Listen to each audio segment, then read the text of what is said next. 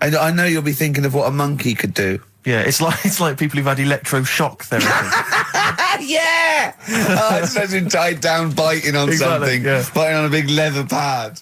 If you got like a bulb... Oh, Jesus.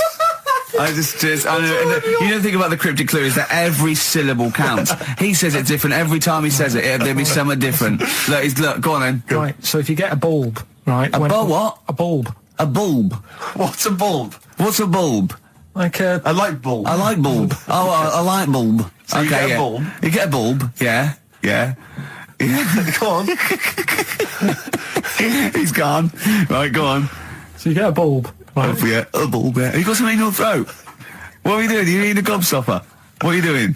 We'll play a song then. No, come on. Get the clue out, for goodness sake. So the cryptic clue is, so, if you get a bulb, right, so... That's the beginning. Okay, great. Right, if you get if you get a bulb, like, go on. And you look after it, right? You look after that bulb. And you teach it stuff. Jesus Christ. What you doing there? Do you know what I mean? This is extraordinary. This is extraordinary. Amazing. Imagine that written down in the Telegraph. He's had 18 months to get this right. Imagine it. That's not a clue. That's an essay. I don't know what it is. It's a conversation with yourself. He means a light bulb, a bulb like you plant in the garden. What kind of bulb does he mean? Yeah. It doesn't really matter. Oh, okay. Right, you get a bulb. Well, remember that. It doesn't matter. Okay. No, okay, it doesn't matter. It does, but I can't say too much. Right, so listen, let me just do it again. You get a bulb, right, when it's young, you look after that bulb, you teach it stuff and what have you. What have you done there? What's gone on? Brilliant! And what are the initials of the band? R, right? R for rabbit, right? So anyway, my dad says, yeah, well, we can get in there for free. Of course he did. Clever. Right? So we parked up on this little country lane, right? No one about. We walked How much down. did it go in? Like £2? About £3 each. Yeah. But he said, well, yeah, but if you don't have to pay, do you know what I mean? You enjoy it even more, don't you, when you're walking about and you think, I've got this £3 in my pocket, no one's having it. Yeah. Right? No, looking over for a bloke with a peak hat saying, can I see your ticket, please? I wouldn't enjoy it more, no. Go on. Yeah, but you don't worry about it, do you? You got a bit of money now then, Rick. You've changed. So anyway, so we had to walk across about 4 fields. For £3. Right? And what happened was, we're walking through all these fields and what have you, big grass and muddy bits and all that, 'cause it'd been raining, and climbing over fences and stuff. And we're in this field, right? And I look to my right, and there's about 30 cows all staring at us, right? And Suzanne started to panic a bit. She said, we shouldn't be here. Dad says, of course we can. We're allowed to go wherever we want. You know, all this land, it's ramblers' rights and all that stuff. Yeah. And take a cow if you want. So, unattended. So Serves him right for leaving him in the field unattended. I'm having one. I keep us fed for a week. Anyway, these cows start surrounding us. Surrounding us. Oh, brilliant. Oh, no. Face off. And Suzanne's panicking, going, this isn't right. We're not going to make it to the fence in time. They're moving faster than us, and he started sort of running a bit. Wow. And it's like some kind of bovine West Side Story. A gang of cows coming at you. Don't worry about it and stuff. But my dad had to sort of stand there and like wave a stick at him.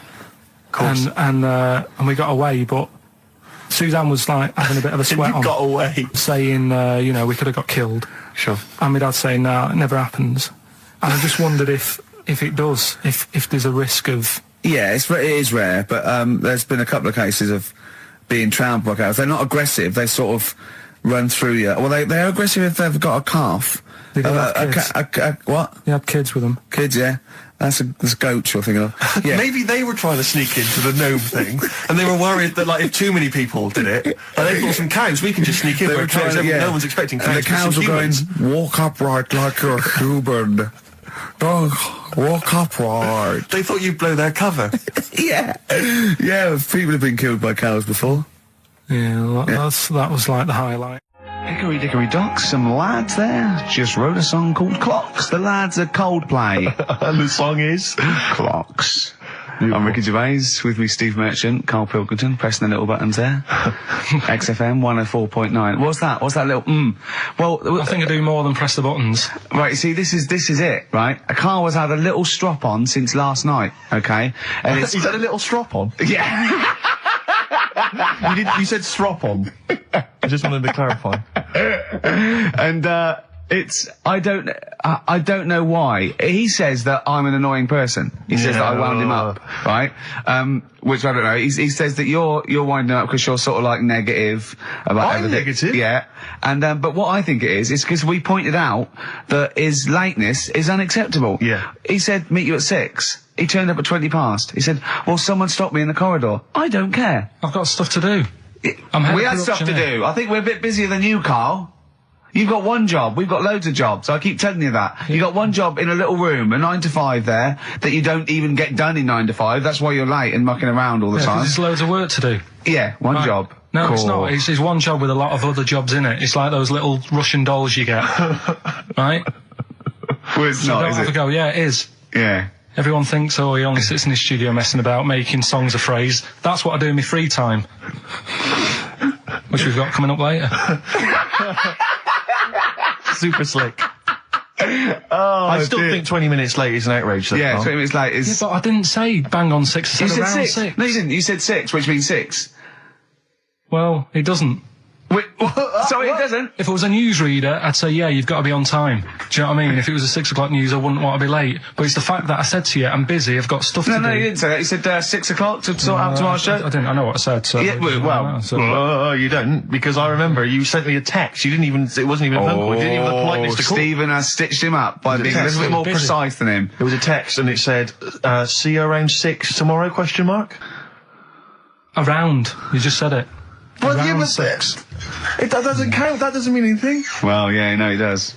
What? So, all right, You told me he said 6. Well, he did. I'm paraphrasing. 6 o'clock, Rick. To me, even if it was around 6 o'clock, that would be 5 to 6 or 5 past 6. It would not be 20 minutes after the event, because that is late. Well. Well, you've got nothing. You see, you haven't even got an excuse. Yeah, but then I turned up, right, and I said, right, well, let's not argue about this. Let's come up with some good new features, because we've been in Cheapest Chimps. That's gone today. Good news. He never liked Cheapest Chimps, Carl, did he? Right, he never liked it. Do you know what? Do you know who's took it further? Donald McIntyre. What? He's doing a programme, Cheapest Chimps. No, he's not. doing The channel. Well, we'll see. Again, I'll prove you right. Again, He's not doing a programme Cheapest Chimps, is he? He's not. What do you mean? He's doing. I saw a trail on Channel 5, and it was saying, you know, Is it 5 or is it about 20 past 5? He's doing this, he's done that, you know, now see him on Channel 5 because he's moved to Channel 5. Right. He's saying first big problem, chimps, you know, the deer and that. And, No, they're not dear. He's getting confused. No, 50 odd grand for a chimp, and it's saying, you know, he'll look into how much you can get gorilla for. What are in the name of God are you talking about? We'll talk about that later. But I don't know what. I'm just saying that's another idea. And then, so go on, you got off, this is why you never get stuff done and you're late. You got off the point, you were talking about arriving late. Yeah, I know, but I'm just saying to you now, I turned up late, so I said, right, well, let's not argue. Yeah. I said, let's do some stuff. Yeah. You weren't having any of it. I think at one point you were trying to be sick on my leg. I do remember that. Yeah? Why? Just for fun? Yeah. Alright. So that's when I started getting annoyed. He was very annoyed last night. No, yeah, okay. Yeah, I can see where that could be annoying, but you just gotta think, hey look, so what? It's, you know. Well, I think you rub each other up the wrong way. Yeah. That's the problem. well, no more Cheapest Chimps today. Right. Nothing to replace it because we didn't have a chat. Songs of Phrase, we're doing that. You can win some stuff. Yeah, we've got the film that we haven't done for the last 2 weeks. The final film, we won't be doing that. Let him down. There's 2 weeks. So you're 2 weeks late on that. Yeah, Can I just ask, guys, is there going to be some great music? Yeah, well, what I've got about something from the Only Ones? yeah. Another Planet. Brilliant. Another girl, another planet by the Only Ones on XFM 104.9. I'm Ricky Gervais with me, Stephen Merchant and Karl Pilkington. Karl, cheer up. Come on. There's a war on. Chill out. Yeah. I have to say, you have become increasingly annoying recently, Rick. Really? Yeah, chiefly, I tell you what it is, I think it's the hot weather. Can I just remind you, when we were in the office recently, we've got a little office that we write in, we work in, and many moons ago, we were doing some work. This was when we were writing the first series of the office, and I was typing away, I was just typing something up we'd written, and I read it back to Ricky, just check he was happy with everything. I was reading it back, and as part of the thing, there was a knock in the script. It said, knock, and so I was acting out for him, and I knocked like this, and I realised he wasn't wasn't listening. He was in fact asleep underneath his desk, and I knocked like that as part of reading the stage directions. I knocked. He thought someone was coming in. He leapt up, plunked his head, zipped up, thought someone. I said, "Rick, it's not. I'm just acting it out for you." He just wasn't paying attention. He wasn't listening. And can I just throw in? So recently we're in another office. We're typing away. I look round. He's got his shirt off. It was hot. He's taking his shirt off, right? So he sat there, 41-year-old man, or whatever you are, 40-year-old man there with his shirt out. Beautiful. I mean, I've seen most parts of your body now at one point or another. I think from the early days when we used to work at XFM, you started showing me bits of your anatomy, which is something he does to people he likes, friends of his. I'm sure you've seen most of it, Carl. No. And so, it's not that sort of relationship. Go on. He was sat there, and there was a knock at the door because we'd asked someone who worked in the building to bring us something. And so I had to delay it by sort of not opening the door so he could get his shirt back on. Yeah. So he was running around trying to get his shirt back on. So what would they have thought? What would they have thought? They'd have walked in, he'd have just been sat there, stripped to the waist. Didn't they sort of think, hang on, what's going on? Look through the keyhole. No. No. It was ludicrous, because as they came in, he was flustered and he kind of was just leaning against the window, just looking like... I often stand here with my shirt back to front. I was getting like Bernard Manning. You see Bernard Manning, whenever he goes into the house, he has to go upstairs and take his trousers off. I love that. The fact that in your house, you've just got your pants and your vest on. That's what you want to do. Yeah, but it's all the time. It's not just, I mean, you haven't done that with me, taking your clothes off and that yet. But, like, last night we were sat in the pub and I was saying, right, you know, let's not even worry about new features then. Let's get the current ones, you know, going. Like what? Good. Like... the one that was trying to work out, the cheeky freak of the week. Think of that! Yeah, but Think of that, though, as a normal conversation. Yeah, but I'd looked online, right? I didn't find that much. I found... actually, I'll tell you what I found later. Brilliant. We're looking for them, right? And then at one point, I think you said to me, go and, you know, what about the Guinness Book of Records? Yeah, you know, they'll have, like, the best freak in the world or whatever. Yeah, ever. So I said, yeah, bring one in. Now, you've got one at home. Yeah, I've got a couple. But you couldn't be bothered carrying that in today, so I had to go out of the pub that I was at. Yeah. Nip into Borders. Yeah. Buy a Guinness Book of Records. Yeah. Out of my own money, $18.99. Yeah. Bring it back, and then you said, I don't know if I want to do this feature. So it cost me 20 quid for that. I had to buy a video for Silence of the Lambs film clip. I'm actually out of pocket at the end of this. But do you want to work with me is the thing. If you want to work with... people would pay that sort of money to work with me, Carl. You're a lucky bloke. Think how many people think, Carl, he gets to drink and sit. Yeah. Well, you making a cup of tea and I surprised, didn't I? Little surprises. Steve, you know, last night, do you know when I left the pub in a bit of a mood because I was just fed up with not getting anything done? Yeah. Walking down the road, I was thinking, how can I get out of this? How can I stop having to work with them?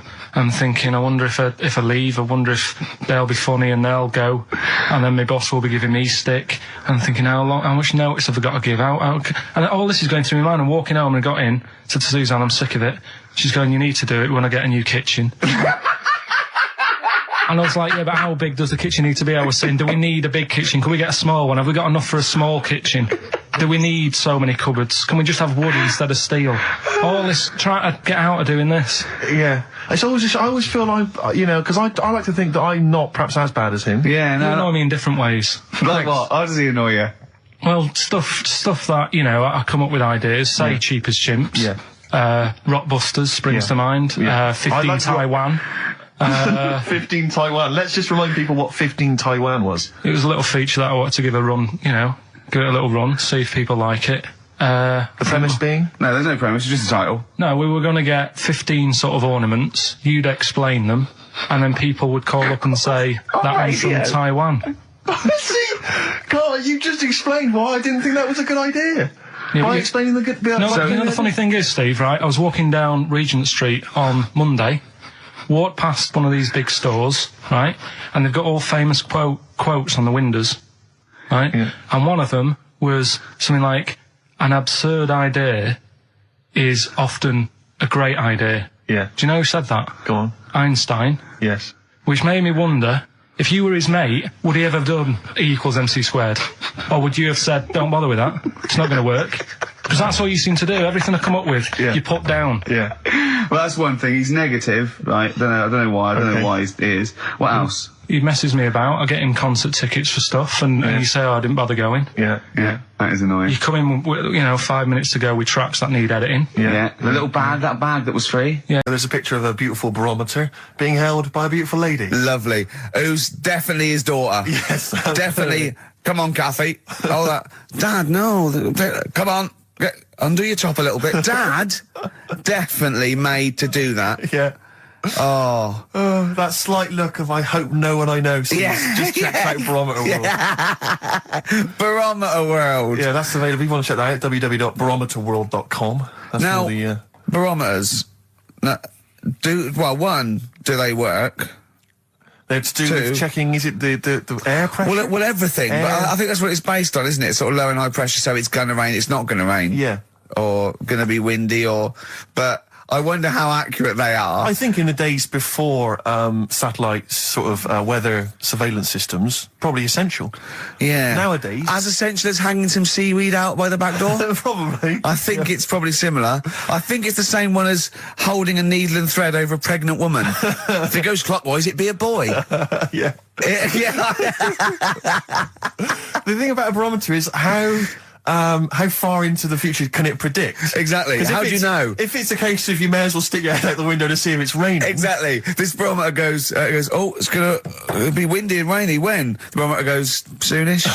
Yeah. So can't say, but it will, well, within the 7 days. I don't want to be specific because you'll have me.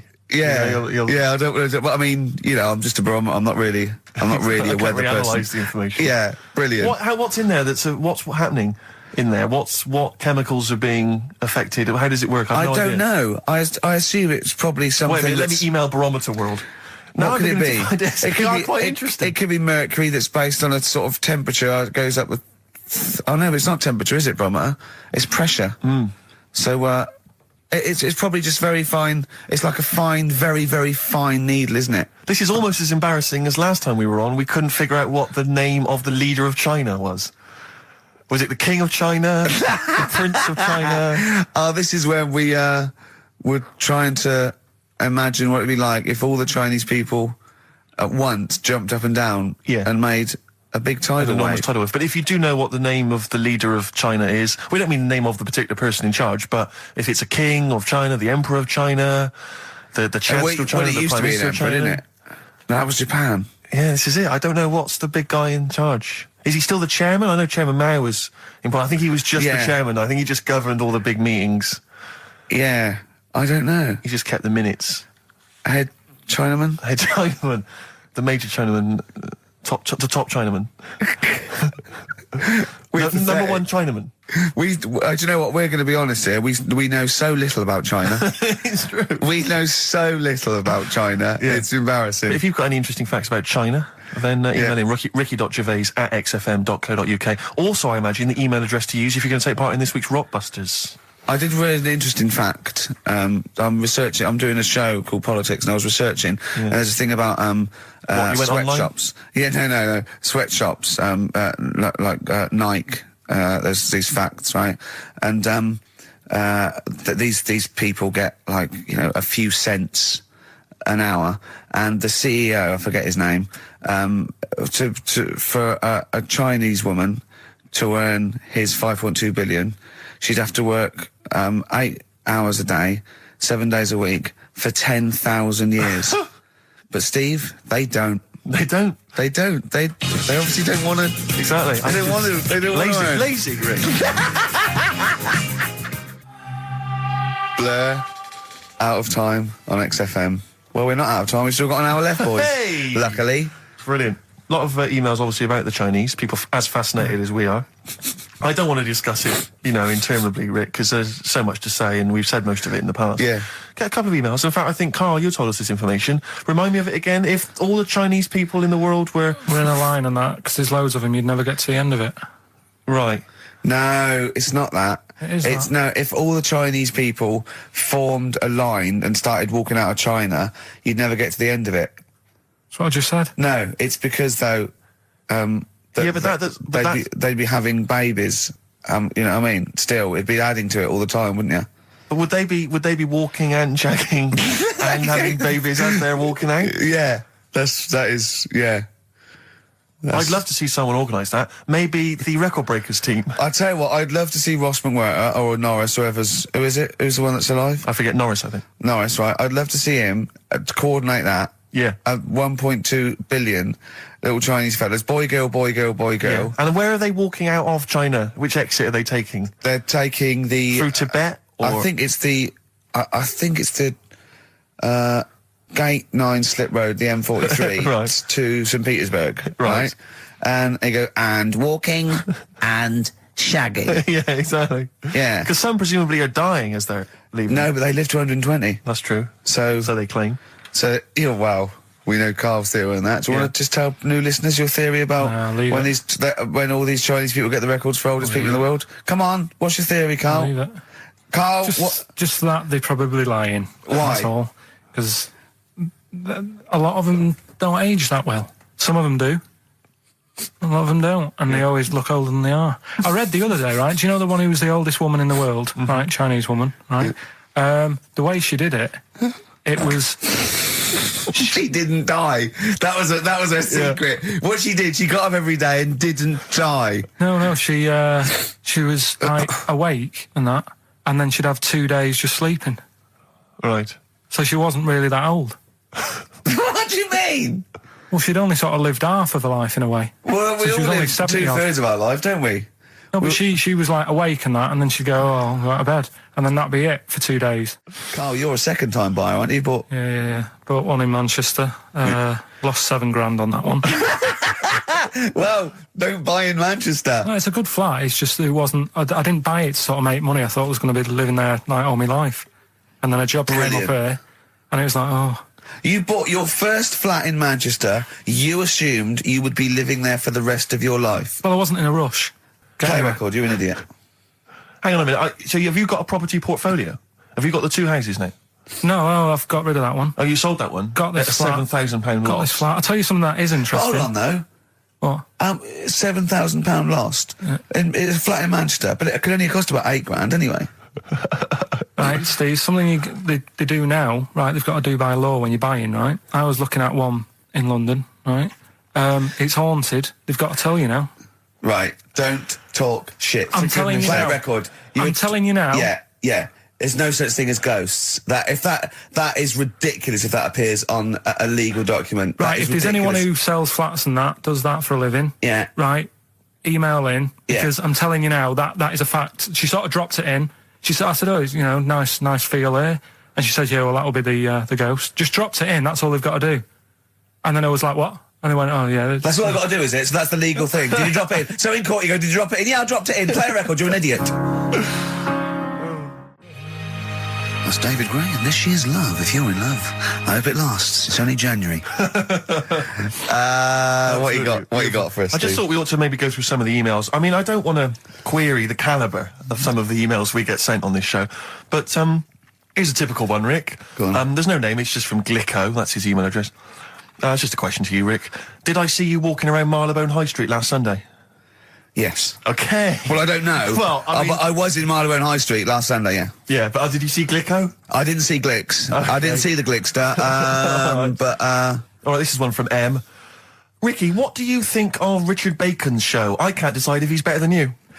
Nor can I. Any thoughts? Nor can I. I can't help her out on that one. Sure. That's a really personal thing. She's got to dig deep. She's got to look at both of us. She's got to find out what she likes. Yeah. And then whether I provide more of that than Baker's. Yeah. I mean, Baker Foyle's brilliant. Yeah. I'm not going to put myself up against him, so I can't help you. Next, Steve, next. Well, there's a lot of emails last week which were saying how much they enjoyed the Christmas specials. Thank you very much for that. That's very flattering of you. There was also a couple. There was one that it was a guy. I'm sorry that I think I might have deleted it. But, I should have sent a reply, because there was a guy from Canada saying if there any chance you're around in March, whether you could pop in and have a surprise birthday dinner for his wife. Oh, why don't you keep that? I know. Sorry I can't bloody go now, can I, you idiot? So, okay. I don't. I really apologise for that. Yeah. there's also, this is interesting, this is more for Karl, really. It seems unlikely. Is it from a doctor saying you're an idiot? We've got plenty of those. I tend to delete them. Okay, all right, yeah. Look at his face. No, it just says, don't like to complain, but I won the film competition about 5 or 6 weeks ago, and I haven't received my prizes. Oh dear, that's all Karl has to do on the show. We provide the chat, the records, the light entertainment. I mean, the glamour. Strokes of comedy genius. All Karl has to do is send out the prizes and say there was a monkey that was a bank robber at 5 to 3. Yeah. What's your excuse, Karl? Do you remember her winning? I've got all. Well, you calling her a liar? Well, I am, because I don't remember ever seeing. Right, he's calling her a liar. So, Joanne Ogden, you're claiming, is just making this up. She sent this in on a whim, trying to fool us and get some cheap tat. Wow. I don't believe that. I don't believe anyone would lie to try and get knowing me, knowing you on VHS. I really don't. Well, I'll look in the records, because we keep all the details, so... Do you know what I mean? Right. Well, one of you's in the wrong, and do you know what? Knowing you, Karl, I don't think it's Joanne. No. Has anyone else ever emailed in saying they haven't got the bag of crap? No, they haven't. Well, yeah, one mistake's one too far, because that's one person. So, you might send out 30, but that one person, that's the first time they've won a competition. They want the history of Wind, narrated by Donald McIntyre on VHS. Yes. And, Stephen King's It on Betamax. Yeah. No, they sometimes they want the best of Primal Scream on a cassette. Exactly. So, You've got to make sure you're sending these prizes out. Yeah. Final email from Andy. He says, the webcam is pointing at the ceiling. Is it because the air conditioning vent is more exciting than what happens on the show? Let's put that down I now. think that's absolutely right. Hold on a minute. Now, just if someone... Is that good? People love the webcam. I don't know what they're interested in, because all they get is a picture of Karl's big head. It's not as big, it's just round. Oh. Get it right. Yeah. Karl, I'd like you to play the next tune. I got sent a little cheeky primer for The Cure's Join the Dots. It's B-sides and rarities, lots of stuff from them, from all over the ages. And it's amazing how good their B-sides are. Here's one of them playing. Yeah. Someone emailed just now, they said they're listening online and there's a problem with their computer and everything's sped up. The music's sped up, our voices, Rick, are sped up, except Karl's. That's how slow he speaks. So when everything's sped up, he sounds a normal. Right, we're doing Rockbusters. Yeah, come on. What rubbish. I wonder why we stopped this game. Well, I think it's probably exhausted him. He needs to go to some kind of volcanic dust island for a holiday. With no water, Yeah, exactly. just to dry out and get some new ideas. Oh, I'd love to see you sitting there on these black ash sands, just sitting there going, I'm thirsty, Suzanne. There's no natural water. I've finished my Rich Old book. I can't focus. I'm going blind. I need some water. Oh, brilliant. Oh, bless him. Anyway, happy Christmas. We said we weren't getting out, didn't we? No Blue Sky, The Thorns. That's beautiful, isn't it? On XFM 104.9. Karl, you're losing your rag a little bit. What's the matter? Nothing, go on. See? What's the matter? No, what's the matter with I've Karl? got something to cheer him up. Someone's emailed in, Emma's emailed in, she said that for those that know, those in the know, they referred to Lanzarote as Lanzagrotte. Brilliant. He's a bit fed up. He's got 2 CDs for Christmas from a company that's he's been with for 6 years. He's a little bit grumpy about having to answer the phones. He wouldn't go and make Steve another cup of tea immediately. Selfish. Yeah. Karl, what are you thinking? Nothing. Go on, what were you doing? Come on, Karl, you're getting paid for this. Project. Out. We'll take one of those CDs away. All right. Right, okay. Are you in a film this week, Karl? We're doing that now. Yeah, go on. Get it over with. Hang on a minute then. Get it over with. Let's get this show over with. We can go home. You can go off to Lanzarote and sit on some ash. Some charcoal. He's not happy about that. That's annoyed him. The listeners have all ganged up on him. Yeah. XFM giving him 2 CDs. We've had more calls for his resignation this week than ever before. What do you think of that, Karl? What do you mean? There's another reason. Do you know what I mean, though? Because he's grumpy. He's not just giving it. He goes, well, I can't help it, can I? I don't want it. You're being paid well to do a job. People have tuned in to be entertained, to have good songs. Me and Steve are working I'm pressing here. the buttons. I'm paid to press the buttons. That's what I'm doing. Has every CD started on time? Then Yeah. why would they give you Monday off if you just paid to press the buttons? Don't get every other Monday off, do I? So have you stopped doing that now, have you? Well, yeah. Why? because there's work to do in that. I'm not moaning about it. Let's get on with it. Right, Scrooge, right, is the film that I'm in. Thought I'd do a Christmassy one. Okay. Right? Yeah. So get people in the Christmas mood and that. Yeah, you have. Yeah, you have got people in the Christmas mood. You're like Santa visiting them. So It's you in the film Scrooge. Yeah, Which yes. version of Scrooge? the old one. Is it? If it's just you moaning with bells, I'll be annoyed. Right, go That on. is essentially Scrooge. yeah. Right, Scrooge, listen to this, and then there's some question at the end, All right. and you can win some stuff and that. Yeah. All right. Yeah.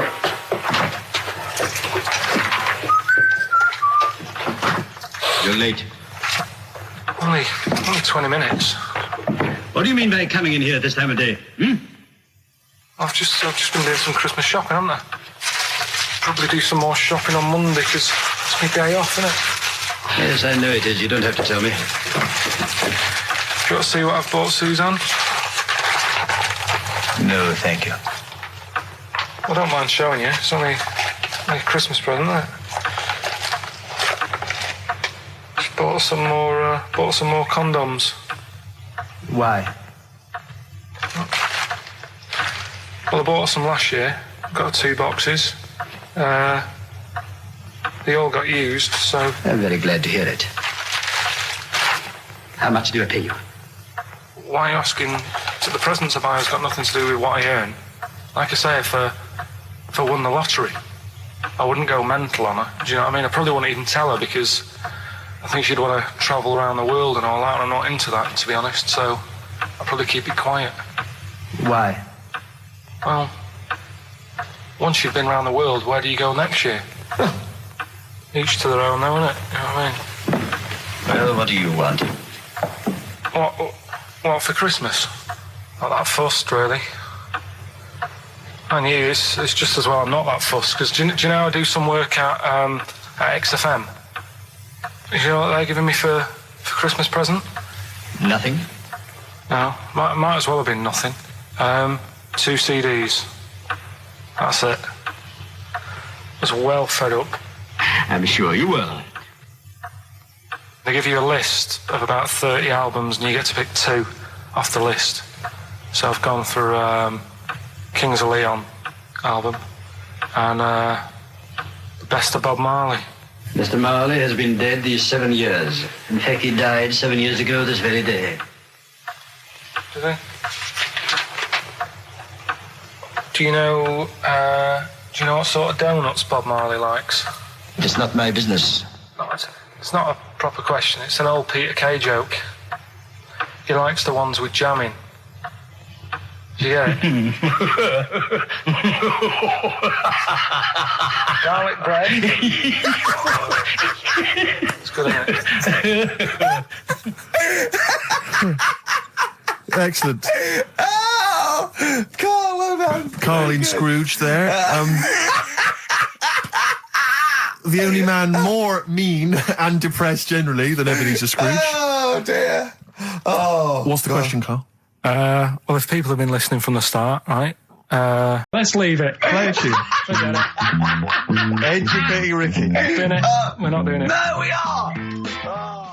What are you going for? Oh, he can handle it, I think. Don't worry about him. He candle it. He candle it. Sorry, Okay, yeah. let's hear this one. Right, are you familiar with the phrase burning the candle at both ends? Yeah. Do you know how it's come about? I know a man Well, who does. I assumed that it was to get more light in the room. How would that work? Well, they'd put it sideways and light both wicks, so out of one candle they could get No. 2. No, go on. No, what it is... I know what is, it means you're doing too much, you're staying up too much, Right. you're not getting enough sleep, and you're... Well, years ago, yeah. when they didn't have light bulbs and that... Oh yeah, what year is this? Literally ages ago, specifically. Yeah, quite a bit back. Okay. Didn't have light bulbs and that, so they used to have candles When in did the the... light bulb come in? Because I can't remember at the moment. Don't know. Okay, go on. So, yeah, so they've got a light bulb. You're not, you wouldn't know. You're a doctor. You're not a historian. Go on. And people who worked a lot of hours, yeah, How many? Literally lots. they get up early in the morning because they have to be up early. Yeah. And it's dark outside, so they'd light the candle. Sure. And they'd wear it out a bit. And then they'd be getting in late as well. Yeah. And like, they'd be like, oh, it's dark, I'll have to light the candle again. And they're burning candle at both ends of the day. So that's where the saying comes from, burning the candle at both ends. So, All right. that's a little lesson. Yeah. Lesson one. Okay. Can I have... No, you can't have You another can't one rush yet. into them, Rick. You've got to. I've got to soak in that. You've got to soak that one in. Any questions for Karl off the back of that? What do you think?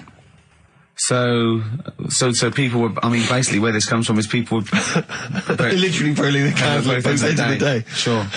There you go. So we've still got... Go on. I'm committed to this treatment. And I can't wait. This is like Christmas Rick, I Eve should for me. just say- It's like Christmas. I've got to open another present now. No, I'm afraid we've got to save it. He's not happy about that. That's annoyed him. The listeners have all ganged up on him. Yeah. XFM giving him 2 CDs. We've had more calls for his resignation this week than ever before. What do you think of that, Karl? What do you mean? There's another reason. Do you know what I mean, though? Because he's grumpy, he's not just giving it, he goes, well, I can't help it, can I? I don't want it. You're being paid well to do a job.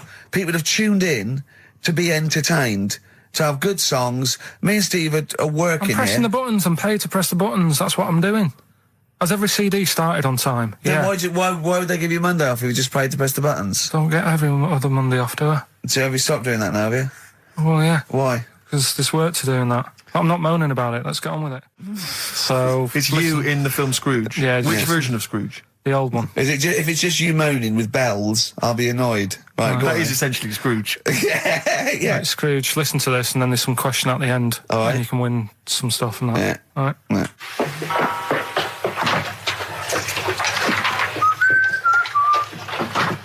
You're late. Only 20 minutes. What do you mean by coming in here at this time of day? I've just been doing some Christmas shopping, haven't I? Probably do some more shopping on Monday because it's my day off, isn't it? Yes, I know it is. You don't have to tell me. Do you want to see what I've bought Suzanne? No, thank you. I don't mind showing you. It's only a Christmas present, isn't it? Just bought some more condoms. Why? Well, I bought some last year. Got 2 boxes. They all got used, so... I'm very glad to hear it. How much do I pay you? Why are you asking? So the presents I buy has got nothing to do with what I earn. Like I say, if I won the lottery, I wouldn't go mental on her. Do you know what I mean? I probably wouldn't even tell her because I think she'd want to travel around the world and all that, and I'm not into that, to be honest, so I'd probably keep it quiet. Why? Well, once you've been around the world, where do you go next year? Each to their own, though, innit? You know what I mean? Well, what do you want? What for Christmas? Not that fussed, really. And you, it's just as well I'm not that fussed, because do you know I do some work at XFM? Do you know what they're giving me for Christmas present? Nothing? No, might as well have been nothing. 2 CDs. That's it. I was well fed up. I'm sure you will. They give you a list of about 30 albums and you get to pick 2 off the list. So I've gone for Kings of Leon album. And I'll ease you in with something fairly easy, a music-based question. Kylie Minogue versus Dido as Queen of the Brits. What's your view there? Go and have a watch. it doesn't really matter, does it? What does it really matter? With the Brits. I was watching it the other night and I think Kylie will be a good-looking old woman. Do you ever do that sort of stuff? I want to, Steve. I want to celebrate with you. Every time he opens his mouth, says something like that, I want us to open a bottle of champagne. I know what you mean. Do you know what I mean? It's sort of like we did that. Yes. No, do you Go on. ever do that though? Look at people and another person who springs to mind, Jenny Powell. I don't think she's that good looking now. Who's Jenny Powell? Is she that girl that used to be the assistant on Wheel of Fortune? Yeah, John Leslie? Yeah, I think she's a bit over the top for a young woman. But when she gets older, I think she'll look Be a bit of a nice. stunner. Okay. So for you, Kylie Minogue, whereas you don't feel that about Dido, is that right? She's alright, she's normal. I prefer Kylie's sister to Kylie. She Okay. looks, I could imagine her being hard work to live with and Who, Kylie? not Right. being washing up and that. And Right, sure. being a bit fussy. Okay.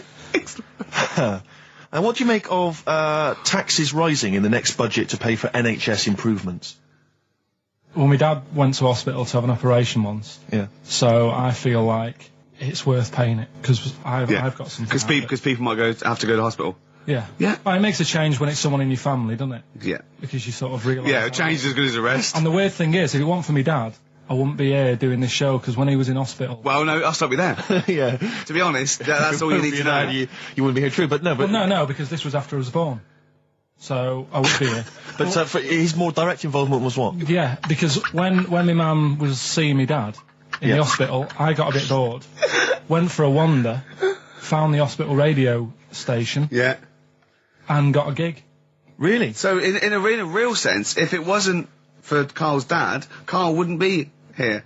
And did your dad, like, while he was listening to you, did he, like, sort of tap the nurse and go, can you get that 12? Yeah.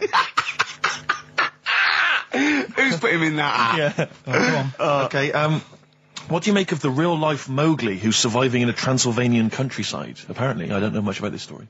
I don't know. You know Mowgli, he's the guy He's from the the Jungle Book. Yeah. The little kid that grew up with bears and animals and stuff. Apparently there's a real-life one in Transylvania. What were the things in Gremlins? What were the what? Like, in Gremlins they were... Well, wait. Okay, this is an example. This is what your girlfriend said. Think. What were the things in Gremlins called? I can't remember. Just, I mean, really. Something like that, isn't it? No, wait. Just really think now, Carl. Just with everything with all the brain power you've ever used, think what the things in Gremlins were called. It's not there. There's a clue here. Oh no. Yeah. They're not. What? Gremlins. Yeah. Play a record, Carl. What about the fact that the world's tallest man is living in a semi in Neasden? It's alright, isn't it? Something that someone told me in the week is that, do you know all these tall people like this guy? Yeah. Which is a bit weird they've only just found him, considering he's the tallest man. I think that's a bit weird. Yeah. Someone genius. told me that, do you know the guy who was in James Bond, the big bloke? Yes. Jaws.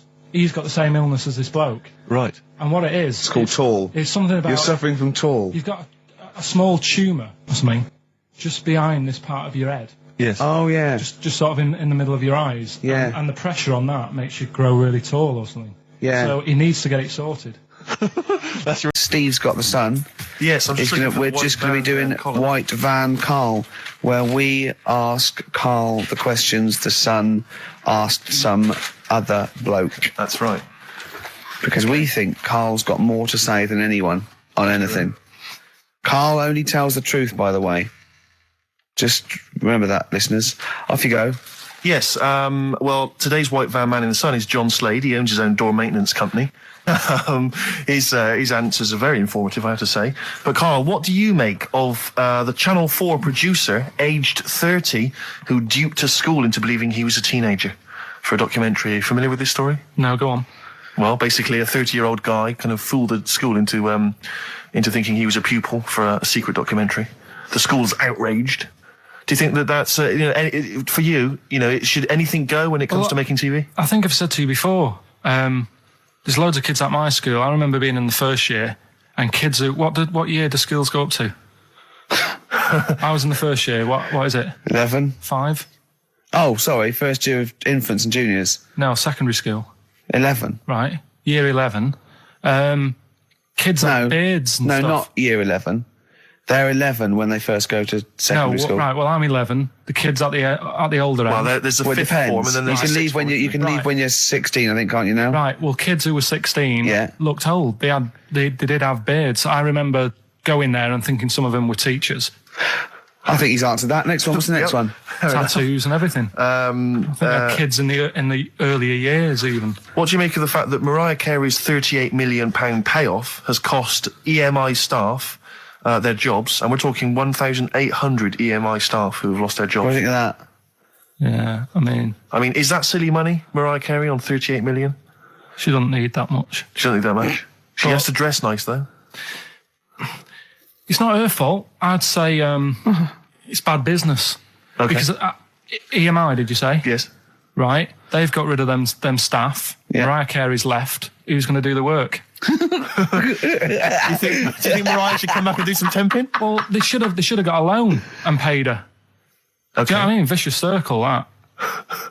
Right. Have you done a business degree or anything? Have you? Commerce. You did commerce. Where did you do that? What did you do with that? At school, I'd learned how to fill out a cheque, pay a bill, and I think I had a trip round Kellogg's. Did you get an O level or a GCSE? We know he didn't. You know, I did. But was there a commerce exam, or was it just a division of Can't maths? remember. What did he fill out a Was it a check? subset of It was maths? an option. It was like, if you want to do it, you can. What was it? Fill out a check. Pay a bill. Pay a bill. Have a visit round Nipped round Kellogg's. Kellogg's, and I saw my sister's boyfriend there at the time. He sorted me out with some variety packs. Really? What was in them? You know, Rice Krispies and Good stuff. Cocoa Pops. Space Dust or whatever it is. Space Nuts. So, sorry, that wasn't Ken Dodd, though. No. That was someone else, was it? That was an aunt. That was it, yeah. That wasn't Special K. Oh What dear. about this then? Home Secretary David Blunkett admits that muggers rule some streets. Weird this, because when I was out with you, I don't believe it's going to be weird. Whatever you say, no, Carl. Go on. when we were in that pub that night and we got talking about muggers and that, the tip is what I tend to do, because I nearly got mugged once. Act You mental. what? You nearly got mugged once. I nearly got mugged. Yeah. But I tried this technique of acting a bit mental. Right, and how did you act mental? Well, this guy wanted me trainers. And I was in Piccadilly Gardens in Manchester. It was quite late one night. And he come up, he said, I want them trainers. I said, you want them? I said, I worked hard for these. He said, how dare you come to me asking? And I got a bit livid. And he looked at me like, oh my God, he's got a right one here. And he left me. Were you acting mental, or were you just mental? No, I put it on a bit. Were you not petrified, though? Well, you don't think about it, do you, when you're sort of in the eyes of danger? Well, not you. Clearly, you're a brave man. So what did you say? I just went a bit mad. I just kind of, because he said he wanted the trainers and they were dear ones at the time. And I just, no, you're not having these. So I've crafted you. I said, I wanted these trainers. Yeah. And, went on to tell him how I work at printers and I don't enjoy it. And, I put in all these hours and that, and I have to cycle home for about 5 miles. And Did he give you his trainers? Yeah. Did he have a knife or I anything? just left. No, it didn't get that violent. Well, that's very brave of you, Carl. Yeah, it's That's good. good advice, though. Just act mental. See, what's it? Should have tried it the other night. Oh, Liza Minnelli. Yeah. Well, she said, I've worked hard for these diamonds. Yeah. Not easy being the daughter of Judy Garland. You don't know what it's like. You know a lot about paying bills and writing out checks. Yeah. Tell us about Kellogg's. What was it like? What was in the factory? Was it just like squashing bits of corn? And Pretty boring, really. Just loads of conveyor belts, boxes of cornflakes everywhere. Just what you imagine. yeah. I So don't is know it what more, I'm to this is learn where from you it. might be working? This is where you're likely to work if you Possibly. leave There was school. 2 trips. There was that and the trip to Manchester Evening News. Okay. And I left that early because I had a job in Cordon Bleu. In Kellogg's. Cordon Bleu, what's that? It's like a supermarket. Yeah? And I had to leave the trip early, and the teacher went mad saying they'd thought I'd got lost on the, in the building and stuff. What, you It didn't caused tell a anyone? uproar. No, because it was like day 2 of working in this supermarket, and I couldn't be late. I thought by the time I explain where I've got to go and everything, I'll be even later. Sure. So I just left, and then apparently they were searching the building and everything for me. Oh, I was where? stuck in a printer. Don't know. Fucking a printer. I don't know. What was the printer's name? You worked at a supermarket called Cordon Bleu. Cordon Bleu. brilliant. That's great, isn't it? It's rubbish. Oh. Got sacked. You had to What'd you get sacked for? Messing about in a back in the car park round the back. Yeah. Right, there was a grid, and all the concrete had gone funny. So when it rains, you got like a big lake, Oh, yeah. right? And I got in. Do you know those big metal trolleys you get to like put all the food in whilst? Oh, yeah. And I Yeah. got in one of them and pushed myself out into this lake. Of cement. No, Of I water. got full Oh, it of was water water, because it'd been right, raining. right. And I got stuck in the middle, right? And the boss was like, "Where's Carl? He's meant to be doing, facing up the beans." And I was like, You were stranded in a lake. So someone said, I saw him messing about out the back. He came out and saw me stuck in the middle of this lake in a trolley. And he said, get back in. I said, Would you say, no, I'm filming sharks? I said, it's too deep. I can't get out. You'll have to pass me something. And he said, I'm not passing you nothing.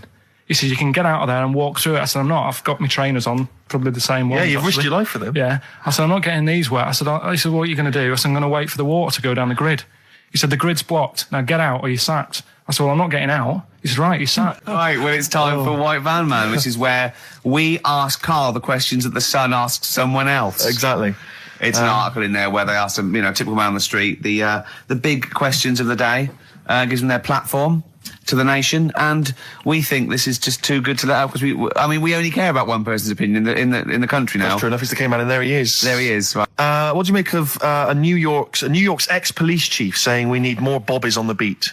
He's come over here. He's the guy that sorted out crime in New York City. He's come over. He said, "You're going all over the place here. You need more bobbies on the beat, more policemen, a visible police presence." There was something last week about some copper in London who was sat on a bench, and he was asleep or something. Oh, yeah.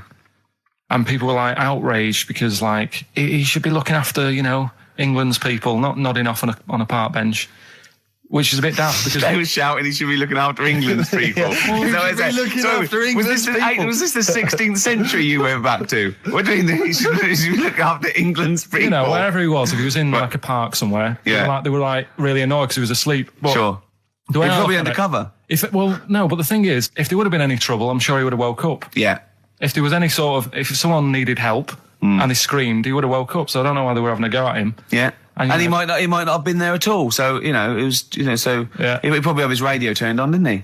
Yeah. Listening to Heart. So you're not concerned then that there's not the crime's going up? I think there's enough. I see quite a lot of them whizzing around. Okay.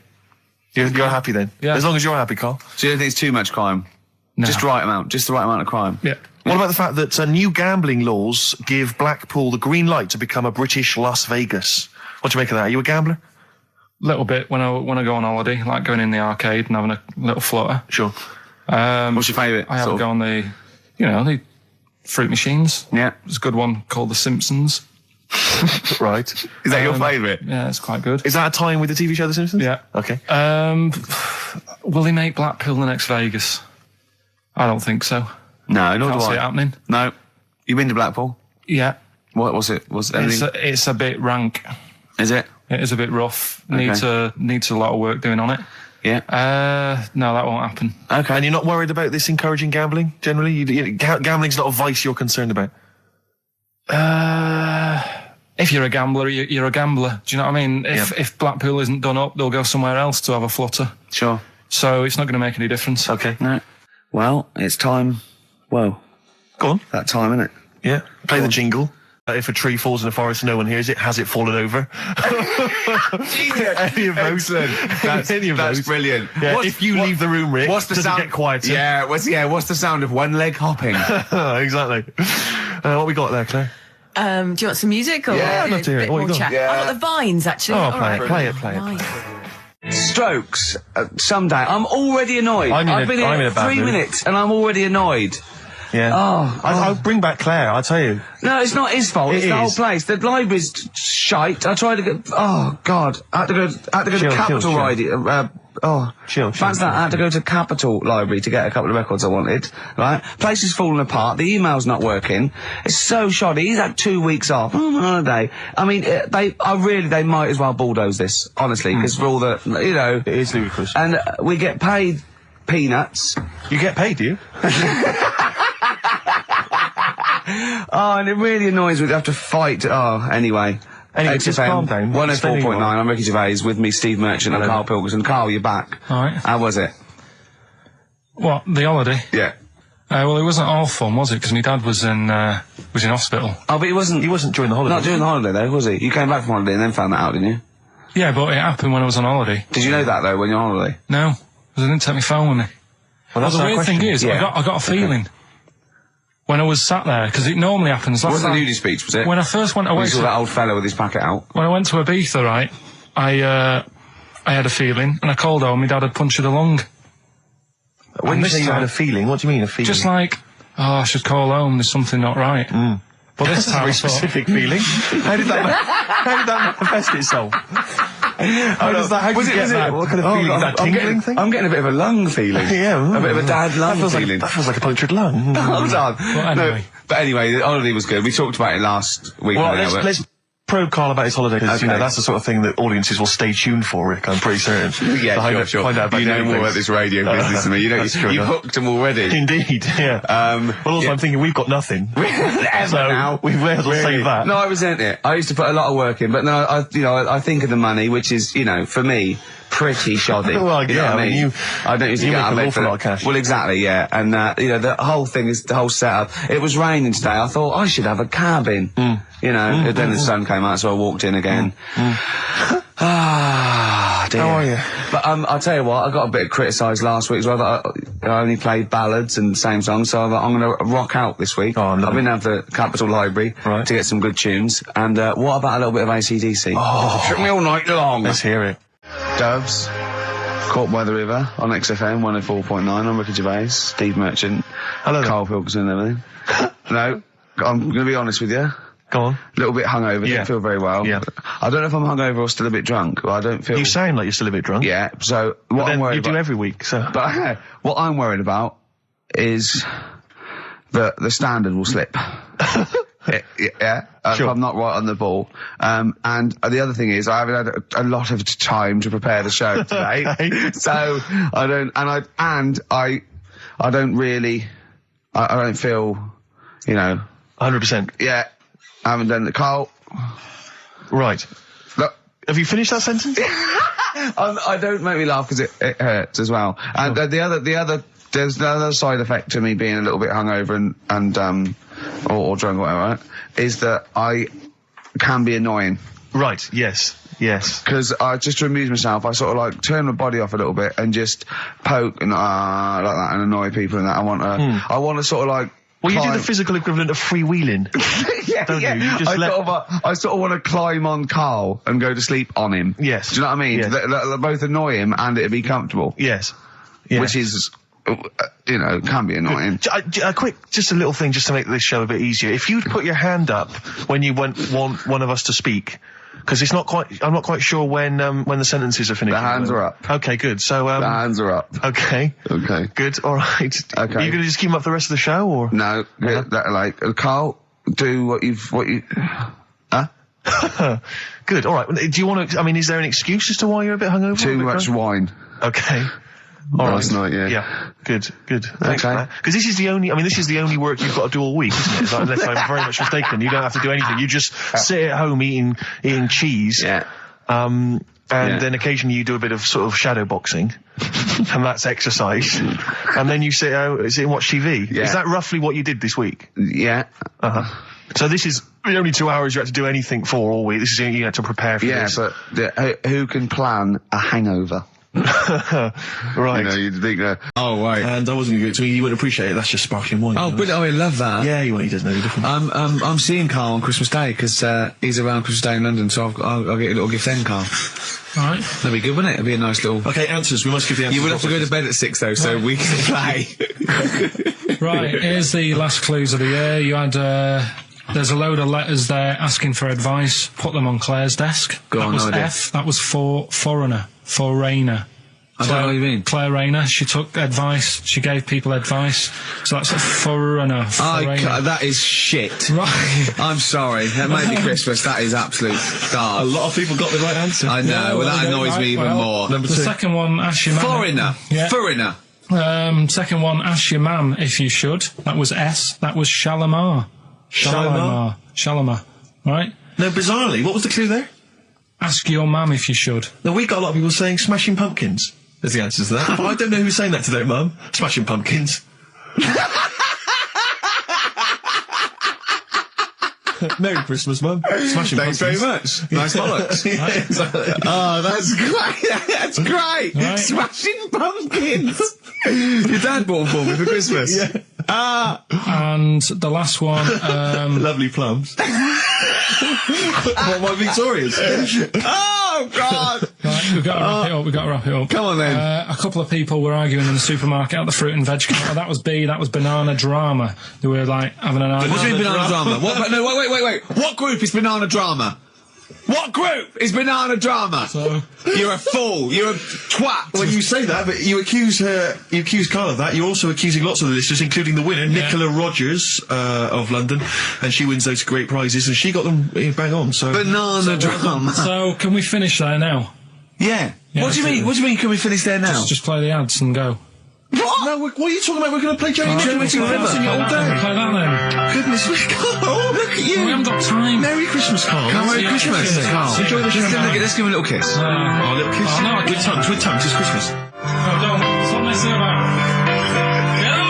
The featured film's not bad, I have to say, actually. You've excelled yourself there. Again, it's just one of those things where I think, what kind of XFM listener would want this particular goodie bag? I know before Christmas, Carl, you explained that the reason we were Carl's giving away... face, he's disgusted, because he just said, I do a lot of work to get these prizes, and I went, no you didn't, I saw you, he went over to a drawer and went, I'll give that one, and that one. That's what work you put in. You nicked some, there's about 12 Jerry Halliwell videos, one of which we're giving away. It's Rick, you've given it away. Oh no. Yeah, if you'd like Jerry Halliwell's Body Yoga DVD, then, you know, that's one of the treats you can win. But it does, like, if you remember before Christmas, he said that he was giving away a kind of bumper pack of gifts that you might want to wrap up and give to various people. One for Uncle, one for Auntie. But obviously Christmas has passed, so I don't know really what your excuse is this time. You eat a lot over Christmas, don't you? Get a bit fat. Fair point. Yeah. So, Jerry Body Yoga is one of them. The recent, on DVD, the recent series of Wiedersehen Pet. Yeah, could you give me that reaction again? Well, Rick? no, just give me that reaction again. No, yeah, brilliant. And actually, I have to say, this isn't bad at all. This is the very best of the Stone Roses CD. Well, you can't knock that. You can't knock in fact, that. I'll tell you what, we should play Elephant Stone at some point. Yeah, we'll have that. Go on. Madness. I think this is actually tunes from them and not from the musical, although it is tied into the musical. He went to see that musical. Really? Yeah, on New Year's, you know what it's like on New Year's Day, there's nothing to do. Sure. So you go and see some people doing Madness songs? No, I took Suzanne out for a walk, right? Yeah. Went round Covent Garden. Right. Past the place where it was on. The stage door was open, you snuck in. Well, I said Madness are alright. And because when you think about it, Madness songs are quite sort of musical anyway, aren't they? So you can't... They're quite musical. Do you know what I mean? They sort He of... means they're like a musical, like a musical. Knees Up Mother Brown. I thought it was alright, enjoyed it. Blur the musical would be good, wouldn't it? Blur the musical would be excellent. Yeah, little Cockney so Flower. what, you bought tickets there and then and just went in? No. They're not selling, are they? It was fairly quiet because we only paid the lower price and we got upgraded for free. Nice. So you enjoyed it, did you? I'd loved it. And would anyone like to come on stage with us? Yeah. The little bald fella. Yeah, go on, I'll give it a go. And what home are you from? Where are you? What are you doing tomorrow? Well, I'm going. No, you're coming here tomorrow. Come here tomorrow. Is it not doing well? That's a disappointment. I don't know. I mean, it was New Year's Day, so maybe that's why it was quiet. Okay, well, if anyone hasn't seen this or didn't receive it for As Bono Christmas, said, all is quiet on New Year's Day, Carl. Yeah.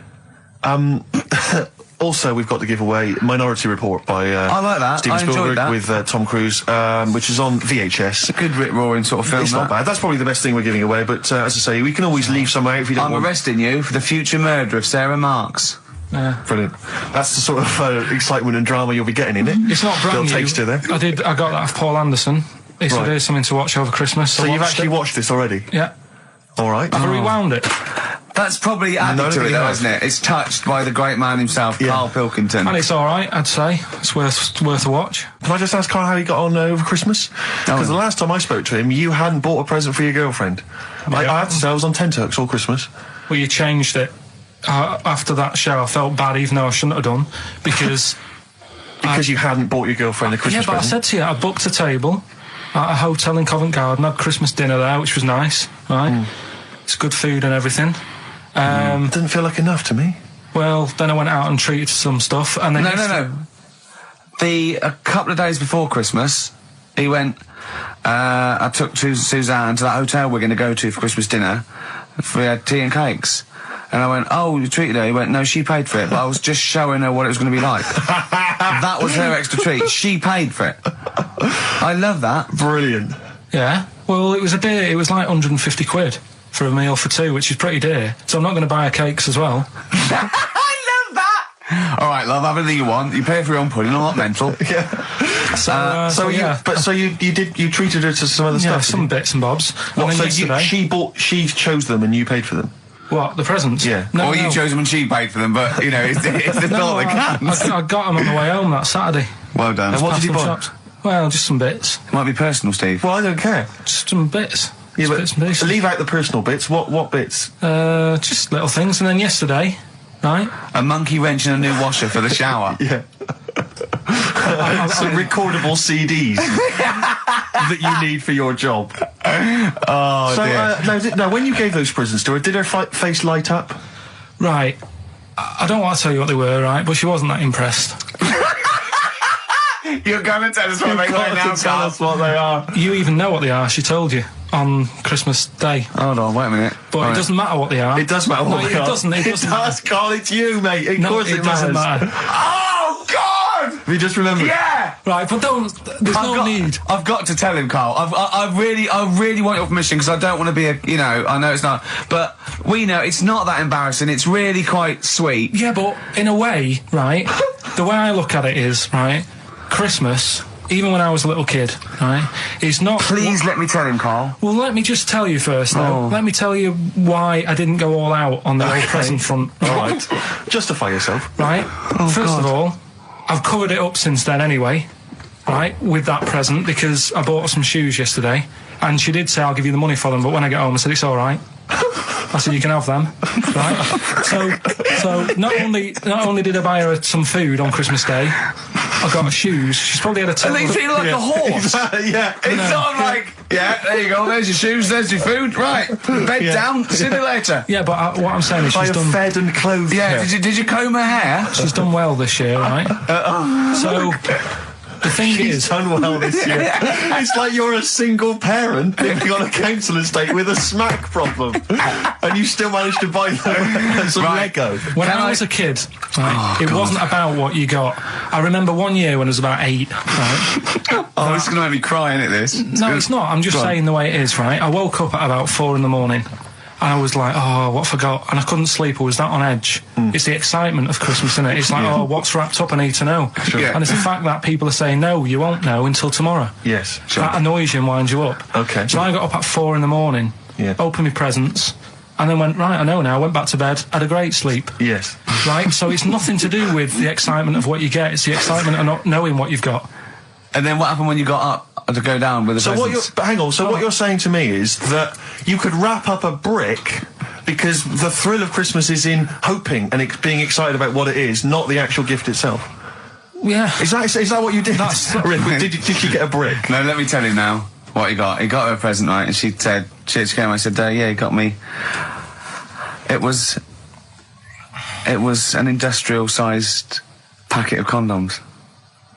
It was a joke gift. No, it No, wasn't, it wasn't a joke. joke. It wasn't even a joke. I went home that Saturday after the year, past Boots, thought, might have something in here.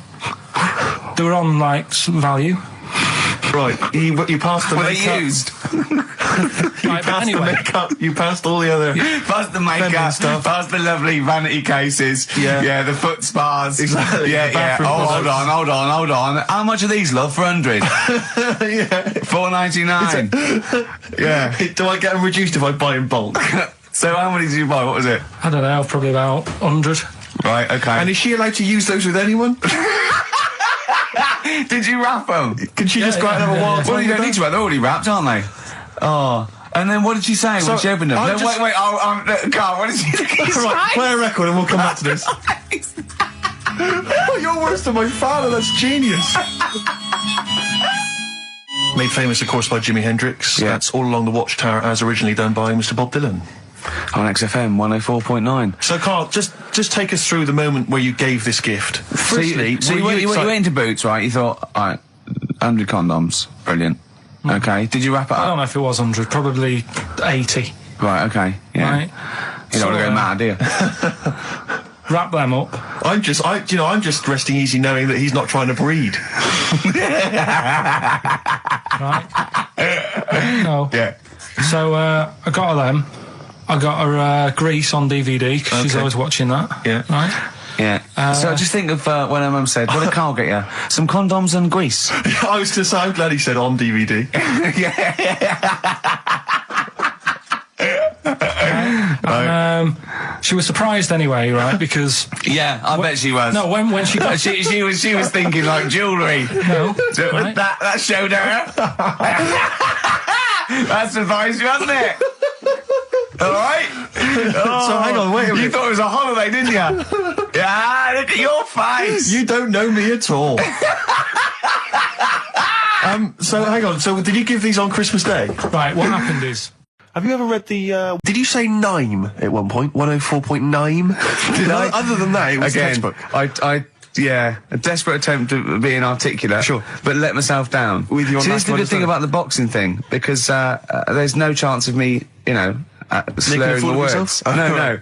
I already slurred my words. Yeah, so no one, any damage will be totally fine. Yeah. Oh, the doctor's dear. rushing in. I think there might be some kind of concussion. Jane just going, no, that's just the way he talks to me.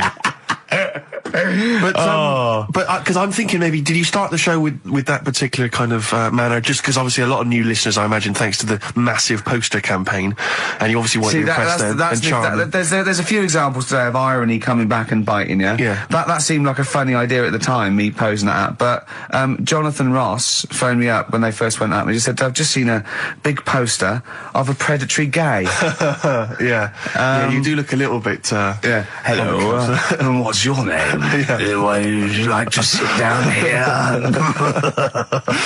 And then you're in the background. And also, I think the funny thing about having you as a partner, I mean, the only good thing is that you look weird and tall, like too freakishly tall and lanky. Oh, yeah, but in that one, no, because your background and you're smiling, you don't look as weird as you do in real life, or as freakishly tall. So it sort of ruins it a little bit for me.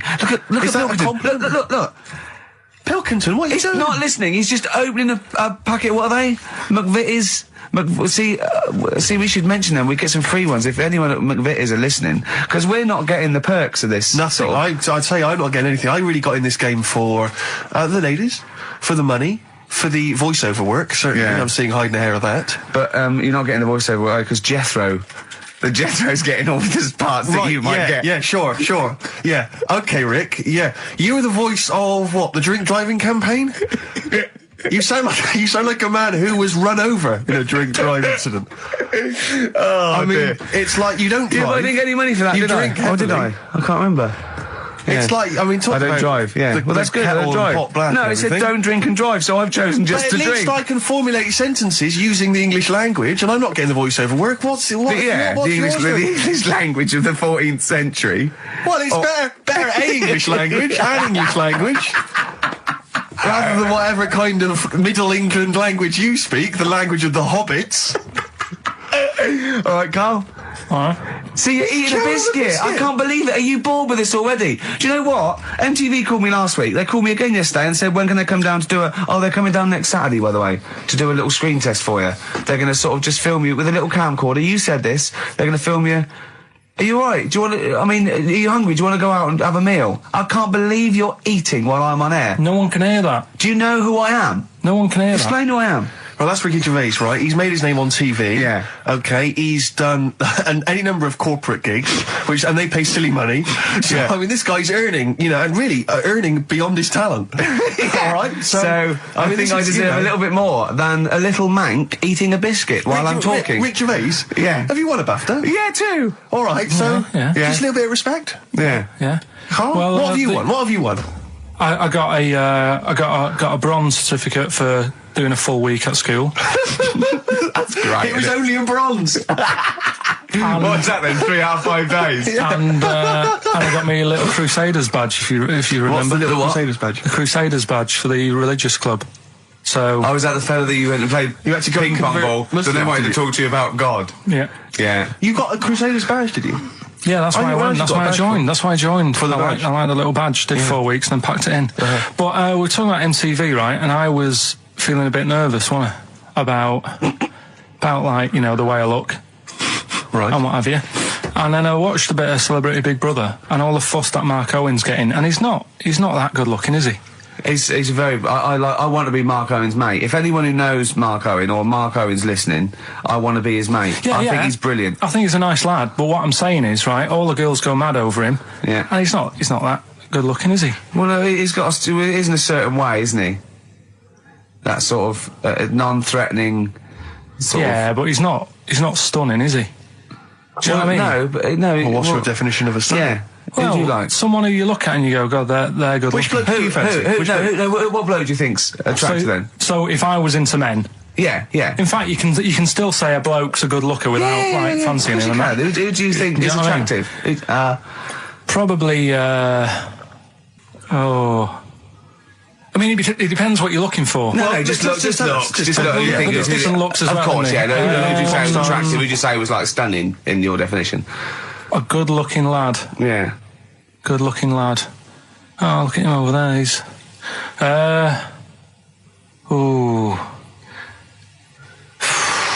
Do you find, Robbie Williams? Do you find him attractive? Boy next door. Look. No. Who do you? Carl, hurry up, because it's we've only got 2 hours. Probably.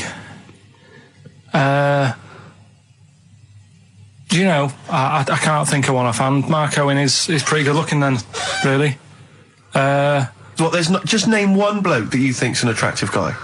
There must be one bloke that you've either met or that you've seen in a pub Who do you think or on a is poster. attractive? Tell you what. Go on. Tell you what. Works here. Young Alex Zane. Alex! Well, we know Alex, maybe we can fix you up. Oh, I love you, Alex! You got so Richard Ashcroft, Science of Silence on XFM 104.9. I love that. Yeah, it's correct. He's one of my favourite artists now. I just think, he's so, I don't know why he's not ballistic. He's got everything. He's like one of our best rock stars. I'm Ricky Gervais. Hello there. You're Steve Merchant. I am indeed. Karl Pilkington over there. Big day today. Really? Yeah, for Karl. He hasn't been looking forward to it. He's been whinging in the week. A couple of things. He thinks he's overworked. He thinks he's overworked here, and he's stressed, and he's got to do DIY. MTV are coming in right, to give him the chance of his a lifetime to do just a little screen test, and he's going, well, I'm not going to look good, am I? They're not going to have a why. He said, well, I've got a round head and I'll be wearing headphones. And he's not made an effort. He thinks, they'll put him off. He said, they won't even press record. He's got a spot on his head. I mean, also, you're not looking forward to it. You're not excited about it. It's a great opportunity. Why is it a great opportunity? To get on MTV. No, but look, money for old folk. Yeah, but look what's happened to people like Jeremy Speak, or whatever his name is. And all Jeremy that. Speak, yeah. Yeah, and slightly different. Why is it? Well, you're making it in the industry, and you've got something to give. He happened to be around when they were filming an airport. Do you see the difference? All right, the other one then, who's on a boat. Same thing, although at least she had a skill. She had a skill, she can sing, Well, it's just, I think it can all go wrong. Do you know what I mean? Well, of course it can.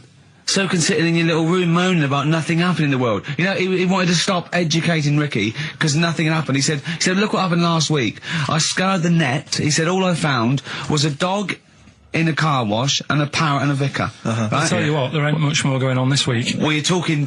listen, me and Steve, yesterday, we took a day off to prove you wrong, and we've come up with 2 of the most incredible things I told you about, and they're amazing. So there are things out there. Always, but just go for truth. Go for truth and science and discovery. Fact is stranger than fiction. You don't have to revert to sort of like God and ghosts. I know, yeah. Do you know what I mean? But the funny thing is, like... last couple of weeks I've been saying there's not much going on. Yeah. I found out when I was looking that there was a day in 1930, right? It was a Good Friday. There was no news. There was nothing going on. They had to put a music video on or something on the telly because there was nothing going on. Play a record. We're going to play some classic tracks today. This is Debaser. Pixies, Debaser. I was looking forward to playing that. Came and said, Carl, I'll play that. I was looking... he put it on. Lauren just called through and said we played that in the last half hour. Embarrassing. Yeah. So what is the point of having a producer if he doesn't check things out? So, I mean, it's a good track. I mean, I'm sorry if you heard that twice in the last hour. Go on, so what I'm going to listen to everything all the time. I've been running around. I get in early on a Saturday. You got in about the same time as me? I went out and bought you some biscuits, so you're happy. I put the coffee on. Yeah. I've sorted what prizes we're going to give away. I've been running to the library getting you certain tracks. Yeah. I can't listen all the time. I'm doing my best. Well, I'm not sure it's good enough. I mean, I'm worried when MTV come in, if they've heard this kind of shoddy production, they're going to start to wonder what... Is it play the same songs every 5 minutes anyway, sorry, are you sort of overworked because you were on Zoe Ball's show talking? Oh, hello, what's going on here? Well, I thought he was exclusively on our show. No, I was in the car. I seem to remember, Rick, he was a nobody that got a chance to come on air and talk about that. And guess so what he was getting auditions for MTV? Guess what he was talking about on Zoe's show? Oh, hello. All the jellyfish stuff and all that. About Can't getting believe it. Recycling material that you've done on this show. I phoned in, right, and I went, stop doing material Zoe's boy. He just hung up on me. Well, I had a job to do. Who do you think you are? Your ego has just gone through Hang on a minute. What? I had a job to do in the week. They asked me to drive the desk for Zoe, right? They didn't say talk. Zoe, if she talks to you, you can't just ignore her. Yes, you can. Well, you Who can't. is she? Who does she think she is? You made a promise to us, a pact, that you were our kind of monkey. Yeah. What can I do? If someone takes time off, I've got to do it. It's my job. Yeah, but you don't It's have not to your talk. job. You don't have to use... You're the head of production. We've given you this special gig. This is like taking you out weekends. Yeah, And exactly. you know, if we find out you're getting too much excitement in the week, we'll have to just calm it down. Well, Get another little... well, that's it now anyway. It was only last week. I feel like kind of solid. I feel betrayed. It's like you were having an affair behind our back. Yeah. And you rumbled He it. was doing all the stuff. He was doing all this like, oh yeah, jellyfish and this, jellyfish Yeah, because that. she was asking, and I thought it was a good way of promoting this show, actually. Oh, did you mention the show?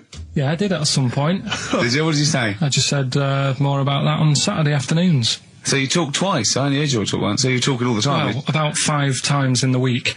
In the full week, 5 times. Deary Right. me. And one, it was just stuff. You that could they never be did. a monk, could you? Chatting away all the time. Right, what have we got? I blame Ball as well, to be honest. I feel Ball's slightly responsible for it. Good story that happened. Basically, I don't know if I told you about it last week when we were having our spaghetti. But, No, I think you did. Right, I know what it is. I know what this is. Okay, I've not heard this. right, there's a little midget. Right, there's a circus. I'm loving it already. Circus going on somewhere. I think it was in America. And, Is that present day or old times? I'm talking like in the last 3 weeks. Okay. Right? Little midget, circus, really packed out show. People are loving it. Steve, you're asked the same question I did, I know. So there's a little midget jumping up and down on a trampoline. That's what circles is. Right? I'd pay good money to see it. So everyone's clapping and he's getting carried away. Because he can't believe they're loving it. I didn't know they'd like a little person on a trampoline, but they love me.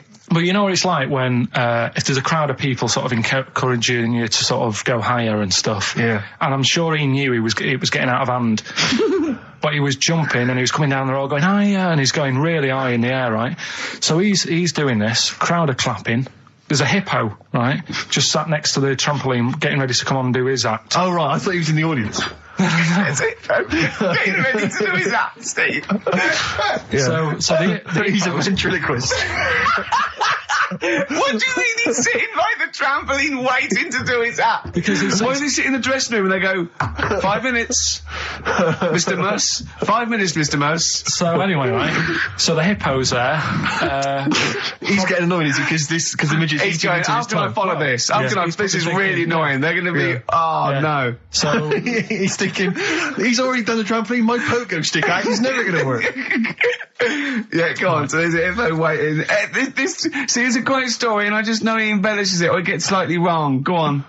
So there's a midget jumping up and down, the hippo's getting annoyed. The crowd are going mad, the midget's loving it, can't believe his luck. Although you think, he probably knows he's dicing with danger. Yeah. So, next thing you know, they're all saying higher, higher. He gives it one big, heavy sort of landing on the trampoline, goes really high, but goes off at a funny angle. Oh. Hypotenuse.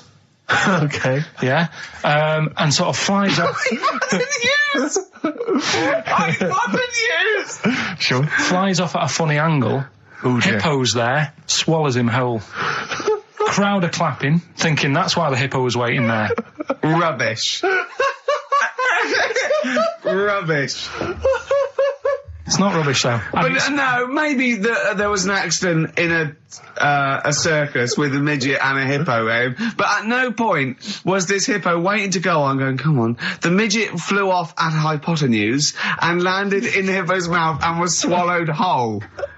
This is what you embellish it. That is great. And what's I that? have to say though, Rick, when I heard midget, trampoline, hippopotamus, I was thinking accident waiting to happen. Yeah. So.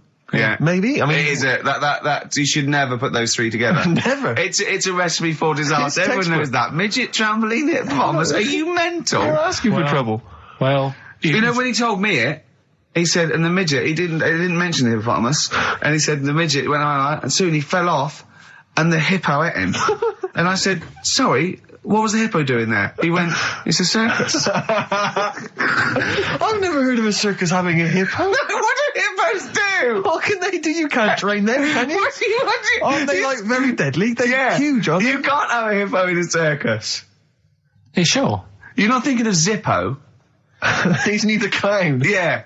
No, and it wasn't some sort of where Zippo was eating a midget and it's some sort of horrible sexual act. No, it was definitely. I heard it on breakfast, right? Oh, okay, sorry. No, it's definitely fact. Yeah, okay, it's right, truth. okay, good. Can you believe it? Can you believe it? So, they're the two that are left. Which one's you going for? Can you believe it? Is not that picture, is it? That we saw. Which picture? The bloke with the... No. Right, no. okay. God, that was bad. Right, okay. So... I just better explain We that. can't really discuss this on air, can we? Well, we can. Steve brought in, Karl, the best book ever, which is, what is it? I found it when I was moving house. It's an FHM publication, and it's kind of like lots of grotesque pictures and stories, and like a book of freaks and weirdos and. And Karl opened it, and the first one was like At the back. At the back. Well, you couldn't believe your luck, could you? What was it? What was number 50? A bloke with two heads. And he said, "What's number 1?" Yeah. And then number 6, there's a bloke who's a squid or something. Octopus. Yeah. yeah. He's loving it. At number 1, he said, well, it's just a fella under a rock. And I went, oh no, read on, I think I know about this. And it's the fella that was found, he caused a landslide while having sex with a chicken. And they pulled him up and there he is, the chicken. Right, so Karl could not believe his luck. So it's not that. Can you believe it? I love that one. You're then. going for that one? Yeah. Right, well, we've talked a lot on the show about...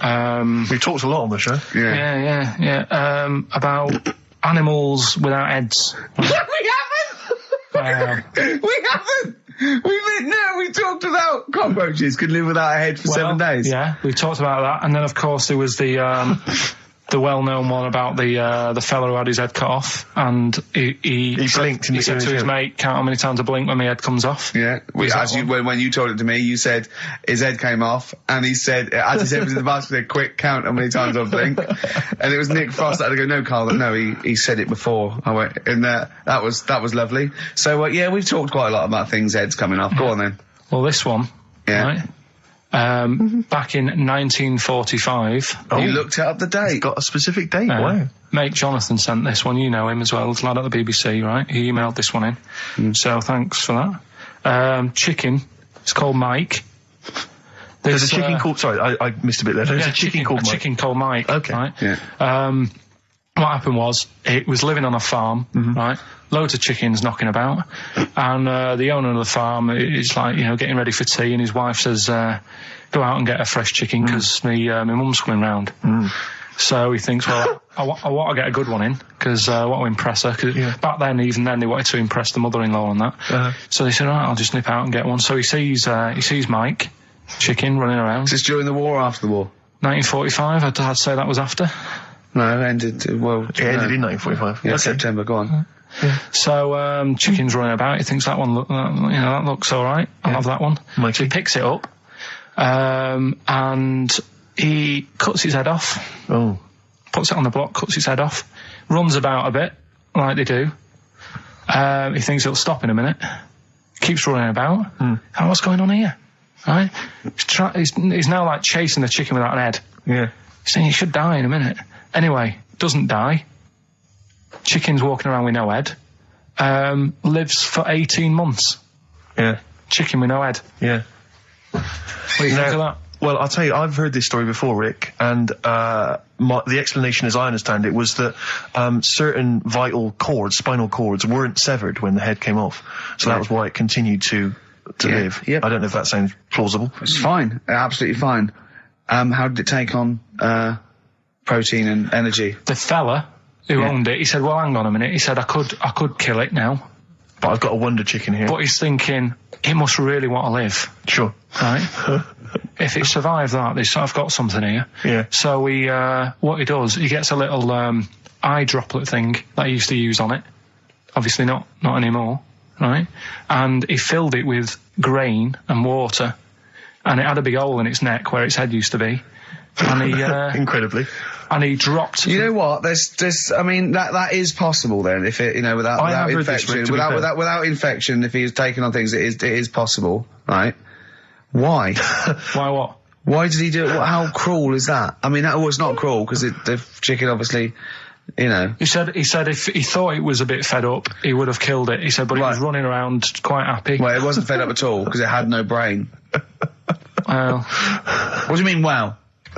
I'm just saying what... It was nothing. It was just sinew and nerves and electrical impulses breaking down energies, right? That's all it was. It didn't have a brain.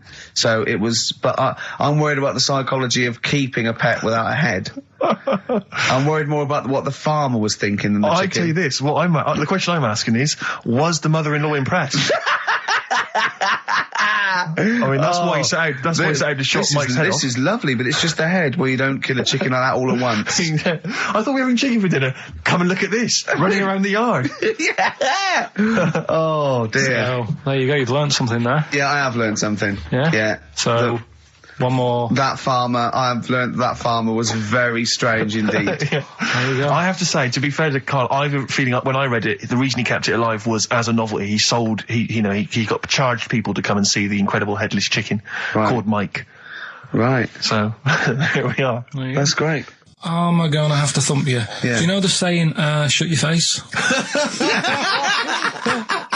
Yeah, I've heard the well-known Shakespeare, innit? Yeah. Do you know how it came about? No, Joe Dolce. Listen, I want to play that song for various people who've emailed and phoned in saying they want requests. We don't really play requests on the show. We'd like to mention them anyway. Matt Barr, Magic Thighs. That's not Matt Barr's Magic Thighs. No. That's Matt Barr and Magic Thighs. Yeah. Kieran in Dublin, Stuart in Hackney, Lisa and Alison in Crouch End, and Glenn in Crystal Palace, who was phoning up with a nice message earlier. All of you, thanks for listening and thanks for enjoying it. Sorry I didn't play your requests, but tune in next time. It'll be fun. Anyway, I just all I wanted to say, really. Here's tragic. What's tragic? What did you want me to say about that song? Just your opinion. Your own opinion was fine. In fact, your own opinion is better than anything I could really hope for. Without doubt. Whenever I ask you a question, you constantly surprise us. Yeah, it's wonderful. So only ever carry on telling the truth, carry on saying exactly what's on your mind, and I think this could become a great... You're like a man who was frozen in Victorian era and has been reawoken and he's kind of discovering the world. Some things make sense, other things don't. It's beautiful. As opposed to one that was made in a castle in Victorian times, like Steve. Oh, that's just... Oh, I've joined in with Karl. I can't believe it. I'm sorry. On my side. Yeah, no, it was irresistible though, wasn't it? I'm really sorry. Yeah. It was Karl, it was you that worked out the maths and worked out I was 28, because they just worked out I'm 27. You are 27. No way. Yeah, I asked you, didn't I? And I said... But what I sort of questioned was, I said, well, if you're 27 today, that means last week you were 26.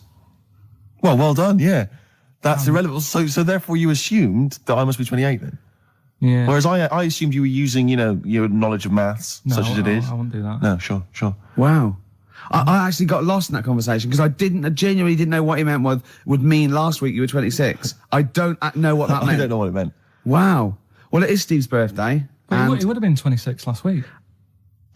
Sometimes you genuinely frighten me because it's those staring eyes. There's nothing behind him. It's this little bald head. Looks like Davros looking at me. Genuine fear on his face when he enters into a conversation with another human being. What bit don't you understand? If he's 27 today, he would have been 26 last week, and he doesn't look 26. He didn't look 26 last week. He looks older than 28 today. You've started on his birthday. You're still having a go at him. Karl, I don't look like the kind of hot stud that I actually am, but face facts, that's the truth, mate. Yeah, live with it. Get with the programme, jeez. Well, let's have a little bit of cake. Okay, oh, that's appropriate. See what birthday. But you mean the band, don't you? Not the cake. You haven't actually bought a cake, have you? Got anything at all? Anyway, the winners, Karl, I think you took some answers. Tim and Neil. Well done, Tim and Neil. Are they going together or are they? No. No, two separate. Lucky people. Yeah. I don't think your heart's in it anymore either, Carl. I was all right today, but Steve's really dragged me down. Well, let's... Wait a minute, I just need to know why. No, do you know, like, Yeah. people are being miserable around you? Yeah. I was full of beans when I came in. Yep. Yeah, but you got to remember last week you were really miserable and that really wound me up. Yeah, because he was devil it's to do moving stuff. around, Because, you know, he'd been let down and they were worried about the next last week you show. were in a terrible mood. Yeah. Don't look at me like you were. songs. I wasn't like going off and lying on the settee looking ill, talking in that voice. Oh, he's done you again. I said, just now, being quite friendly. Yeah, Carl, Steve. Carl, have you ever tried to get into the Monarch for free? Because I'll be honest, mate, it's not going to happen for you. Come out with me, mate, you got a quid off. All right? When you can get in places in Camden for free. Yeah, I'm all right, yeah. Oh, yeah, he's done you. Right, now it's time for Song for the Lovers. Now, this is one of my favourite songs of all time. You'll know this song better done by... That was nearly a sentence. Oh, come on, that was nearly a sentence. What's his name? Glenn Campbell. It's Galveston. Oh, yeah. This is the man who wrote it. This is the original. This is Jimmy Webb. Oh, yeah. With Galveston. From what I can work out, I think it's about a bloke who goes off to the Vietnam War and he's missing his bird. And I've brought it down, haven't I? I've brought it down a tone by saying bird. It's a beautiful song. It was irony. Just play it. Galveston. It's beautiful. Yeah. This is the reason, because actors are often very... It's already good, isn't it? I'm loving it already. No, right, there's a shadow, I think it was in America. Yeah. And it's on a quiet road.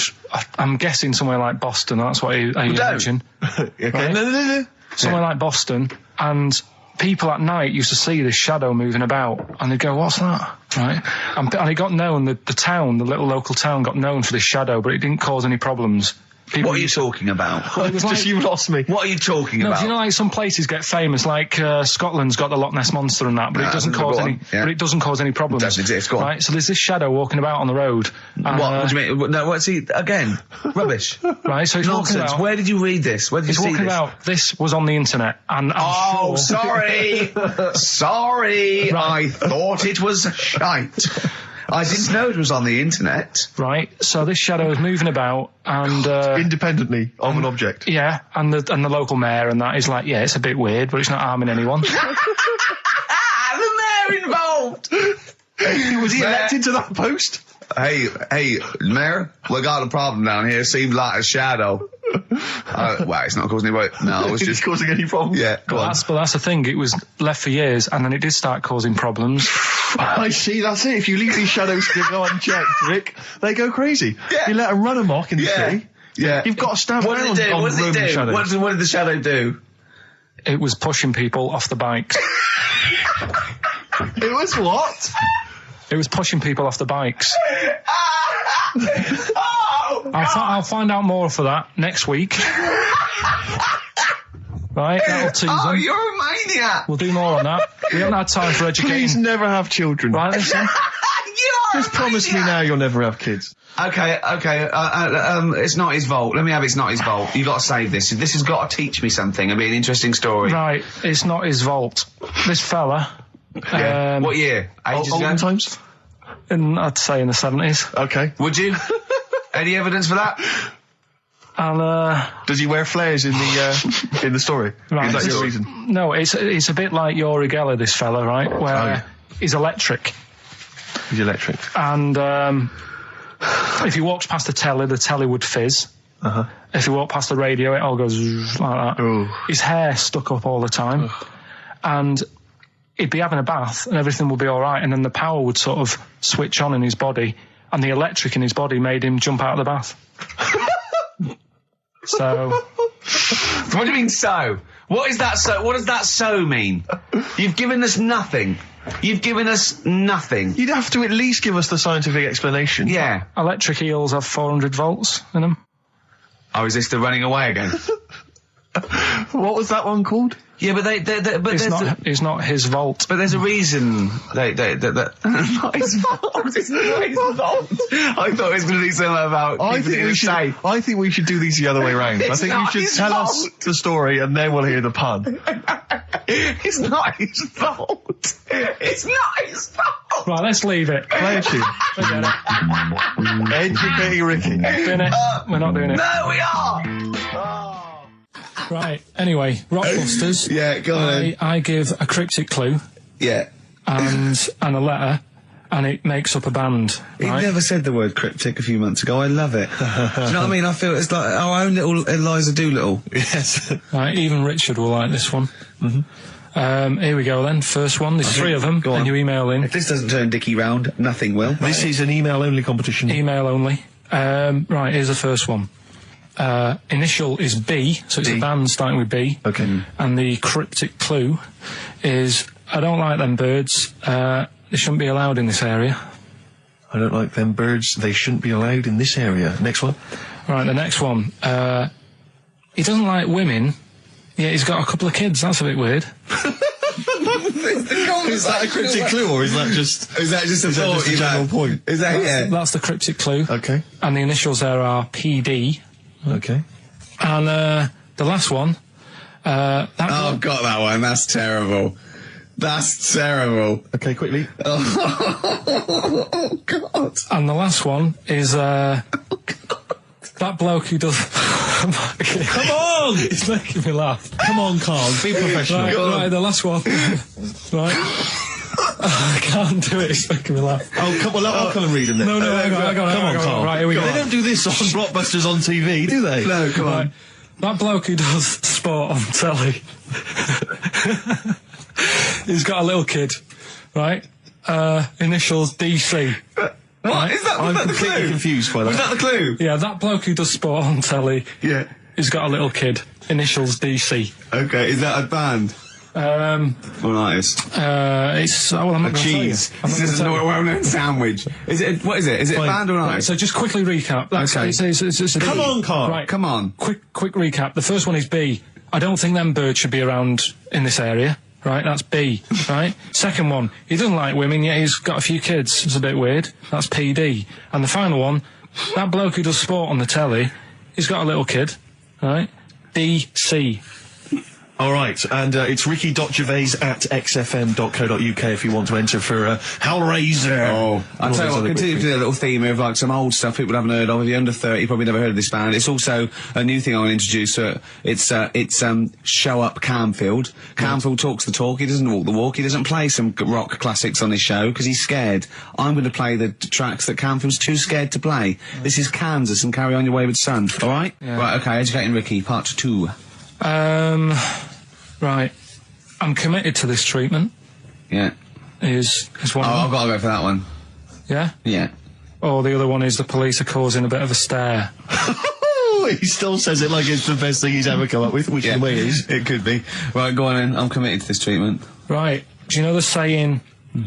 Is it just sayings now? Are they all sayings? This No, week? no, they're not. Okay. No, the other one isn't. Frog in your throat. The saying "there's a frog in your throat." Yeah. I Absolutely. assume it's when you croak a little bit. You sound like a frog. No. Right. Might seem a bit weird, this one, right? But years ago, Oh yeah. Sorry, well, what is that clue? Committed to this treatment? it's about frogs Kermitted. Kermit. Probably works better with a K and an ER written down. Well, also, if you pronounced it "kermitted," yeah. but not committed. Committed to this treatment! Right, go on then. That's Right, genius. so yeah. Well, what? You go to the doctors and you go with throat hurting a bit. Right. And what they did ages ago, Ages ago, what year was this approximately? we are going back quite a bit with this one. Oh, okay, go on. And the doctor would say, He did history. Imagine years ago. Go on. and the doctor would say, right, keep your mouth open. I need to look at your tonsils, and the jaw would ache a bit because they weren't as quick back then because they didn't have the technology and stuff, and they'd have to Sure. like stare at it and study it and stuff, and like they get an achy jaw, right? Keeping their mouth open. Yeah, like you get, Yeah. you eat a Mars bar or whatever. So they'd sat there, and they used to always close their mouth, and it used to annoy the doctor. Right? Sure. So what they did, they used to get a toad Right. and put it in the mouth, Rubbish. Okay. Keep talking. Keep talking. and that way they couldn't close the mouth because either they'd squash it, Right. or apparently you're not allowed to lick a toad's back. So the doctor would have them for breaking the law. No, but it's poisonous, right? A toad's back. You should never lick a toad's back. Or put it in your mouth, really. Oh, just stop for a second. Wait. What? Can I just ask one question? Go on, yeah, just go ask on. one question. I've got a few, but go on. Sure. My initial thought is, it sounds like a brilliant bit of sort of medical knowledge there. It's a great idea. Yeah. My only thought is, how does the doctor see past the toad? At your tonsils? What's he actually looking at with the mouth open? Surely the toad is Isn't in it the like way. hopping around in the way? It didn't say. Sorry, and my first question is, was this on the internet? Yeah. Yeah, okay. Carl, that is bollocks. That is, I mean... Well, all right then. Let's turn this round. Where does the saying, you got a frog in your throat come from? Probably because you sound a bit croaky. Probably that. Probably because you sound a little bit like a frog when you've got a sore throat. Carl, did you not question it just for a moment when you read it? Just for a second, didn't you think, that seems an odd approach? Firstly, why a frog, of all the different Because species? it's poisonous. A toad. So a toad, so it's a toad as well. Yeah, well, it worked. I'm committed. Worked. No, my point is it's frog in the throat. I was going to change it to, have you heard the news, Toad Day? But I went with the frog. Oh, God! Right, so that's think rubbish. about it. So that's rubbish. Next, can I have, Let's play a tune, let's come up with a God. Can I just say... No, just play it. Yeah? Yo, Carl. Right, okay, right, the results of, We ain't got a winner for the first time. Yes, we have. We've got done this loads. feature for... We've got loads of winners. No, we haven't. We've done this feature for 3 weeks. Right. Here we are then. 1 o'clock. Yeah. Hey. XFM. I'll tell you what you should play. No, I'll tell you what, before you say. Yeah. We're back then. Yeah. We're back in town. Well, that was what I was going to say. You should we're play Boys Are Back in Town. No, by this Thin is Lizzy. Boys Are Back in Town. You should play that then by Thin It's Lizzy. just it. Talk then. Someone should talk. It's obviously already a shambles. Can you believe that? I'm amazed that we're back on the air and it's already a shambles. What are you doing? What? What are you talking about? I'm talking. No one was speaking. The record was ending. No one was speaking. It was just. Well, I might shoot off. Already, I might shoot off. It's Thin like Lizzy. nothing's changed. Boys Are Back in Town on XFM 104.9. We're back then, aren't we, Carl? I'm Ricky Gervais, with me Stephen Merchant and Karl Pilkington. I'm not coming back. I'm definitely not coming back. Oh, care someone. Care that I'm not coming back. Rick, I seem to remember the end of the last time we were on. What was that, 3 months ago? Yeah, 3 months Carl ago. said he's never going to do the show again. There was nothing that was going to bring him back. Yeah. He didn't enjoy it, wasn't going to do it. All a ruse, right? Really? Yes. I've known him coming back for about 2 months, because he's got our agent now representing him. I thought he was a I fool. haven't really. Why? Well, what's he done for me? What's he done for us? No, I know, but I mean, he's your agent, so, and he's sort of calling Graham. And it was all a con, so Carl could get Mondays off. Poor Graham, the station's struggling enough as it is. Yeah. It's like running around like a headless chicken. Yeah. No one's listening. That's why I don't bother talking with a record then, because there's no loss to London. Sure. Right? It's pointless, this show. We don't do it for the money. We don't do it for the kudos. I don't know why we do it. No. There's anything on telly at this time. I'm going to have to lie in. I know. But, it's all a ruse to get Mondays. He's got Mondays off now, because he has to do the show, 2 hours, right? And he's still getting paid. And it's all a con, because he knows that he's holding him over a barrel, and it's like, we've got to keep Carl happy. Right? I had Mondays and Tuesdays off before Duncan got involved. No, but you know what I mean, though? And it's like, poor Graham, who's the MD, in charge of the thing, probably pulling his hair out, worrying about the station, right? It's a sinking ship. And then Carl comes along, well, I'll do it, but I want Mondays off. He's probably sitting home now. His family, he's probably ridiculed by his wife. His kids almost certainly would have lost all respect for him. That he's been fooled by Karl Pilkington. He calls his mates and goes, I'm busy, Graham. I don't, I just can't think. It's embarrassing. But do you know what I mean? And you think it's funny, and you think you've got one over him. He's going, Monday's off for 2 hours. Yeah, you do. You think it was, and now you're embarrassed. We've said it on air. But you're only conning yourself in the long run. Because, do you know what I mean? I hate that sort of, the world owes me a living, what can I get out of the world? What are you going to give back to the world, Carl? What are you doing now then? Are you going to prepare Mondays? What have you prepared for this show now? You've had 3 months to prepare. Yeah. What have you got? What have you got for us? Okay, what's happened in the last 3 months? What? In this place or just my life? Well, what have you got for us? 3 months, we're turning about, you get Mondays off, you're getting paid for it, you've got a cushy deal, you're having a laugh, you're taking the piss out of the management, right? So, what have you got for us? Give it to us. I've kind of, updated Rockbusters a bit. Right, brilliant. Yeah. Right? So, And you said don't mess with it. If something's good, don't mess with it. What do you mean it wasn't good? It was never good. It was never good. No, Of course it was we had never to good. fix it. It was fun to do. It was a laugh. I mean, I imagine it was much more fun for me than the 450 listeners. I imagine, you know what I mean? I enjoyed it. I enjoyed squeezing your head and dressing you up. No, but that's just it. When I had a meeting with Graham, right, I said, look, I'm not being funny. I don't want to do it anymore. Yeah. I've had enough of it. Yeah. And he was like, oh, what's up with you? You sounds like you have a right good laugh. I said, yeah, but that's that's all good acting and stuff. I said, it's hell in there. I said, like he's talking about Vietnam. Yeah. I said, having my head squoze, right? What? Squoze is still not a word. We've been away 3 months. It's still not a word. Right? Yeah. I said, he's putting a dustbin lid on my head. Yeah. You told this to the ND. He's hitting me with a tray. Yeah. He's chucking toilet paper at me. Yeah. And he said, yeah, but that's all over 2 years. I said, no, that was the same day.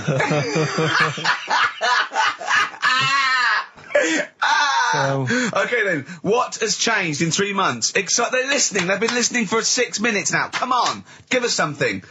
bit of Nickelback. What's happened in 3 Play a days? record and let him think. 3 months. What, in my life over Yeah, here? Nothing's yeah. happened here. Nothing's changed here. Right. But, I don't know, do you know last time we were on, Yeah. right? And, I'm Ricky Gervais with me, Steve Merchant and Karl Pilkington, little bald-heady Karl Pilkington. You quite like being bald, don't you?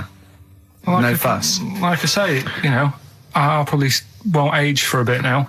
Won't age for a bit? What do you mean you won't age for a bit? Because I already look quite old. I don't think so. Not with a hat on, you look really young. Yeah. Oh, I'm just saying. So I won't change that much. It's like that. I don't think there's anything wrong with it. I actually don't think, as long as you shave it, straight back, I can't have you on that. Nothing wrong with it. But that kid who had that aging disease, just shave her head, and she wouldn't age that fast anymore. Do you know what I mean? So this is the 5-year-old girl who had an awful disease where... Well, we don't know much about it, to be fair. No, we just know that you fell in love with the title of the programme, the girl that was older than her mum, right? And you were annoyed that people wouldn't serve her fags and alcohol. If she's living like an 8-year-old, let her have a fag. Doesn't that sum up this show, though? Carl's comment, we don't know much about it. Yeah. We're still willing to make comments about it, to discuss it in length and possibly make crass jokes, even though we're ill-informed, as ever. Yeah. Right, well, here's something for you, right? Go on. This is what I wanted to tell you about, right? Me. Yeah, face transplants. There's some kid somewhere, right, who had a bit of an odd-looking face. Right? A bit of a what? Bizarre-looking face. Yeah. And there's a doctor somewhere who said I can sort that out for you, right? Sure. And basically what they do is they've got to get a face off a dead person. Right. Sorry. Just in this documentary you saw, No, did this documentary feature, say, John Travolta and Nicolas Cage? was it that documentary you saw? All right, listen, you see. Go on. So Okay, no, so you can't get a face of a dead person. Yeah, go No, on. sorry to dismiss the idea of face transplants out Yeah. of hand, but go on. So yeah, it's got to be a face of a dead body that isn't older than like 4 hours old, Right. 4 hours dead, whatever. They can take it off, fit it on the new face. It makes sense. But it's weird, not just your isn't face that you lose it, but it's the muscle tissue and bones, isn't it, when it's like disfigured? It could be through fire or whatever, or disease or whatever. So they can't just literally plonk a face on. They have to do something else, don't they? You're asking Carl like he's gonna know. I forgot then. He looked at was that in Russian? Yeah. I wish we could get him on telly just to show the look on his face when I said that. Yeah, It was brilliant, ludicrous. wasn't it? It was, when you go to a cat, hey, we want some food then. And he just looks at you and he Yeah. goes, it's almost like he can understand what we're saying. Go on. It's like if you had been caught holding a mallet over a dead body by the police. What I'm staring at them blankly. I've got nothing. saying is it would sort of work, yeah. If you peeled your face off and put my face on it, oh my God, why don't you and Steve, for an experiment, swap faces? And the great thing is, I wouldn't age. Yeah. Would you do that if it was safe? I think I'm getting the rough deal here, though. to be honest. Yeah. Well, no, you get some money back. It'd be part exchange. I mean, it would, it's like you'd make up the difference just to wear your brilliant face for a week. But the doctor was saying how it's not complicated. He said the worst thing is something about the people who were related to the dead person. It's a bit weird for them still seeing the face of someone they know walking about when they're dead. Yeah, I can see that would be odd, yeah. I love you, Carl. You are brilliant. Honestly, you're never a dull moment. It doesn't matter whether you're talking or I'm squeezing your head. I'm never bored. I never go, oh, that's enough, Carl. Do you know what I mean? I go battling tops, I got bored. It's like computer games. You think it's the best game in the world, and someone goes, how are you getting on with Tomb Raider? You go, oh, I don't play it anymore. I go, how's Carl? I go, he's brilliant. He's brilliant. I was squeezed it yesterday. I was squeaking in his face. I got him down to the ground. He said this. He said that. I'm never bored with you. Do you know what I mean? It's brilliant. I'd like to rent you out to people. See me, I'm different. I would happily leave him now in the bottom of the cupboard. Until quiz with the night. Scalextrics. Until the old pub quiz night, when there's no one else who will have you on the team. Sure. And suddenly you want to be your best mate. Done him again. Right? Yeah, where's his mum and dad then, Carl? Yeah? In Bristol. Yeah. Yeah. Can't believe it. I love the fact you can insult me but never insult my parents. Feeder, Butt Rogers, XFM 104.9, Ricky Gervais, Steve Merchant, Karl Pilkington. Carl just said to me, so what face would you have to me? And I went, what do you mean? He went, well, whose face would you have? And I went, I don't know, a boy's, so the skin would be regenerated. He went, no, it'd be a bit weird. He said, oh no, someone famous. And I went, I don't know. I went, whose would you have? He went, Barry Sheen. No, but what I meant was when I was talking to Suzanne about it, saying this is amazing, she said, well, whose face would you have? Right. Now, it's got to be fairly recent to have the skin fresh, because it can't be too old. Right. So I had a choice of, like, Barry Sheen, or what's her face, or Last of the Summer Wine. Who? Who's the old woman who just passed away? Thora Hird. So that's what I meant. If I could have any face, because she said, well, you could have had Tom Cruise or something. I said, well, he's not dead. She said, no, but you could have had that. You give yourself restrictions in your fantasy. So like, look down to your picture. I love the idea that someone getting you a call. Mr. Wilkerton, hello, it's Dr. Hanrahan. Barry Sheen has just passed away. And you go, oh dear. Yeah, bad news and good news. Do you want his face or... Do you want his face? Does Suzanne go out with you, like, for charitable reasons? Is it like you can adopt a boyfriend? I love the fact that she encourages you. She was saying about Tom Cruise, and I was like, oh, she said, he's not a bad-looking fella or whatever. Well, what she's saying is, Carl, is there any chance you could go and get a different face? Maybe something like Tom Cruise would be good. Then I was saying, right, first of all, he's got to be dead, and he's not. But if he was, and you had that done... Would you feel like... People looking at you on the tube? Well, no, like, say if the people who made Mission Impossible said, well, we want to do a third one, would I be in my right to say, well, I don't want to do it? I don't know what he's talking about. I don't mean to be offensive, Carl, but your girlfriend could do a lot better than you. I don't know what he's thinking. I love the idea of this whole conversation about you in Tom Cruise's face and then get offered a film. But why does she have conversations like this with you? He was now on last night. He was now on the telly. I love it. What should we talk about? What about getting a new face? See, you know the sort of things I find incredible. Go on. Mirrors. Shiny objects. Kettles. Yeah. Oh, God. Well, listen, remember the time when I tell you about the baby that had a baby? The baby that had a baby. The baby that had a baby? Yeah. It's happened again. No, it hasn't. Well, it didn't happen the first time. It was in the papers, I think, on Monday, in all the tabloids. So it's a twin where one has grown and the other one is still at a fetal level? No, it wasn't, though. It had grown. He was saying to his mum... Who was saying to his mum? The little kid who was 7 years old. And he kept saying, yeah, he was pregnant. And he was pregnant? Yeah, I know.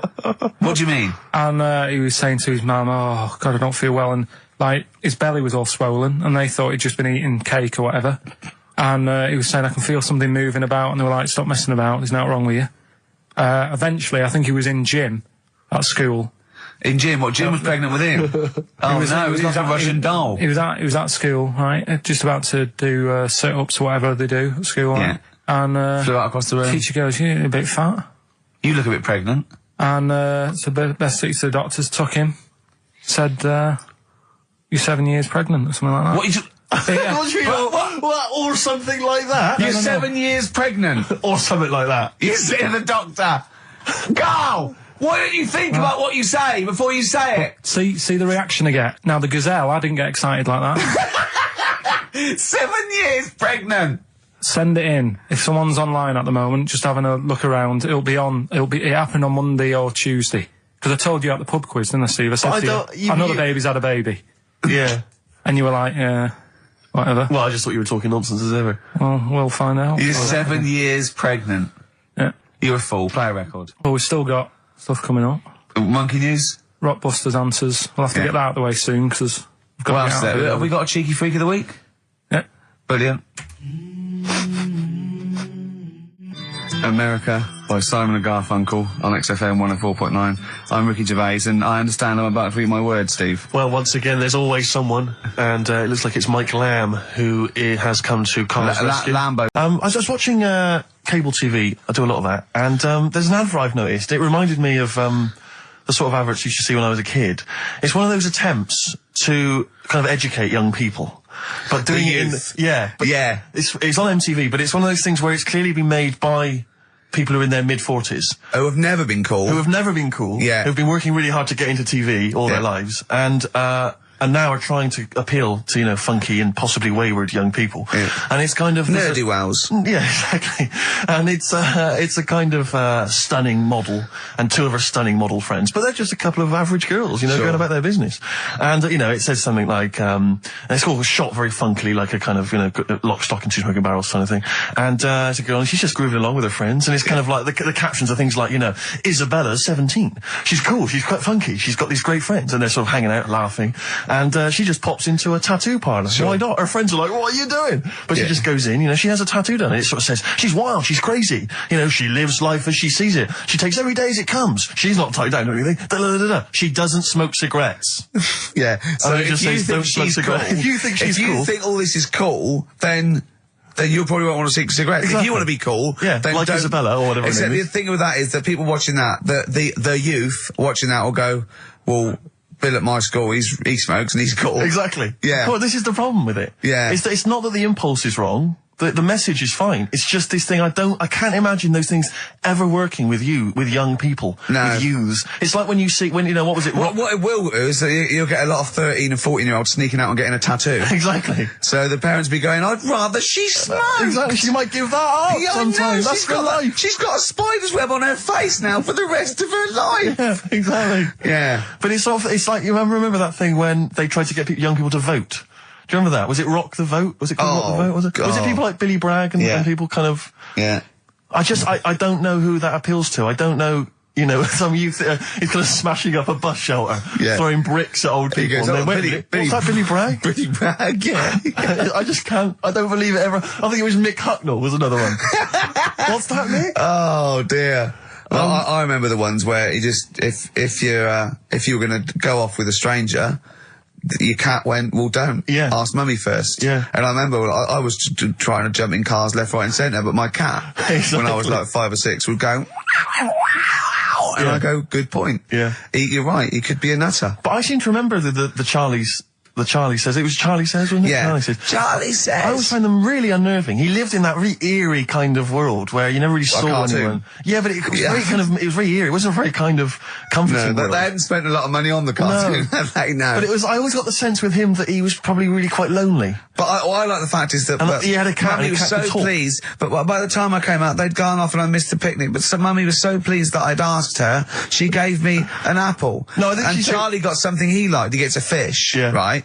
I was thinking, an apple? No, I seem to remember it being that... I'll get an apple anyway, get me some sweets. Yeah, or a tattoo. I always thought there was a con when your parents got you some clothes you needed for Christmas. Yeah. I'm not falling for that. Exactly. I'd go, look, I'm getting the clothes anyway.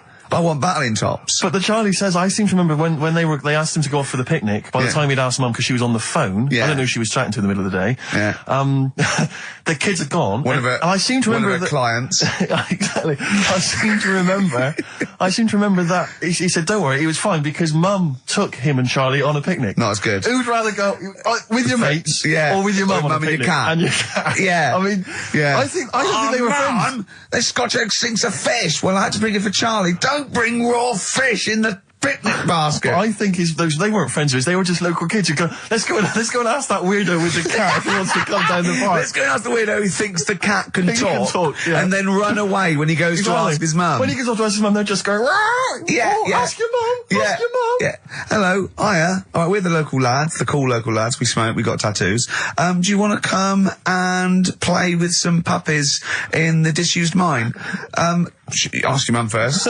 Quick, run. Exactly. So he's talking to the cat. Look, he's talking to the cat. They were just round the corner spying on him. They were just laughing. There was no picnic. Did you ever go on a picnic, Carl? Was there places to go in Manchester, or was it like Quarryland mostly? The problem with those adverts, like when I was growing up, they'd sort of give you ideas, because remember the Charlie's one, right? And we were on holiday, right? And I met these two lads who are knocking about with like mates and that. And that advert came on, and we thought it'd be a good idea to wind his mum up, because this advert had just been on saying, you know, kids are going missing in Wales, right? Yeah. So we said, oh, this will be a good laugh. We put the kid in the wardrobe. His mum came back from shopping. We said, oh, he's gone missing. We haven't seen him for hours. That's terrifying. I know. That's appalling. How old were you? About 13. And what was his mum? She must have been she was going mad, and that's when we thought, oh God, we've gone. Will we say anything? Will we pretend we don't know where he is? Oh, in the wardrobe, he'd suffocated. Yeah. That's horrible, Carl. I know, but Such it's a just cruel what you thing. do, isn't it? It's just what you do. Well, no, you do. What do you mean? It's just what you do. What was it? Was he in the wardrobe? Was he listening to this? Why didn't he go, Mum, it's all right, when he heard her crying? No, she wasn't crying, she was just panicking and like screaming a little bit and that. Screaming a little bit. Okay, we'll tell her when the screaming starts. Exactly, yeah. And then, what's the other thing? Like, on the same, like, you know, all this was going on when I was growing up. And, one time we're on holiday, and my mum says, right, if you're going on the beach, it's a big beach. But, you know, if you're going to go out and play there, I need to know where you are. So where are these bells? Where this cowbell around your neck? She gave me a balloon. Good idea. A balloon, and it just, you know, sort of attached to my arm, so wherever I was playing in the sea and that, you can see the balloon and that. Brilliant. But then the problem was, everyone else thought that's a good idea.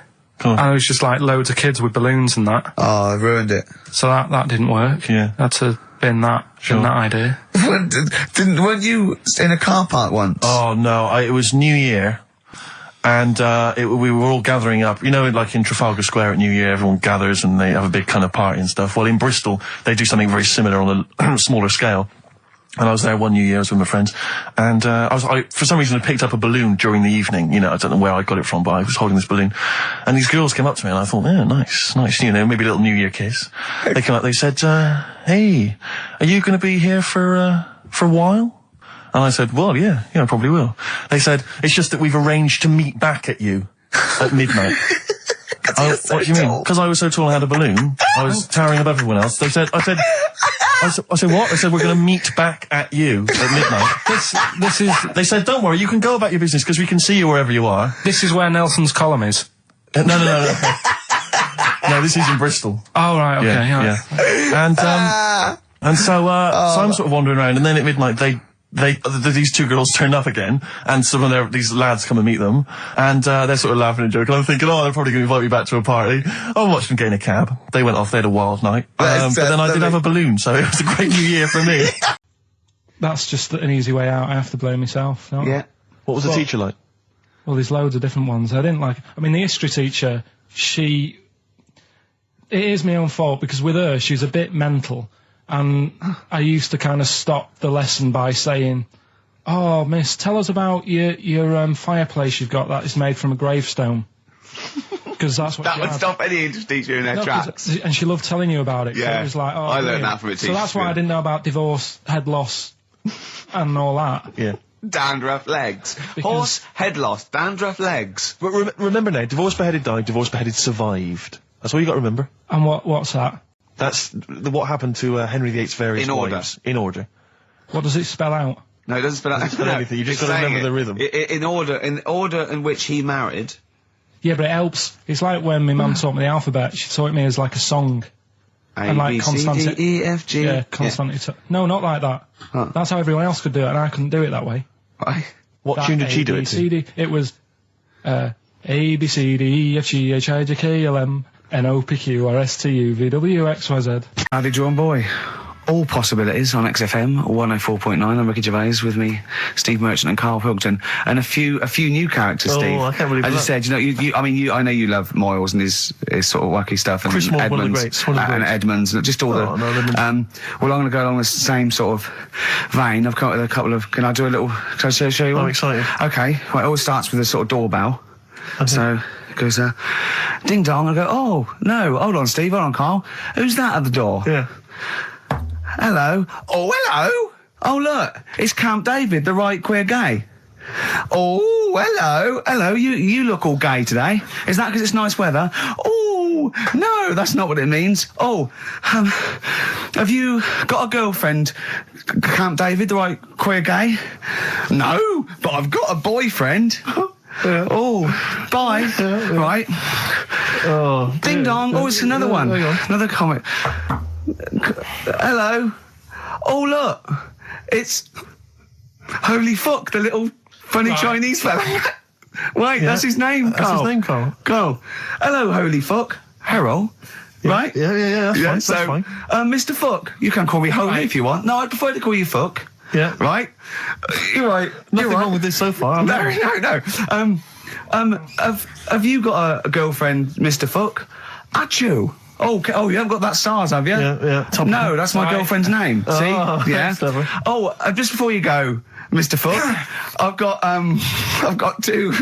got two things here. I've got a nice Trilby hat that you could wear, or I've got a little lampshade. Right. Which one do you want to put on your head and walk around? I presume the Trilby. No, but it's not. No. Yeah. The lampshade. Lampshade, of course. Bye. See you later. Yeah. I thought they were genius.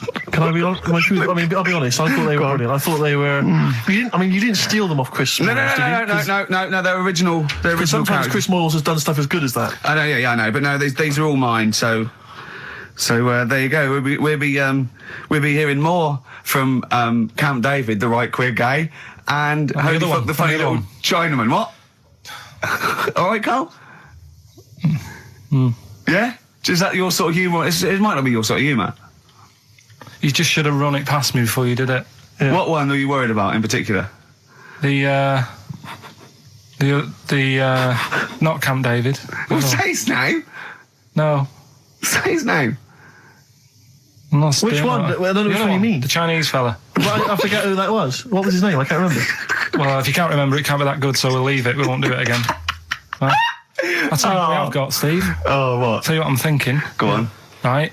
Do you know, like, TV programmes sort of get rested in the winter? Ding dong. Oh, no. Hang on, who's this? Oh, go on. Hello again. Not now, Mr. Fuck. We're talking. Bye. Is that Holy Fuck again? Yeah.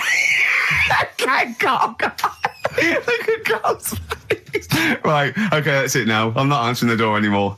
Right. Okay, go on. Right. Yeah. Ding dong, ding dong, ding dong, ding dong. He's trying to get in.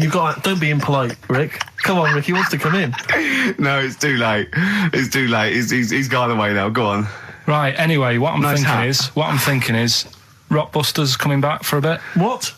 What are you talking about? He likes my idea. He likes my characters. He doesn't like that idea. If I Go on, what, Karl? No, what? I was going to say, if I came up with With what? Name with that Chinese fella What was his name for a again? I keep sketch, forgetting. you wouldn't have liked it. Let's do Rockbusters and see how it goes. I know you weren't a fan of it, but Hang on, Yeah, I but thought- to be honest, Karl, he dissed Cheap as Chimps, and we know that's a brilliant idea. Hang on, sorry. We all agreed that Rockbusters was a piece of old toss. no, I didn't. I said it needed And that's resting. why we stopped doing it. I said it needed resting for a bit. I don't remember that conversation. What do you mean it needed resting? We abandoned it because it was appalling. You it started off as a nice idea, but you just gone crazy. None of it made any Let's play a sense. record and come back to this, shall we? What do you want to play? Bit of sugar. Oh, Yeah. Brilliant. That'll cheer us all I up. don't know why you were thinking of bringing this back. I'm genuinely worried about this. It's true. Well, It originated in America. yeah. So many of these things do. It's Yeah. a brilliant point, Carl. I'd like to hear from anyone listening they'll just lie, wouldn't they, I suppose? Yeah, I don't even use sort of flies. No? Usually, I sort of pull my wife my sort of tracksuit. That's why I wear sort of like elasticated waistbands all the time. Exactly. Just sort Speed. of like, yeah, Yeah, you got to get in there with the minimum of effort. yeah, and out. Sure. Often I won't shake No, no. to my detriment because it often leaks out a little bit later, doesn't it? Ever been out on a date with a girl where it's just trickled down your leg and you wish it hadn't, and you're thinking, what if she gets my trousers off later? She might smell it or see it. What? What? I don't know. I don't know what I said there. Right. Feeder, come back around on XFM 104.9. You're listening to Ricky Gervais. Yeah, I'm with him as well, Steve Merchant. I was thinking of dropping that. What? Thinking of dropping that, just going, because it's just too, that's all that. I'm Ricky Gervais, with me Stephen Merchant and Karl Pilkington too. I mean, get to the music, so it's, hi, I'm Ricky Gervais, this is XFM. Sure. Here's Radiohead. Yeah. Something like that, come out, that was Radio on XFM, I'm Ricky Gervais. Tony Blair, what's he all about? Yeah. That sort of, Snap, I went yeah. fast, because I quite, on a serious note, and you've always been saying it, I listened to an old show, because when Karl was compiling those things, I listened to an old show, and I listened to me, and I'm really concentrating now because I sounded like the most inarticulate, brain-damaged older drunk I have ever heard given a show. Yeah. I mean, I was shocked. Not finishing sentences, leaving out words, slurring, just doing noises Yeah. that you understand because you know me. Yeah. So I'm really going to make an effort for the listener. Yeah, it's not going to happen, is it? You're going to give up after about 3 But I thought records. you were joking. And I thought it was like, oh, he's taking it there. Did it then, you see? Again, I don't quite know what that sentence meant. No, but... Well, of course, I've got also your body language and your facial gestures, but obviously the listeners have got nothing else. haven't They've got just got the pointing. voice. They've Yeah. just got the voice for it. That's all they've got. That's all they can rely on. Yeah. And when Karl Pilkington is the man holding the show together, When he's the that's quite most damning. articulate. Exactly. Exactly. How did I come across? You came across as lovely. I mean, I did an interview yesterday, right? And I was trying to describe you to this journalist, and I was going, it's like a cat can talk. Because the things you say, I just want to know what your world is. You know when a cat comes in, you go, where have you been? And it looks as you're like, you know, it can nearly understand you. And you're like, oh, I wonder, I'd love to know what that cat thinks. And with you, it's almost like we've got one. Yeah. Yeah. Did you like that? You can also lick your own testicles, I think, can't you? So, yeah. Did you play the Doves? And Envy on XFM 104.9. I'm Ricky Gervais, with me Steve Merchant. Absolutely, yeah, hello. That clang you heard there isn't Karl. No, Carl's away. It's Sturgis. Claire Sturgis is here. Yeah. You'll know her from the Claire Sturgis show, but we know her from our early days on XFM, Yeah. and, you know, we're good friends. It's sort of like old times, isn't it? And Karl is had a little surprise birthday present. What's for the me. story with this, Claire? Because I don't know Well, about this. do you know, I came in on Monday expecting to see his little smiley face as usual, and it's always not here. Yeah. What do you mean? So apparently his girlfriend had surprised him and dragged him off to the Caribbean for a week. Wow. No, Canaries, isn't it? Oh, I mean, I don't Yeah, know. he likes the Caribbean. He likes the crabs. Yes. Yeah. I thought he was bored of the Caribbean. I thought he didn't enjoy it last time. No, he loved it, didn't he? No, I don't think he did enjoy No, the it's crabs. Tunisia he didn't like. Right. He's been travelling, hasn't he? I know, yeah. He gets he about. didn't like Tunisia because there's flies the size of matchboxes. Of course. And, and midgets in the kitchen. No, there's nothing wrong with that. Yeah. Midges or midgets? Midgets, he said. Right. In It the was kitchen. midgets. He wasn't saying anything bad, he said that there were lots of midgets in there. Lots of midgets in the kitchen. And you were going to tell us a little story about Just Volvo past my estate? test, Yeah. my parents had a big, big Volvo estate, and there's quite a big Oh, I car don't to show drive. off. My parents didn't have a car. But I know you don't drive cars, Rick, but it's got a big car to drive if you just passed your test. It's safe though, isn't it? It is very safe, that was the thing. Yeah. And I come from the West Country, obviously. There's quite a lot of windy lanes around there. You're joking, do you? They have cars there. Oh, here he comes. Blimey, Carl. Learned on a tractor, automatic it was. Do you want me to tell it or not? Oh! Don't move up the accent! Oh no, I'm not worried. Oh, go on. Go on. So I went to this You party. have a go at him being from the north. Not when he's telling an anecdote. He's never told an anecdote. Oh, yeah, fair point. Yeah, go on. So I went to a party, and I was quite excited because I had the car, I had the motor, and there was a chick heading down to the party that I was like, you know, I had my eye on. And I thought, you know, now I've got a car, and going to the party, it's going to be amazing, right? You glanced and at it, various friends had said, like, can we get a lift? I thought, yeah, groovy. Yeah, I'll pick up the chick as well, who's Yeah, a friend of a friend. yeah. So cruising down to the party in the motor, you know, the Volvo estate, and there's nothing sexier than that. You know, slipping a little bit of Billy Joel on the stereo or whatever. Something classic. Go, children. Exactly. And maybe it was Billy Ocean. I think maybe it was quite a Billy. Maybe it Billy was thing. Get Out of My Dreams, Get Into My Car. Ideally. Yeah. So I get to the party, and inevitably it was one of those house parties where the chick that I had my eye on, she kind of was chatting to other guys, and she wasn't really paying attention to me, and I was sort of... Ain't hard to get, was she again? Same old story. Oh, they make me They know laugh. how to tease, don't they, the make me ladies? laugh. Who are they kidding? So I'd follow her like a dog, from room to room. Yeah. And watch her Quite while... literally, sometimes he was barking. Yeah. Go on. And while, just watch her while she talked to other blokes. And then, obviously because I was driving, I wasn't drinking, so I was not really enjoying myself. And then somebody said, should we go and pick up Vera? And I thought, right, okay. And they went, Steve's got a car, let's all leap in there, we'll go pick up Vera. And this girl was like up for it as well, so I thought, brilliant, I'll be back in the car with her, away from all these lads. Yeah. One guy she had her eye on, he came as well, I was a little bit annoyed. Yeah. But anyway, he was in the car, so I'm driving down these country lanes, just driving along, and they're directing me, they're saying, go left here, go right. And then suddenly we stop, and one of them goes, just drive into that field, this pitch black field, right? And I'm sort of, well, it is my parents' car. Just drive in the field, Steve. I'm thinking, well, I don't want to, not seem like I'm a hard, cool, crazy kind of guy, because the chick's in the car. So drove the car into the field. They all leapt out, started running off into the darkness, shouting, Vera, Vera, Vera, where are you? So I'm just sort of sat there in the car waiting. Wasn't Vera Lynn, was it? Because she likes to hide in fields. Bizarrely, it wasn't. Right. It was just, I was just left in the car on my own with Billy Ocean, and suddenly, at the darkness, they come back holding a Vietnamese pot-bellied pig that they had stole from a nearby farm, and they knew that the pig was called Vera because someone knew the farmer or something. Anyway, so they got this pig, so now they're going, I'll put the pig in the back of the car, we'll take it back to the party, it'll be hilarious. I'm thinking, well, I'm not sure I want a pig and all its, piggy crap in the car, right, crammed in there. But they say, yeah, so obviously I'm thinking again, I don't want to look like I'm, a nerd. I'm terrified of that, Rick, ever happens. Yeah. So you go, hey, bring the pig into the car. Exactly. I'm no nerd. Exactly. Yeah, go on. So now we drive off again. I got this pig kind of squeaking in the back of the car. And, they say, stop again. Let's do some cow tipping. And they do that old thing, about the fact because cows sleep standing up, don't they? So you can push a cow over and stuff. Yeah. So they're having a wild time, hilarious. So this time, now we get to a sort of dead end in the road. And, they say, well, turn around, let's go back to the party. And I'm thinking, fine. Try and do a 3-point turn in this very narrow country lane, right? Get the Volvo estate wedged horizontally across the road. Can't get it out, just can't seem to sort it out. I don't know what, I'm panicking because there's a pig in the car, right? And, local disgruntled farmers, right? People drunk, partying, probably off their head on some kind of weed, Rick. Was it loads of blokes with, pitchforks and flaming torches Exactly. going, burn him.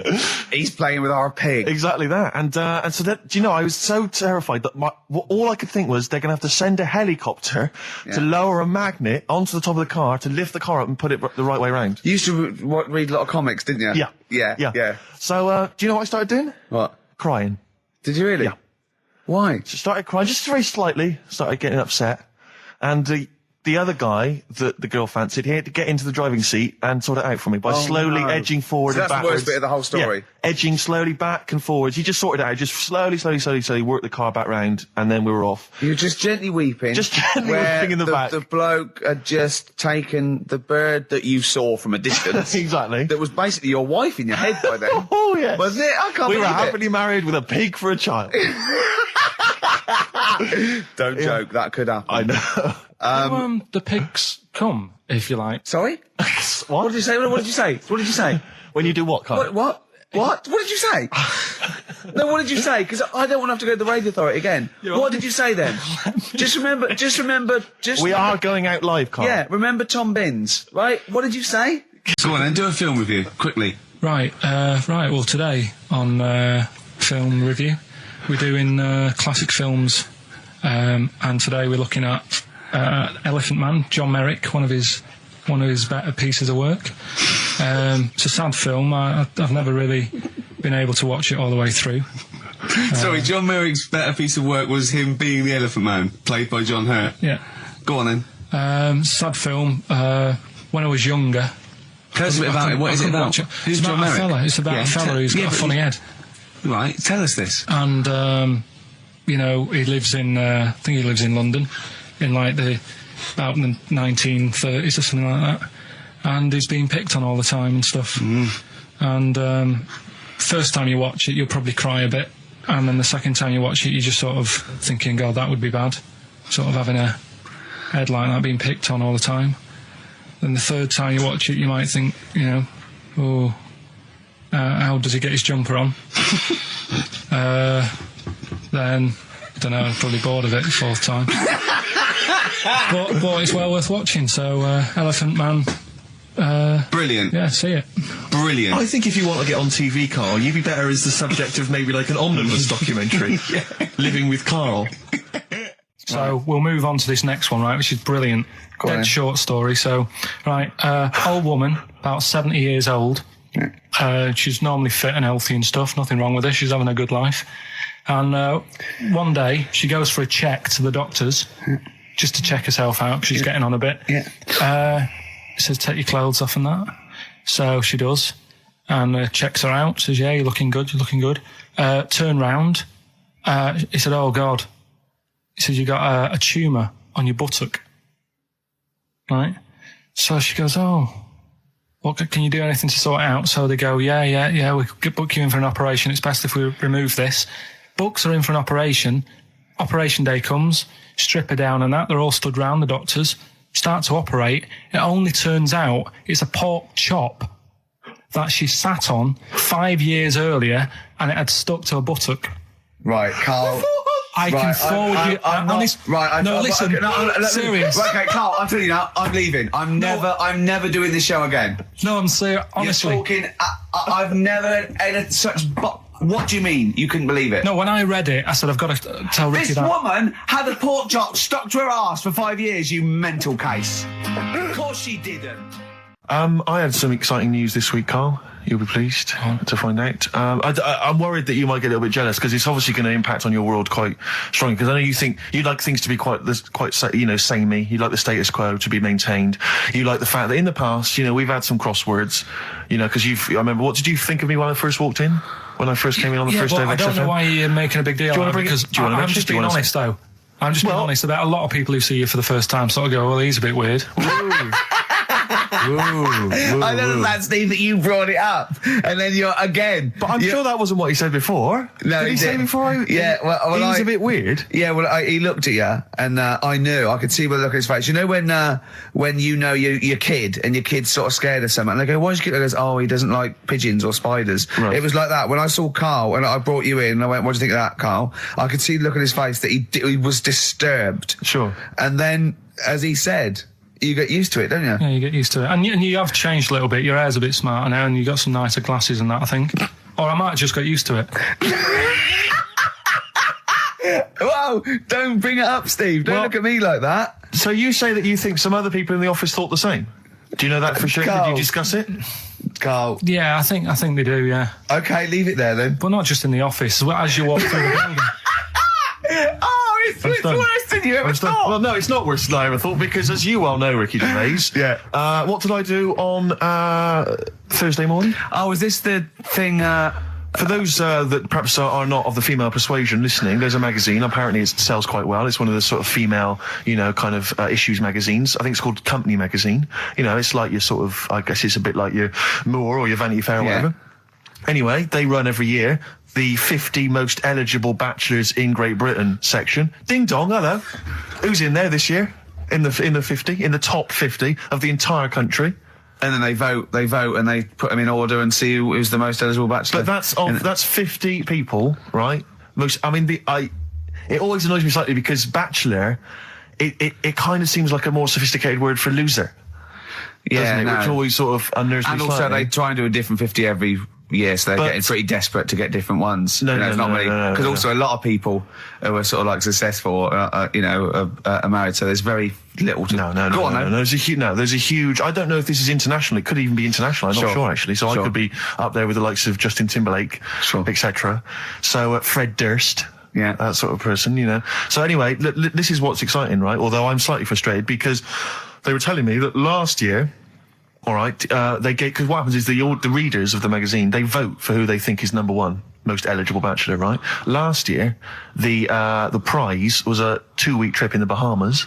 Okay, this year I'm rather annoyed, because all I'm going to win is a moped. That's the prize this year. That's the prize this year. A moped. Whoa! Backtrack.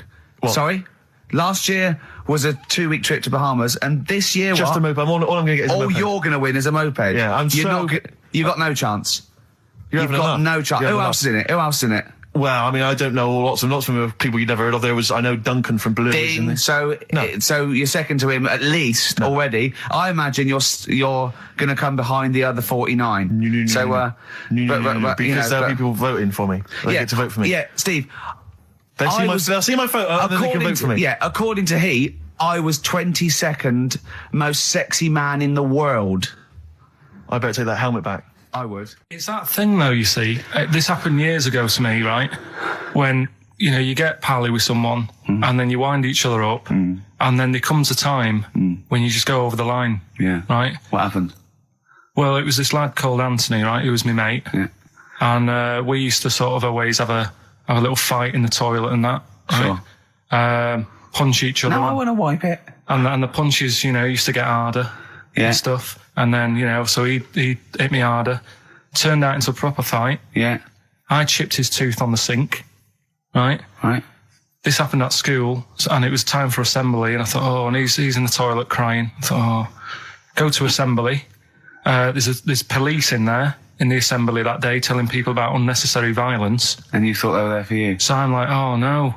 Anthony's going to come in a minute, like crying with all blood coming from his mouth. I'm going to get arrested. Yeah. Yeah. Did you go running and sleep? And that was an example of... Yeah. I mean, it kind of happened because I went out with a girl who he fancied. How old are we now? About 8 or 9. I think that's out of order, going out with a mate's girl. Yeah, but she didn't like him. He had, like, big ears and that. He had no chance, so why should I... No, but do you know what I mean? All right, I haven't got the looks like I used to. Sure, when you were 8. But that's before the stress of, having head squoze and that sort of thing. I have aged a lot. Having your head squoze. I love your own grammar. Yeah. I know, That's the past tense, is it? Squeeze or to have squozed. Oh, he did squoze his head. Yeah. Oh, brilliant. So, what about a bit of Bowie? Bowie? Be my wife. Carl, I'm asking you. I think we can squoze that in. Be my wife, Carl, come on. Right, just get this educating Ricky out of the way. So, Turkey, yeah. So what is this again? It's educating Ricky, is the tip included. Right. Apparently a fellow was on holiday in Turkey. Just having a normal holiday. Weather's good. He's having a good time. Weight is all normal height. Yeah. He's having his meal. He hears a load of screaming going on in the kitchen. Hold on. Has his girlfriend wandered in there? And they do, with a stepladder. Yeah.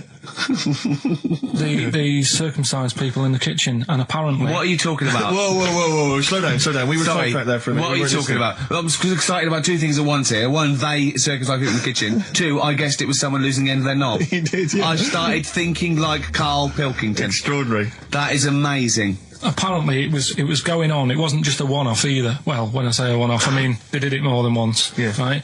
And there was... It was there for a week, and apparently the first night it was quiet, and then the rest of the week, every day, it'd be like having his breakfast, or even his lunch, or even his tea. Yeah. He'd be doing it all day. Oh. You'd be hearing lunch screams. and breakfast, fair enough, really. Yeah, circumcision at tea time. Don't do that. And apparently it's a tradition over there. You can't even make a complaint about it. It's like, well, you should have found out before you come over See, it. I can't believe this is true. I'm a little I bit can't lost. believe this is He was true. in a restaurant, in a hotel, and there were people having circumcisions in the kitchen. Yeah. Is that right? I'm even worried that we're bordering on the racist here, suggesting that is tradition, that Turkish people cut the end of their cocks off in the kitchen. Yeah. At meal times. I think you're wrong, Carl. This just sounds ludicrous, Carl. No, I don't think it happens everywhere. Right. I think this Just in this hotel. certain places. Certain hotels. Certain hotels. What, is it like 2-star? Yeah. Why did he go to the Foreskin Inn? It was his own fault, wasn't it? So that's... Sorry, that's it, is it? Have they closed? Sorry, no, wait. That's the story. You educated me, right? Once a fella saw some Turkish people cutting the tip of their knob off in the kitchen. Thanks very much. Thanks very much, Carl. Got any more? Well, there's things you can learn from it. Either don't go to Turkey. No! Don't have calamari when you're over there.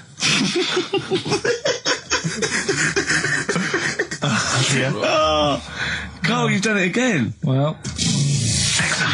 So we get onto conversations. He's talking about. He's asking me stuff about evolution. Tell me that. Why did the giraffe? What's that rubbish about the giraffe getting a long neck? I said, well, it didn't try and get a long neck. It was selected because, Anyway, I went into evolution for him, and he said, but why would evolution do that? I went, well, you think that evolution didn't do anything? There's not this consciousness, there's not this will that a giraffe has to stretch its neck to reach the leaves. One had a long enough neck to survive and pass it. He was going, yeah, but why did evolution? This isn't. But by the way, this isn't the most stupid thing. This is warming up. This is about 8:45. Right? He said, why didn't evolution make a giraffe good at carpentry so it could build a ladder? Right. Yeah. Okay. All right. Okay. So he's thinking around it. He's trying to pick holes in evolution. Yeah. We get on to. I said, well, things are. I said, we can see the speed of evolution in lower life forms like bacteria, viruses. They evolved. That's why soon we won't have an antibiotic that can kill some certain bacterial strains. And he said, and this is about 11:30. Then I said, I'm going to bed. Right? He said, in the future, they reckon that you'll be able to wake up and eat a yogurt you can have a chat with. I don't know what that means. Let's put a song on, right? And we'll come back to it. So you're going to explain that? Yeah. You've got an explanation? The Verve and Sonic on XFM 104.9. And Ricky Gervais with me, Steve Merchant and Karl Pilkington. So let's just get this right. What did Karl say? He's just specifically giving those words again. He said, they reckon, and I said, I'm going to bed. He went, no, really? I said, no, I'm going to bed, Karl. There's no point now, because, it's just like you're talking gobbledygook. You know what I mean? I might as well talk to a pot plant. Yeah. He said, in the future, they reckon, I don't know who they are. Sure. I don't know, people who post things on the internet that he reads. I think. The Telegraph. Anyway, complete the sentence. They reckon that in the future you'll be able to wake up. I love it. There's always a little scenario, an embellishment, like this little. Oh, hello, darling. It's your yogurt. Hello. You'll be able to wake up and eat a yogurt you can have a chat with. All right. Well, thanks for that, Rick. I'm looking at you. I'm going to throw that over to Karl. Right. It's when I was away on holiday, right? I don't normally buy the Telegraph because it's too big and that, innit? So, but they were giving it away for free on the plane, so I thought, ding dong, might as well have it. Mm-hmm. And I saw a couple of things in it. I thought that would be interesting. I saw this thing about the future, and it was talking about evolution and what have you, right, which I always find weird, because I always think that maybe we've sort of done it wrong anyway. Do you know what I mean? I sometimes think by definition, evolution can't get things wrong. Things change, that it's not successful, it can't pass on its genetic material, but if you're around, it's working. If you're around, it's working. Slugs are as evolved as they need to be. Slugs are as evolved as you and me. That's true enough. Yeah. No disrespect, but it works. It works. Sorry, they're around. What's your point, Karl? No, I mean, I think we probably would have been better off staying as a fish. Just because there's more water than land, isn't there? Right. And you wouldn't drown. This is why I went to bed. No, I can imagine. I'm thinking of dozing off now. Yeah. No, but do you know what I mean? From, what was it? It was bacteria, it was fish, mermaid, man, onwards and what have you. So anyway. Oh God! No, there are a few knowledge gaps in your theory of evolution. All right, you generally got it right though. So but I mean, basically, it went bacteria, fish, mermaid, man. What's next is the big question. So it was telling you all about this and what have you, and saying how we shouldn't have interfered, because maybe if we wouldn't have invented planes and what have you, maybe we'd be able to fly and what have you if we really needed to and stuff like that. Okay. So we've interfered with evolution, you see. Right. Well, then it was saying, well, what's the future got? Well, yes, in one way we have interfered with evolution. Yeah, the evolution of the human being in society is changing. It's no longer based on the strongest or the fittest, because medical science can keep us alive long enough. People can pass on their genetic material where without this civilization they wouldn't have been able to. So yeah, there are different parameters, there are different pressures, there are different things that say whether we're going to pass on our genetic material or not. Okay, so in that sense you're right. And that, Rick, as far as I'm aware, has led to a yogurt that you can eat and have a conversation with. So this is what it was saying. It was just saying, we're living in mad times and that. There's a lot of weird stuff going on. One of which is... And the fellow was just saying, with computers and stuff like that, the way it is, we'll be able to wake up. Go on. have a chat with your yoghurt and have something to eat. What do you mean, have a chat with your yoghurt? Because of the amount of, I mean, you have them yoghurts already, those friendly yoghurts. Those bacteria-friendly ones, so this is just a really friendly one. Yeah, they don't... Oh, God! I'm my best! Do you know what, sometimes, Carl, I think that we're having a chat with the yoghurt. Do you know what I mean? There can't be any difference. Yeah, but then I'm always reminded that would be more entertaining. That would be more informative. If a tree falls in the forest and no one hears it, has it fallen over? Any of those. That's brilliant. Yeah, if you leave the room, Rick, what's the does sound? it get quieter? Yeah, what's the sound of one leg hopping? Exactly. What we got there, Claire? Do you want some music or Yeah, I'd love to hear it. bit What you more got? chat? Yeah. I got the Vines actually. Oh, All play right. it. Right. Strokes. Someday. I'm already annoyed. I've been I'm in here a bad 3 mood. minutes and I'm already annoyed. Yeah. I'll bring back Claire, I'll tell you. No, it's not his fault. It's the whole place. The library's shite. I tried to get. Oh God! I had to go to Capital Library. Fancy that. I had to go to Capital Library to get a couple of records I wanted. Right? Place is falling apart. The email's not working. It's so shoddy. He's had 2 weeks off. I'm on holiday. I mean, they might as well bulldoze this, honestly, because for all the, you know, It is ludicrous. and we get paid peanuts. You get paid, do you? Oh, and it really annoys me to have to fight. Oh, anyway. Anyway, just calm down. 104.9, I'm Ricky Gervais, with me Steve Merchant and Karl Pilkington. Carl, you're back. All right. How was it? What, the holiday? Yeah. Well, it wasn't all fun, was it? Because my dad was in hospital. Oh, but he wasn't during the holiday. Not during the holiday, though, was he? You came back from holiday and then found that out, didn't you? Yeah, but it happened when I was on holiday. Did you know that, though, when you're on holiday? No, because I didn't take my phone with me. Well, that's the our weird question. thing is, Yeah. I got a feeling when I was sat there, because it normally happens. It wasn't the nudie speech, was it? When I first went When away you saw that old fella with his packet out. when I went to Ibiza, right, I had a feeling, and I called home, my dad had punctured a lung. When And you this say you time- had a feeling, what do you mean, a feeling? Just like, I should call home, there's something not right. But this That's a time very I thought, specific feeling. How did that manifest itself? How did you get that? What kind of feeling? Is that tingling thing? I'm getting a bit of a lung feeling. Yeah. A bit of a dad lung feeling. That feels like a punctured lung. Hold on. anyway. But anyway, the holiday was good. We talked about it last week. Well, didn't we? let's probe Carl about his holiday, because, you know, Okay. that's the sort of thing that audiences will stay tuned for, Rick, I'm pretty certain. Yeah, To sure. Find out about you know different more things. about this radio business than me. You know, That's true you've enough. hooked them already. Indeed, yeah. Well, also, yeah. I'm thinking we've got nothing. Ever So, now. we may as well save that. No, I resent it. I used to put a lot of work in, but then I think of the money, which is, you know, for me, pretty shoddy. Well, you know yeah, what I mean, I don't usually you get make out of an bed awful for lot that. of cash. Well, exactly, yeah. And, you know, the whole thing is, the whole setup. It was raining today. I thought I should have a cabin. You know, and then the sun came out, so I walked in again. Ah, dear. How are you? But I'll tell you what, I got a bit criticised last week as well that I only played ballads and same songs, so I'm going to rock out this week. Oh, lovely. I've been down to the Capital Library Right. to get some good tunes. And what about a little bit of AC/DC? Oh, took me all night long. Let's hear it. Doves, Caught by the River on XFM 104.9. I'm Ricky Gervais, Steve Merchant, Hello there. Karl Pilkington and everything.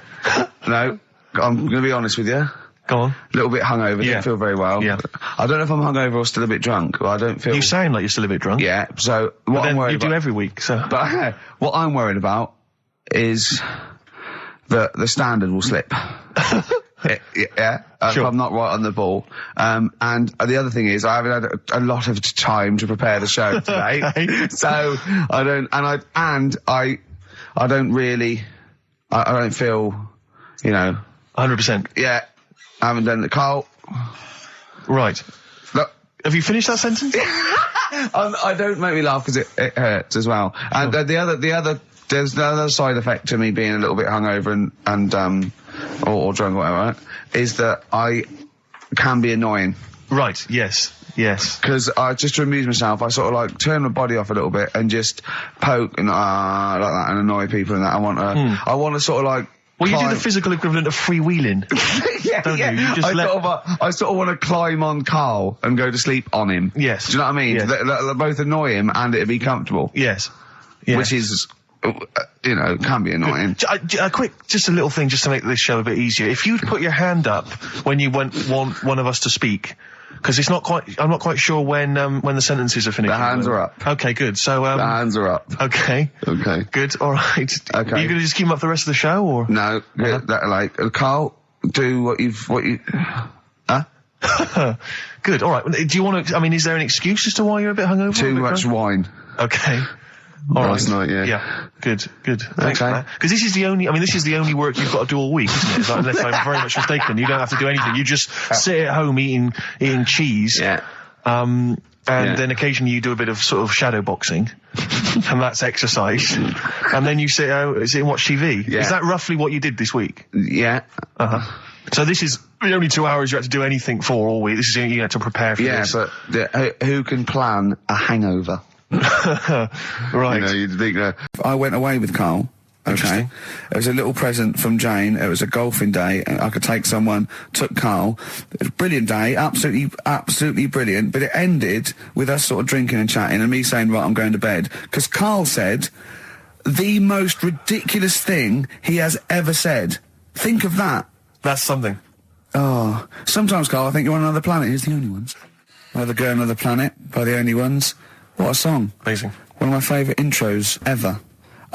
Dr. Fox disagreed with me. His favourite ever was, I think, Money for Nothing, if I remember correctly. Interesting. Yeah. Another great tune. Yeah, another great tune. I'm not knocking it. I'm not knocking him. If you'd like to let us know what your favourite intro of all time.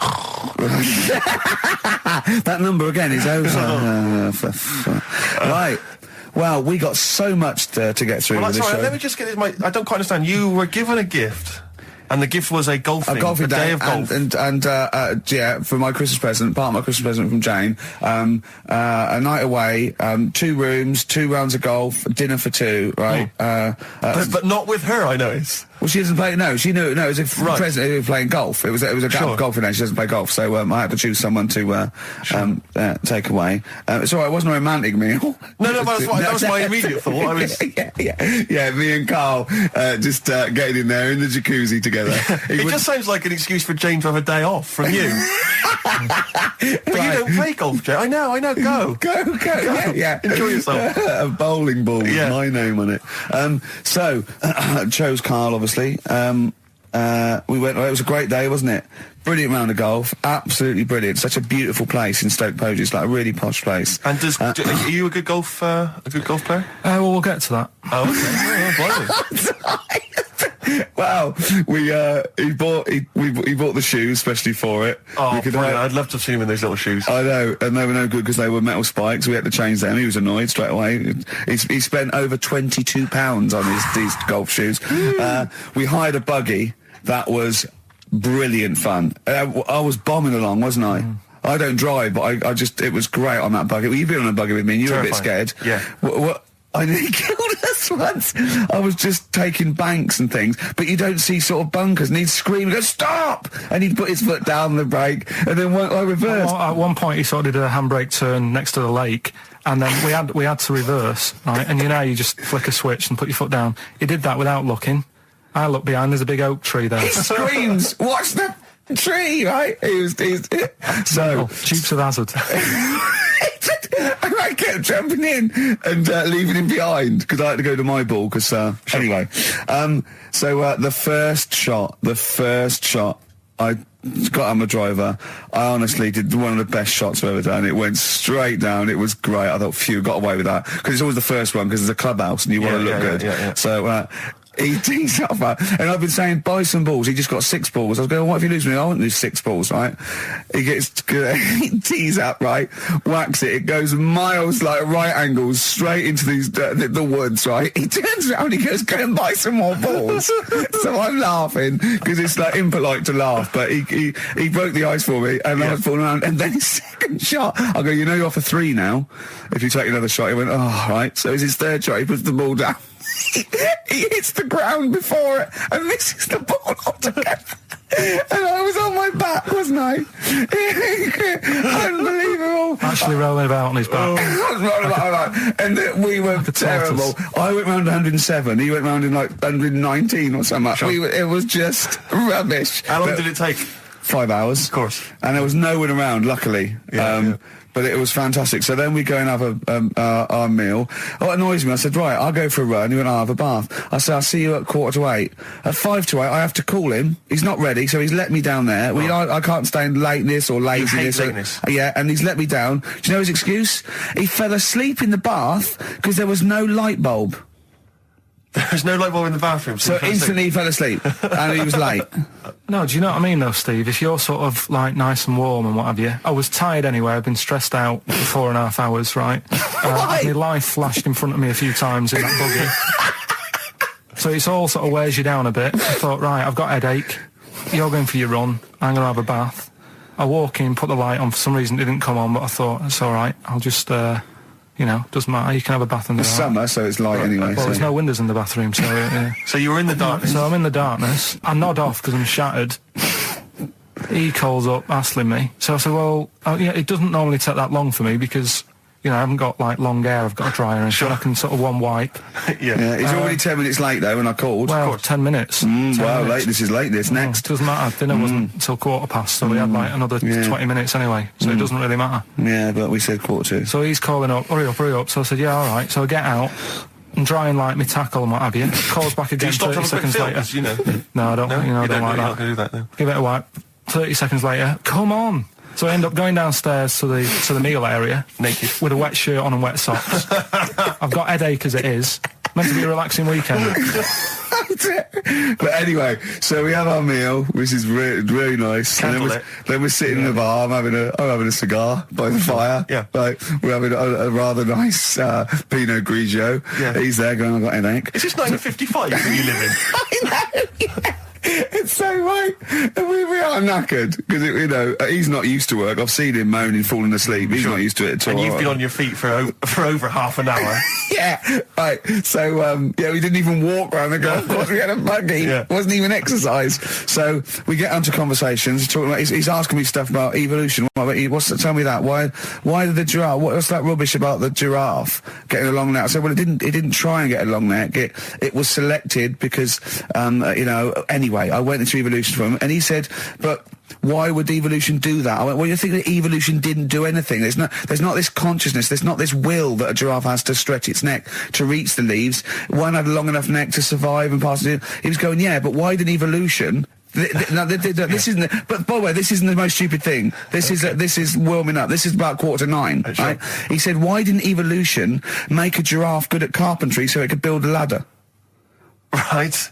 Yeah. Okay. No. All right. Okay. So he's thinking around it. He's trying to pick holes in evolution. Yeah.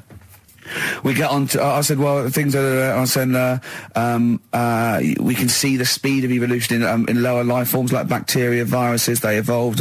That's why soon we won't have an antibiotic that can kill some certain bacterial strains. And he said, and this is about 11:30. Then I said, I'm going to bed. Right. He said, in the future, they reckon that you'll be able to wake up and eat a yogurt you can have a chat with. I don't know what that means. Let's put a song on, right? No, we'll come back to it. So you're going to explain that? Yeah. You've got an explanation? Yeah. The Verve and Sonic on XFM 104.9.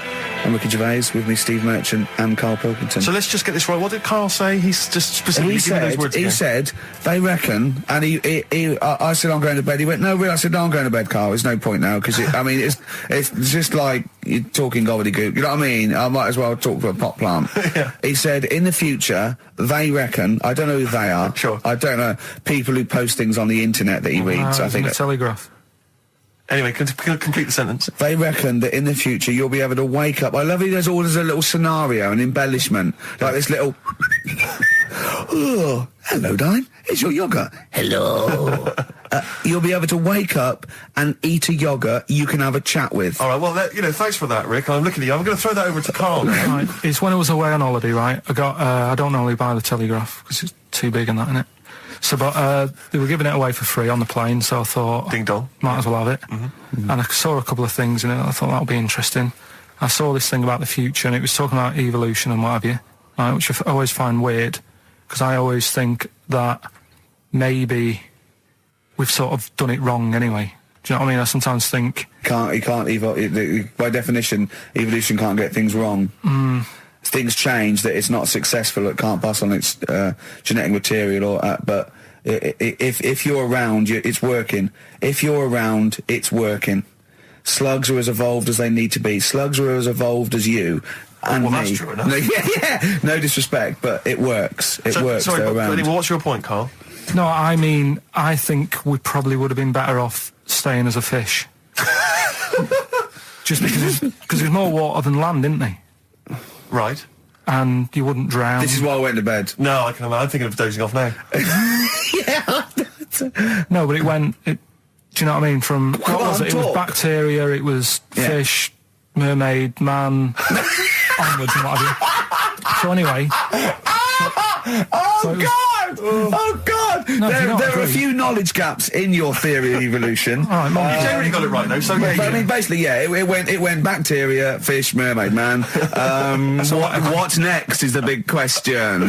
So it was telling you all about this and what have you, and saying how, like, we shouldn't have interfered, because maybe if we wouldn't have invented planes and what have you, maybe we'd be able to fly and what have you if we really needed to and stuff like that. Okay. So we've interfered with evolution, you see. Right. Well, then it was saying, well, what's the future got? Well, yes, in one way we have interfered with evolution. Yeah, the evolution of the human being in society is changing. It's no longer based on the strongest or the fittest, because medical science can keep us alive long enough. People can pass on their genetic material where without this civilization they wouldn't have been able to. So yeah, there are different parameters, there are different pressures, there are different things that say whether we're going to pass on our genetic material or not. Okay, so in that sense you're right. And that, Rick, as far as I'm aware, has led to a yogurt that you can eat and have a conversation with. So this is what it was saying. It was just saying, we're living in mad times and that. There's a lot of weird stuff going on. One of which is... And the fellow was just saying, with computers and stuff like that, the way it is, we'll be able to wake up, Go on. have a chat with your yogurt and have something to eat. What do you mean, have a chat with your yogurt? Because of the amount of, you have them yogurts already, those friendly yogurts. Those bacteria-friendly ones, so this is just a really friendly one. Yeah, Oh God! I'm my best. Do you know what? Sometimes, Carl, I think that we're having a chat with a yogurt.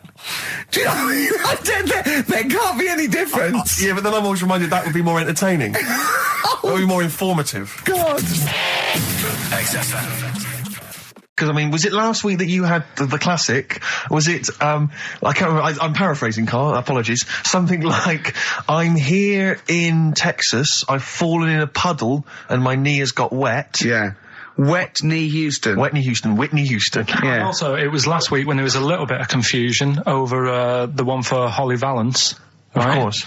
I don't think it was confusion, I think it was your error. Yeah. No, it wasn't. And it was Holy Valance, and you meant Pelmet.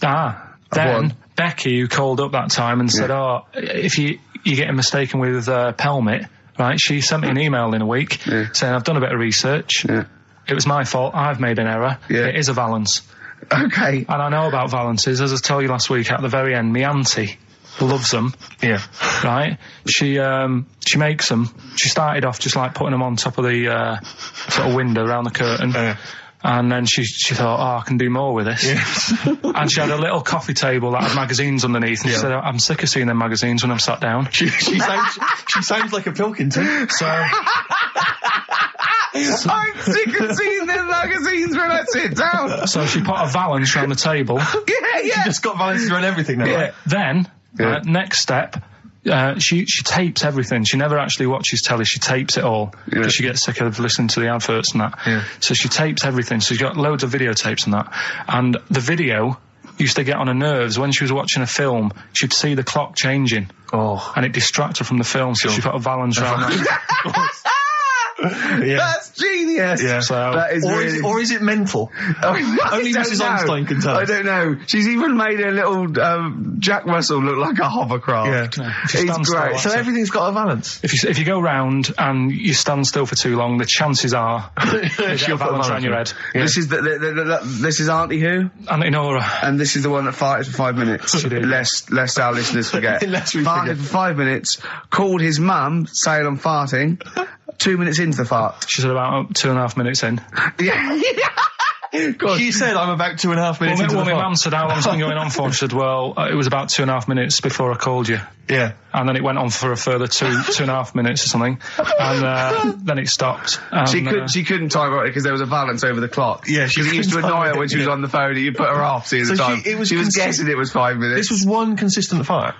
Yeah, I mean, it wasn't making a noise. It was just. Oh, it wasn't making a noise. Just gas. Right, endless gas. So, there you That's go. fantastic. Red Hot Chili Peppers on XFM 104.9. I'm Ricky Gervais, with me Stephen Merchant. And Hello there. over there, little Karl Pilkington. Indeed.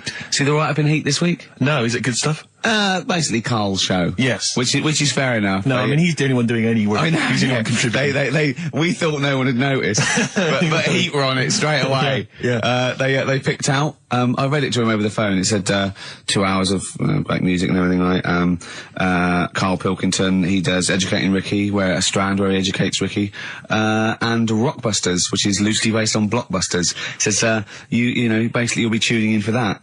And I read that to Karl, and he went, oh. And I was going to drop it. You weren't, were you? So he believed the hype. He believed the hype. Yeah, I think you've got to. I mean, it's like You've got to mix it up, is what you're saying. Keep it A lot of fresh. people are saying to you at the moment, "Are you going to do another series of The Office?" It's kind of like that. I've got to decide whether it's the right to pressure. move on with it or do something different. Is it dead in the water? Yeah. So what's your decision? I mean, maybe are you? We'll probably keep it for this week. Sure. And see how it goes. Okay. You got anything else on the back burner? Any other ideas?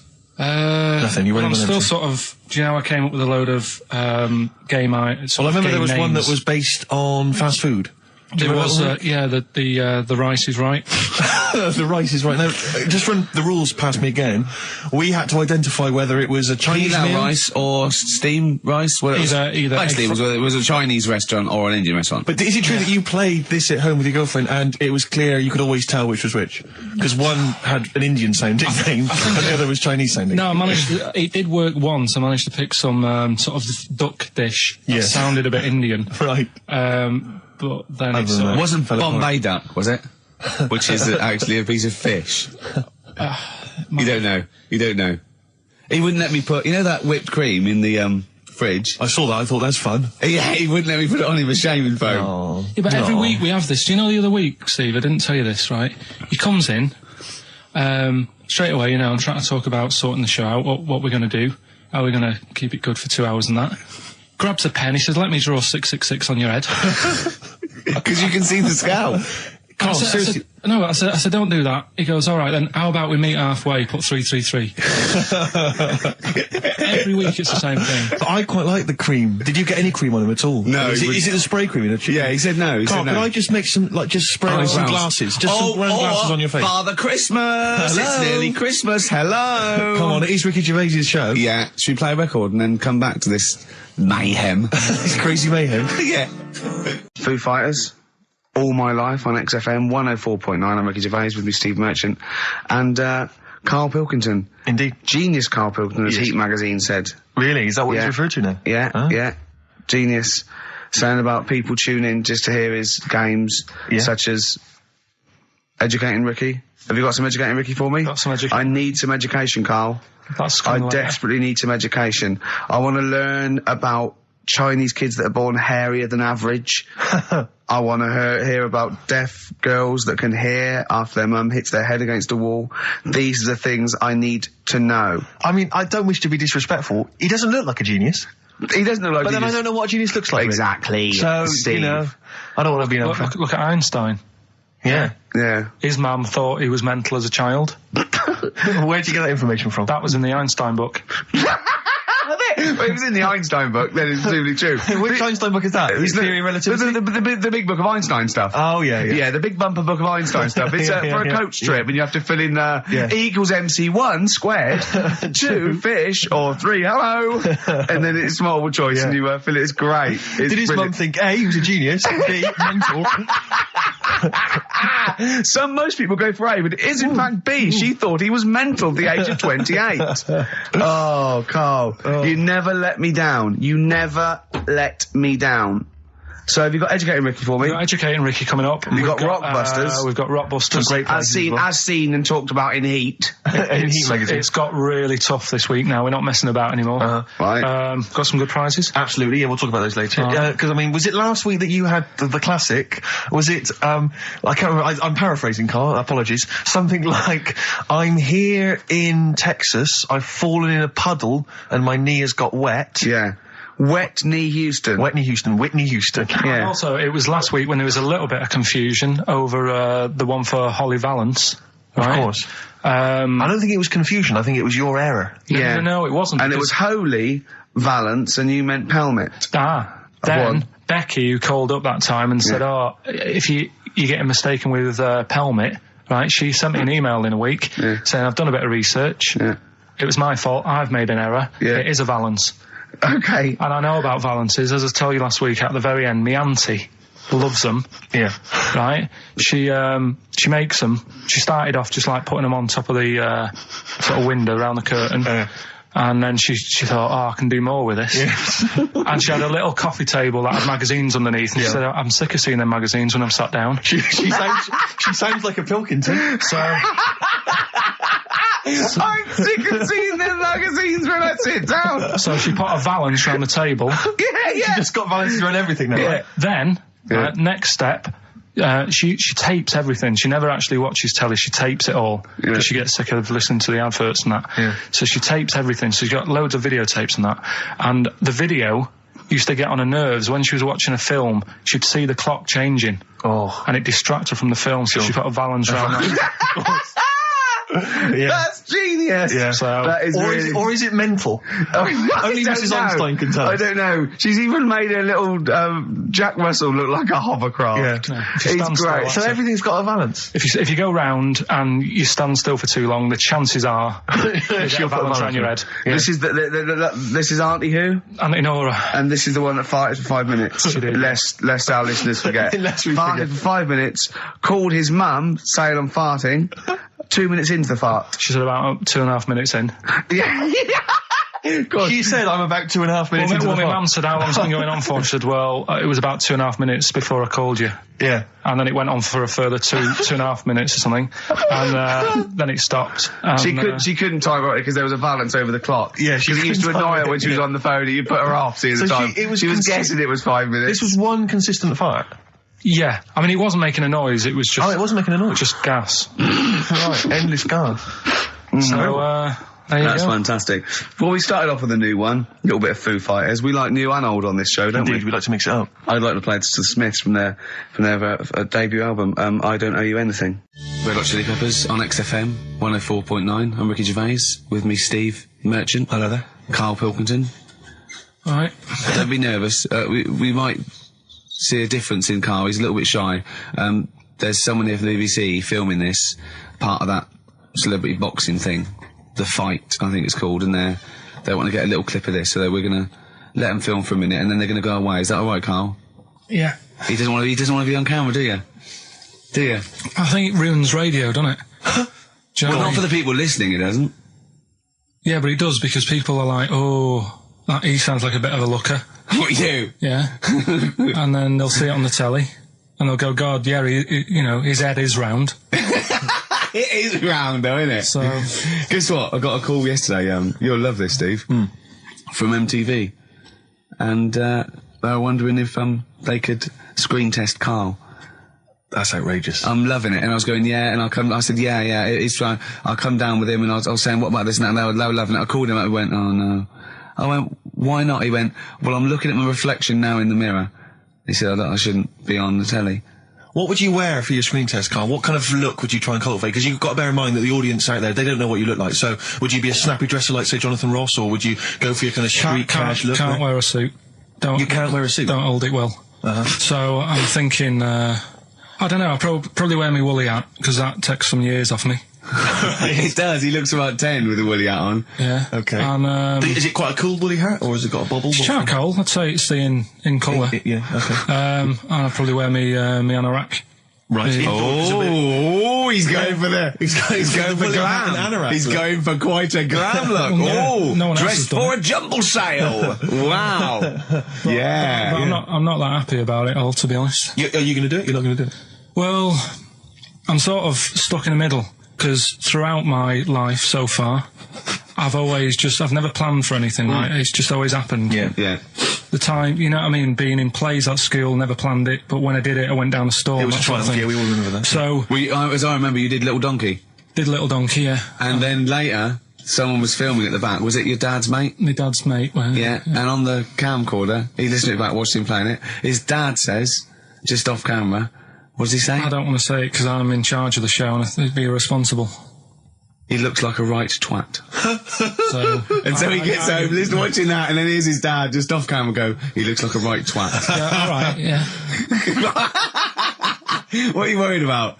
Your dad saying that, or the Can I word? just interject? Because I'm really worried about this idea of Karl being on MTV, because the problem is that, you know, let's be honest, Rick, I mean, we're getting by the skin of our teeth, aren't we, really? It's only Karl that's keeping this afloat. Yeah. And if he gets on MTV and the world sort of gets a sense of him and they understand him, and he won't be ours anymore, we won't be able to control him, it'll be out there, it'll be in the Well, public that's the thing. No, that's the thing. That's the terrible thing, though, isn't it? It's like, Karl is my pet, but I realise I've got to release him into the wild. And, you know, because I love him, I know he's got to go free. Sure. But I want to... It's like Kez. Maybe someone will beat him to death and we won't have to worry.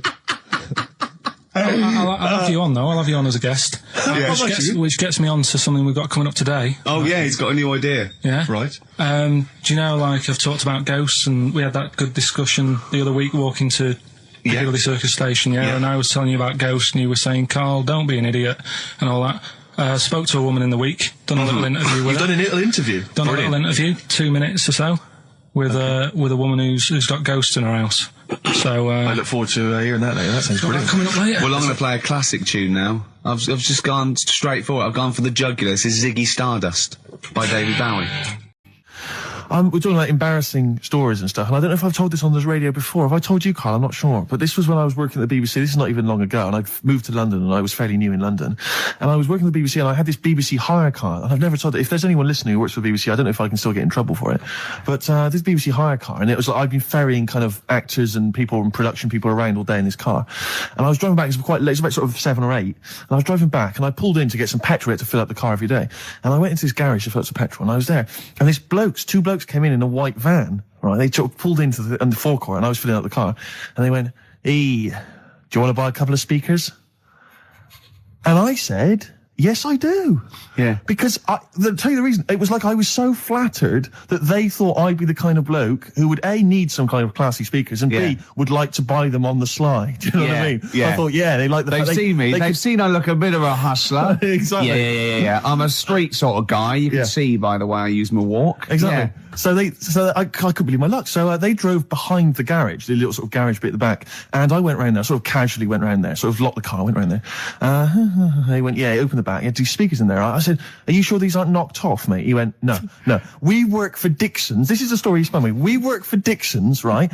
And we're delivery men. And if we make a delivery and the person's not there to sign for the goods, then we have to bring them back to the warehouse. But if we can sell them on the way back, then that's really good for Dixon's. Dixon's must love that. And instead of thinking, are you sure some kind of troubleshooter didn't... I mean, did someone go into Dixon's and go, you're not getting in the garage forecourt market? Jones. Exactly. Get a couple of lads in a white van. Exactly. Yeah. So anyway, so I sort of bought this story, and I was a little bit dubious, and I went, right, let me hear them then. And he wired them up to the car stereo, and boom, boom, boom, they're playing. So it was some groovy hip-hop. I was thinking, great, these guys know what I'm into.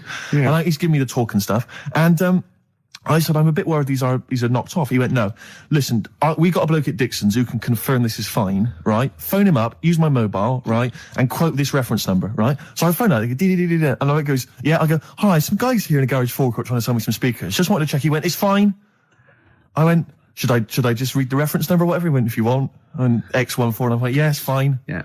Okay. You know what that was, don't you? That was actually Mr. Dixon himself. Exactly. Yeah. Exactly. So I'm thinking, well, they sound great. They're giving me for a knockdown price. I'd say they were like 400 quid, they were like 200 quid or something. It was a good bargain. I was in the market for some speakers as well. Yeah. So, while they were loading it's them all in... kosher. I phoned Dixon's. Exactly. I phoned Dixon's. That's fine. Yeah.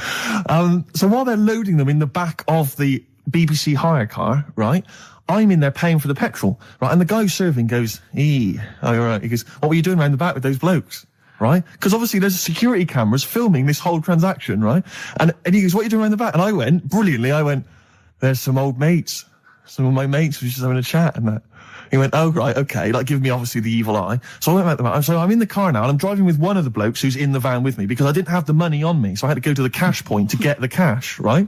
So I'm driving with him and the other guy's following me in the van and he was like a northerner like you and he was giving it all the, all right, yeah, I tell him my girlfriend's a DJ, she's got some of these speakers, they're fantastic, and he's giving me this. And then my mind starts working. Now that I've got a bit of time to think, I'm thinking, wait a minute, this all sounds a bit dodgy. Yeah. It dawned on me, Rick. You know, fool, are you? You're streetwise. Exactly. You're streetwise, Steve. Not only that, I was thinking, how am I going to get them home? I've got to drop the car off at the BBC. How am I going to get these huge speakers back to where I live? And how can I pay for them? Because I've just spent £100 on Find the Lady with a couple of blokes in the square. It seemed like a fair game. Some of his friends were winning. But so I explained to him, I said, I can't get them back to like Brixton where I was living at the time. He went, don't worry, give us an extra 20 quid, we'll take them home for you. Oh, that's good. Deliberate. They do a whole service, you see. And there's also a backup guarantee. Did they have the guarantee, the 3-month guarantee? They didn't. No. But I said, I'm not sure about that. He went, well, why don't you put them in a cab, send them back, and your housemates can collect it. I was like, oh no, there'd be no one in. And I was beginning to sort of get a bit conscious of like, maybe this was a bit of a scam after all. So I pulled into like a little side road. And I said, I'm not sure I'm into this now, actually. He went, what are you talking about? It's 200 quid for a pair of speakers. It's a bargain. You never get a bargain like this, mate. I'm going, not too sure, actually. I don't think I want them. He went, 150 quid, mate. 150 quid. I went, no. He's 100 quid now to you. And I'm thinking, wait a minute, this doesn't sound like the kind of work that Dixons would be doing. Dixons don't do that when I go in. This is it. Dixons never negotiate in that way. When I go there, look around and I leave, they go, where are you going? Exactly. I go, no, we'll have anything then. Have anything for a So quid. I stopped the car and the white van pulled up behind me with his mates in. Sure. And I said, can you get them out? I'm not interested. And he went, 100 quid, mate. And he was just going, you tosser. You obviously want some speakers. And he was having a go at me. So I was carrying the speakers out and putting them back in the white van. And he was just shouting at me. He was going, 70 quid, mate. I said, 70 quid from 200. This is ludicrous. You realise that wasn't Dixon's policy then. Exactly. They don't usually shout, you tosser, as you leave the shop and walk down Camden High Street. They're not usually shouting, you tosser. You should have took the offer of like the monthly payments they've got on at the moment. So eventually I put them in there and I sort of knocked the deal on the head and I got back in my car and they were in theirs and I just looked in the rearview mirror and they were punching the dashboard like with aggression and venom, like we let that deal slip through our fingers. And I've never been so terrified in my life. I just sat there and I was just thinking, oh my God, all I was thinking now is what if I go back to the BBC and they go, we've had a call from the police, the man at the garage, he saw you doing a dodgy deal. I love it. Yeah. Well, what you do is you put the hire car in a drain in your front garden and then go in and out of the toilet, just pouring bleach down or Ajax and they never know. Yeah. Listen, let me just tell you briefly, this is another example of how people can just exploit you and make fun of you when you're tall. Yeah. I was quite tall. I've always been like about 6'7" for quite a while now. And when I was about 16, I went to a big New Year's celebration in Bristol, where I come from. And everyone kind of congregates in this big sort of part of town, and there's all people dancing around, like in Trafalgar Square. And I was there, and somehow I just picked up a balloon somewhere along the line, one of those kind of helium sort of balloons, and I was holding that, sort of dancing around. And these two girls came up to me, and I was thinking, yeah, okay, you know, it's New Year's Eve, brilliant, you know, that's my kind of party. Yeah. They came up, they went, hey. Once a year. And they said, you going to be here for long? And I went, well, maybe. And they said, it's just that we've arranged to meet back at you in about an hour. I went, what do you mean? I went, well, it's just because we can see you wherever you are. Don't worry, you can move around and stuff. We'll see you with the balloon. Just arranged to meet some friends. I love that. A landmark. So pilots use that. Oh, we're just coming in. There's where we go. When we see Steve Merchant, we'll be descending to Bristol Temple Mead. What's really funny is New Year's Eve, Trafalgar Square, you got a huge column, but they use Steve as like the meeting point. Steve's got a huge column. Brilliant, Rick. Well done. Award-winning comedy from Ricky Gervais. So I went to a party and I was quite excited because I had the car, the motor, and there was a chick heading down to the party that I was like, you know, I had my eye on. And I thought, you know, now I've got a car and going to the party, it's going to be amazing, right? And various friends had said, like, can we get a lift? I thought, yeah, groovy. I'll pick up the chick as well, who's a friend of a friend. So cruising down to the party in the motor, you know, the Volvo estate, and there's nothing sexier than that. You know, slipping a little bit of Billy Joel on the stereo or whatever. Something classy. Exactly. And maybe it was Billy Ocean. I think maybe it was quite a Billy. Maybe it was Get Out of My Dreams, Get Into My Car. Ideally. Yeah. So I get to the party, and inevitably it was one of those house parties where the chick that I had my eye on, she kind of was chatting to other guys, and she wasn't really paying attention to me, and I was sort of... Trying hard to get, was she again? Same old story. Oh, they make me They laugh. know how to tease, don't they, the ladies? Laugh. Who are they kidding? So I'd follow her like a dog, you know, from room to room. Yeah. And watch her Quite while... literally. Sometimes he was barking. Yeah. And while, you know, just watch her while she talked to other blokes. And then, obviously because I was driving, I wasn't drinking, so I was not really enjoying myself. And then somebody said, should we go and pick up Vera? And I thought, right, okay. And they went, Steve's got a car, let's all leap in there, we'll go pick up Vera. And this girl was like up for it as well, so I thought, brilliant, you know, I'll be back in the car with her, you know, away from all these lads. One guy she had her eye on, he came as well. I was a little bit annoyed. Yeah. But anyway, he was in the car, so I'm driving down these country lanes, just driving along, and they're directing me. They're saying, go left here, go right. And then suddenly we stop, and one of them goes, just drive into that field, this pitch black field, right? And I'm sort of, well, it is my parents' car. Just drive in the field, Steve. I'm thinking, well, I don't want to, like, not seem like I'm a hard, cool, crazy kind of guy, because the chick's in the car. So I drove the car into the field. They all leapt out, started running off into the darkness, shouting, Vera, Vera, Vera, where are you? So I'm just sort of sat there in the car waiting. Wasn't Vera Lynn, was it? Because she likes to hide in fields. Bizarrely, it wasn't. Right. It was just, I was just left in the car on my own with Billy Ocean, and suddenly, at the darkness, they come back holding a Vietnamese pot-bellied pig that they had stole from a nearby farm, and they knew that the pig was called Vera because someone knew the farmer or something. Anyway, so they got this pig, so now they're going, I'll put the pig in the back of the car, we'll take it back to the party, it'll be hilarious. I'm thinking, well, I'm not sure I want a pig and all its, piggy crap in the car, right, crammed in there. But they say, yeah, so obviously I'm thinking again, I don't want to look like I'm, a nerd. I'm terrified of that, Rick, ever happens. Yeah. So, you go, hey, bring the pig into the car. Exactly. I'm no nerd. Exactly. Yeah, go on. So now we drive off again. I got this pig kind of squeaking in the back of the car. And, they say, stop again. Let's do some cow tipping. And they do that old thing, about the fact because cows sleep standing up, don't they? So you can push a cow over and stuff. Yeah. So they're having a wild time, hilarious. So this time, now we get to a sort of dead end in the road. And, they say, well, turn around, let's go back to the party. And I'm thinking, fine. Try and do a 3-point turn in this very narrow country lane, right? Get the Volvo estate wedged horizontally across the road. Can't get it out. Just can't seem to sort it out. I don't know what. I'm panicking because there's a pig in the car, right? And local disgruntled farmers, right? People drunk, partying, probably off their head on some kind of weed, Rick. Was it loads of blokes with, like, pitchforks and flaming torches Exactly. going, burn him.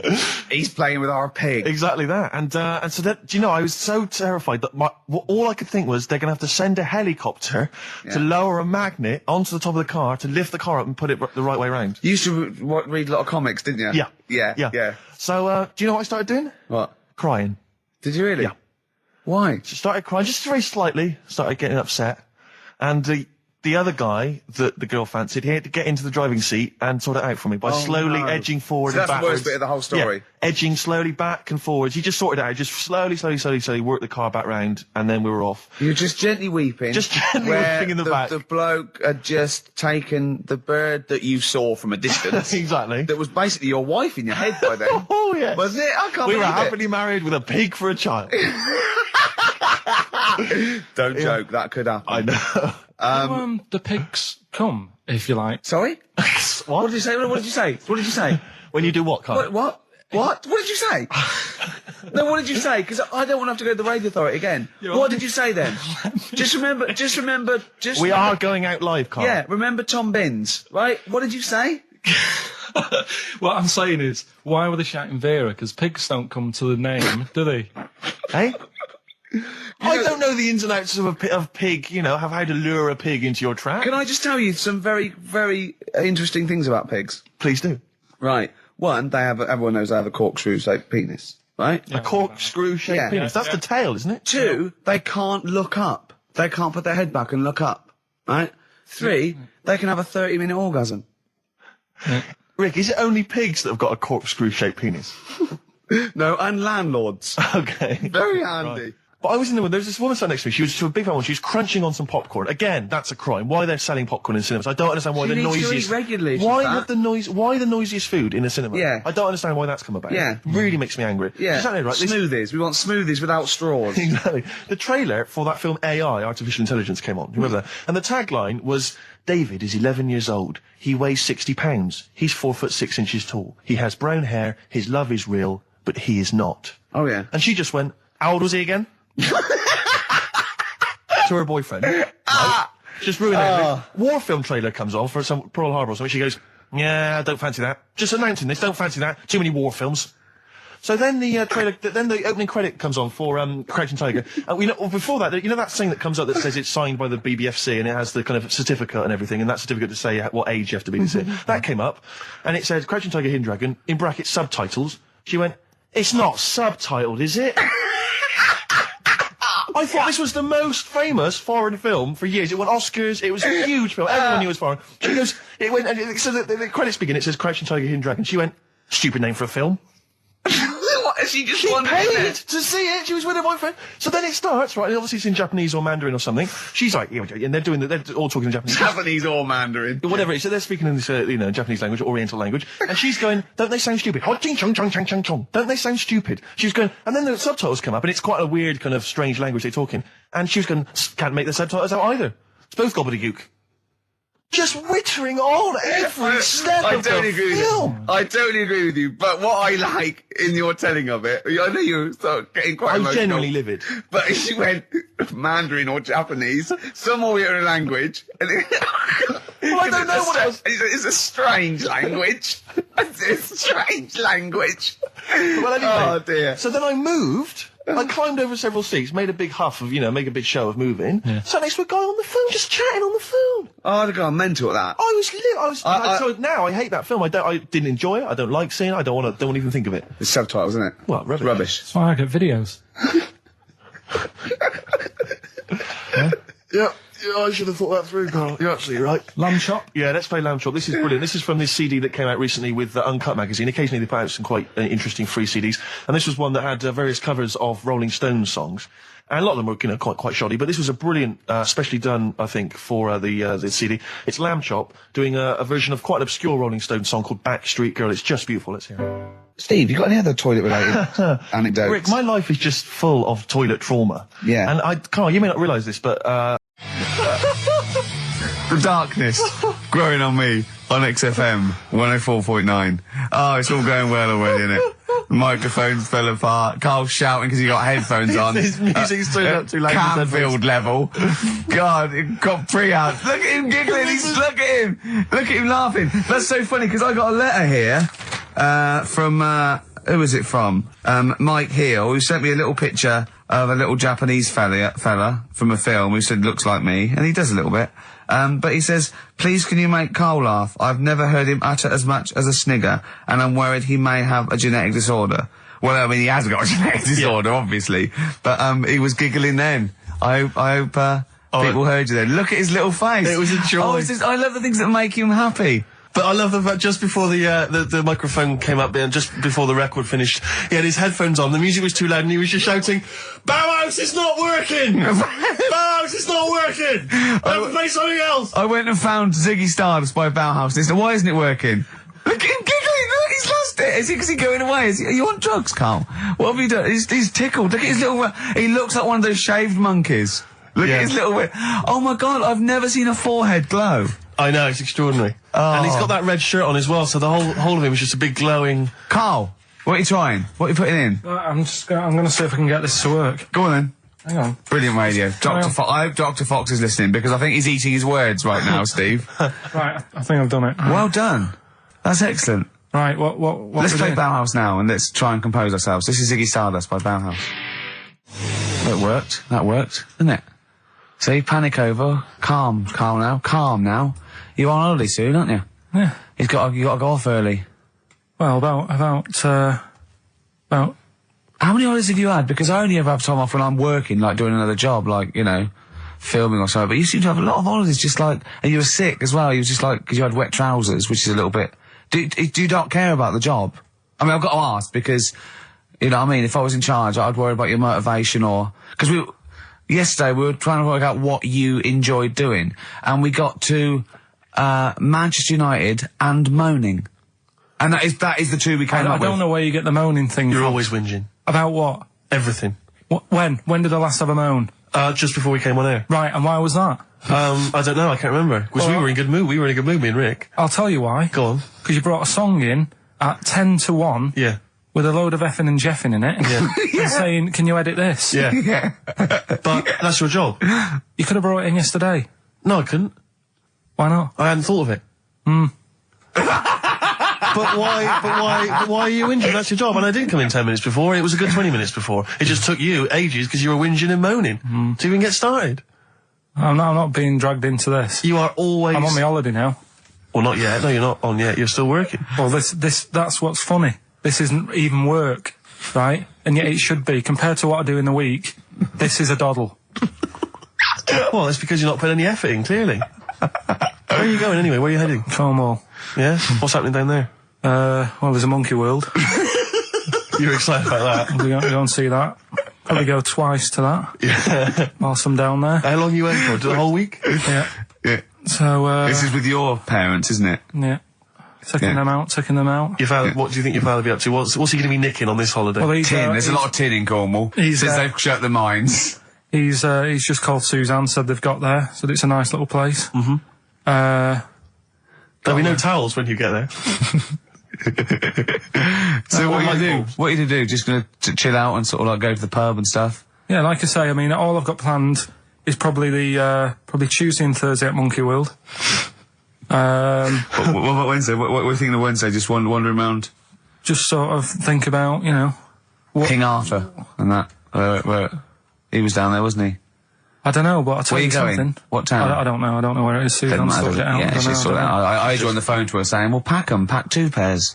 Poor woman. She's packing your bags for you. Yeah. When did Wimbledon finish? A couple of weeks ago. Right. Found myself sat there, right? I'm not having a go. I know we stopped Cheeky Freak of the Week and all that, right? So I'm not going to be having a go. Christ, I sat there. I'm scared. No, I'm not having a go. You've always got to remember that. Go on, just get on with it. Get on with it. I'll apologise after. I'm just saying, watching Wimbledon, it wasn't, you know, one of the major games. It was little fellas in a wheelchair having a game. Little fellas in a wheelchair. Right. But for me, I mean, you know, great. They're doing a sport and everything. Don't put it on the telly. What was up with it? There wasn't like a rally going on. No, do you know what I mean? Do you know normally, Christ. like with well, not to Enman, but with some of the other, with some of the other players and that, they're playing for ages, aren't they? It's like, oh, who's going to win this and that? Yeah. None of that. It was just like, hit it, net. Oh, Christ! Oh, God! I don't know what to do!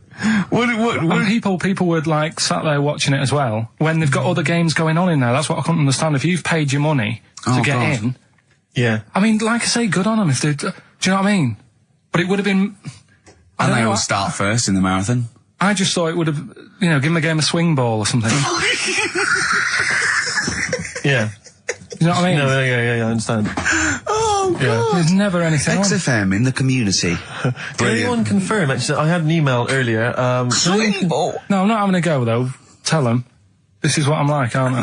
Sorry, this is recording you as well. What do you mean I'm not having to go tell them? Do you think you just said that to me? That do you think you haven't got a microphone? You just said to London, keep wheelchair sport off the telly because they can't get a rally going. You called them little fellas in wheelchairs. What? And I meant to go, what Carl meant was... What? I mean, what? They can hear you as well. Yeah, I know. It's just that they might think that I'm having a go, and I don't want them to. That's why I stopped Cheeky Freak of the Week, because some people got the wrong end of the stick. Right. And what have you. So, Well, it was funny that a woman was born with deformed legs. They might think you were taking the mic. So anyway, I just was wondering if anyone could confirm. We had an email earlier, I forget who sent it in, but thanks very much indeed for it. They said that the Paralympics began this week, and apparently during the opening show, the entertainment was provided by Riverdance. Now, I don't know if that, I can neither confirm nor deny that, but it does seem rather tactless. Let's play a tune. Ricky Gervais. Don't put my name to this last link. Don't put my name to this last link. Ricky.Gervais, xfm.co.uk. Oh. Magic, Virgin, if you're listening, we are available probably sooner than we thought. Making plans for Nigel.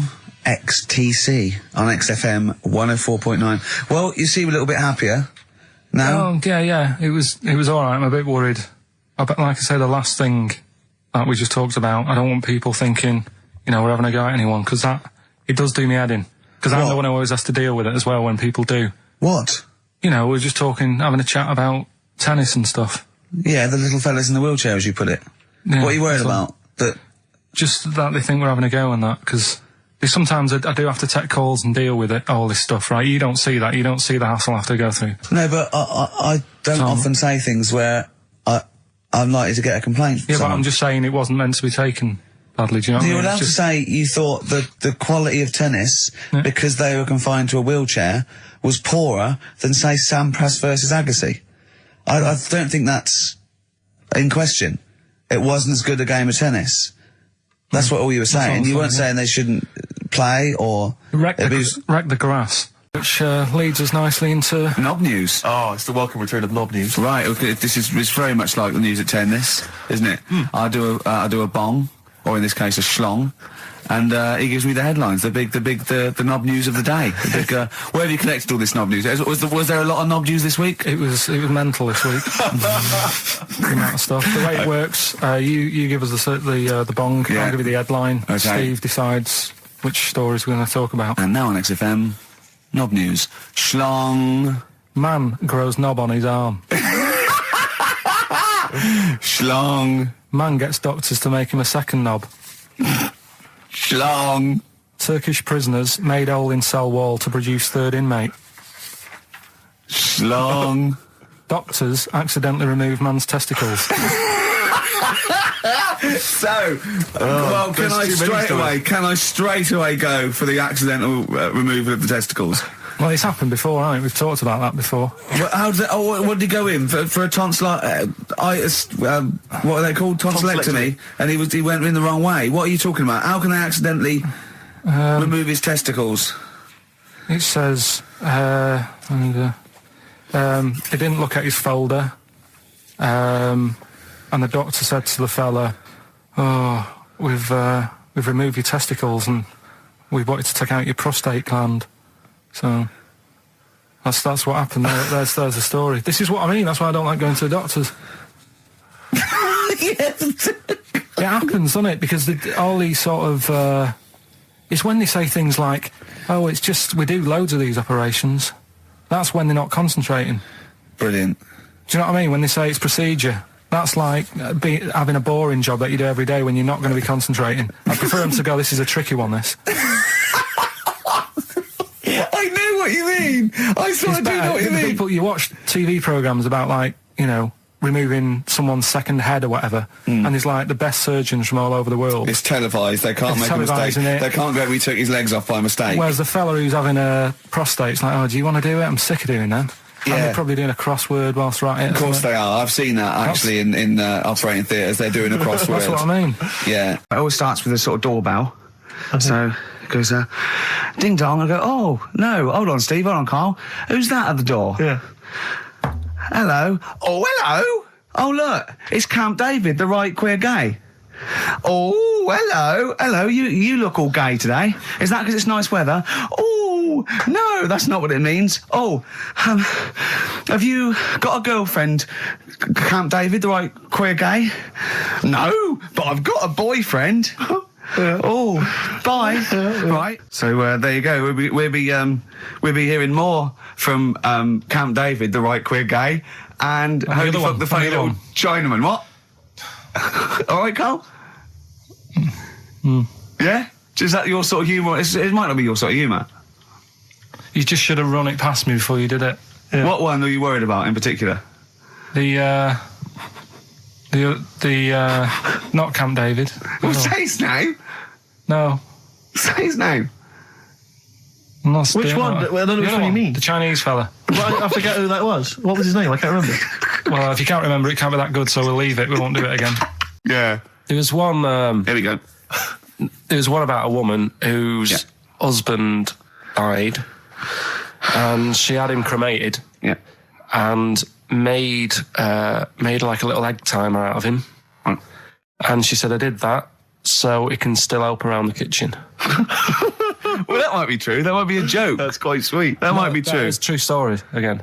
It was all... No, not again, because the ones I just told weren't. Nor is the boiling the brains in a bag curry microwave. Head story, true. Yeah. They're too convenient. Will you be buried or cremated? What? Will you be buried or cremated? I don't know. By cremated. I imagine. Like you, Steve? I don't know. It was out of my hands. Yeah, I haven't thought about I've it. not thought it through, and No, to be I don't honest. care either way. Have you heard the one about... I'm just worried that we're getting into a macabre world now of ashes, boiled heads. So I think we should play some music that people just calm down. Levi's. Just think about some of the urban myths they've maybe heard, assess them. Maybe they are absolute bollocks. Yeah. And they can move on from it. Well, Yeah. it's just that the death thing, right? Yeah. There was an argument on there about, do you know that Twilight Zone or whatever it was, Tales of the Unexpected? Oh, yeah. Where the woman got buried alive. Yeah. They were saying how, like, years ago, they'd bury people thinking they're dead. Yeah. And they've recently, like, dug coffins up, and then the people who were in the coffin weren't dead. They might have just been, like, in some sort of deep sleep or whatever. And they've lifted the lid off. Yeah. And there's scratch marks on the thing. Yeah. And that's pretty scary. And Makes you think, I mean, I hope they check these days. That's all. Thanks, Ruth. And Suzanne was sat on the floor in front of me, and she was like, "Oh, rub my neck, it's hurting."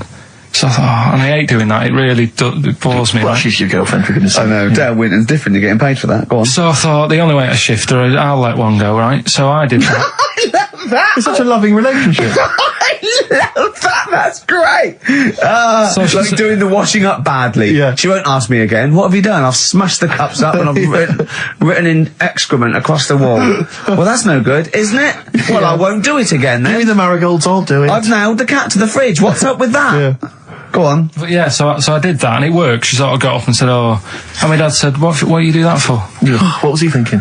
So I said, "Oh, I hate rubbing her neck. Does me head in."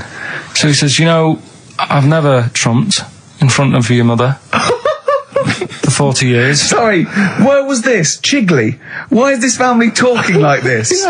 Young Carl, I've never trumped in front of your mother in the 35 years. Why you, what, I don't know what...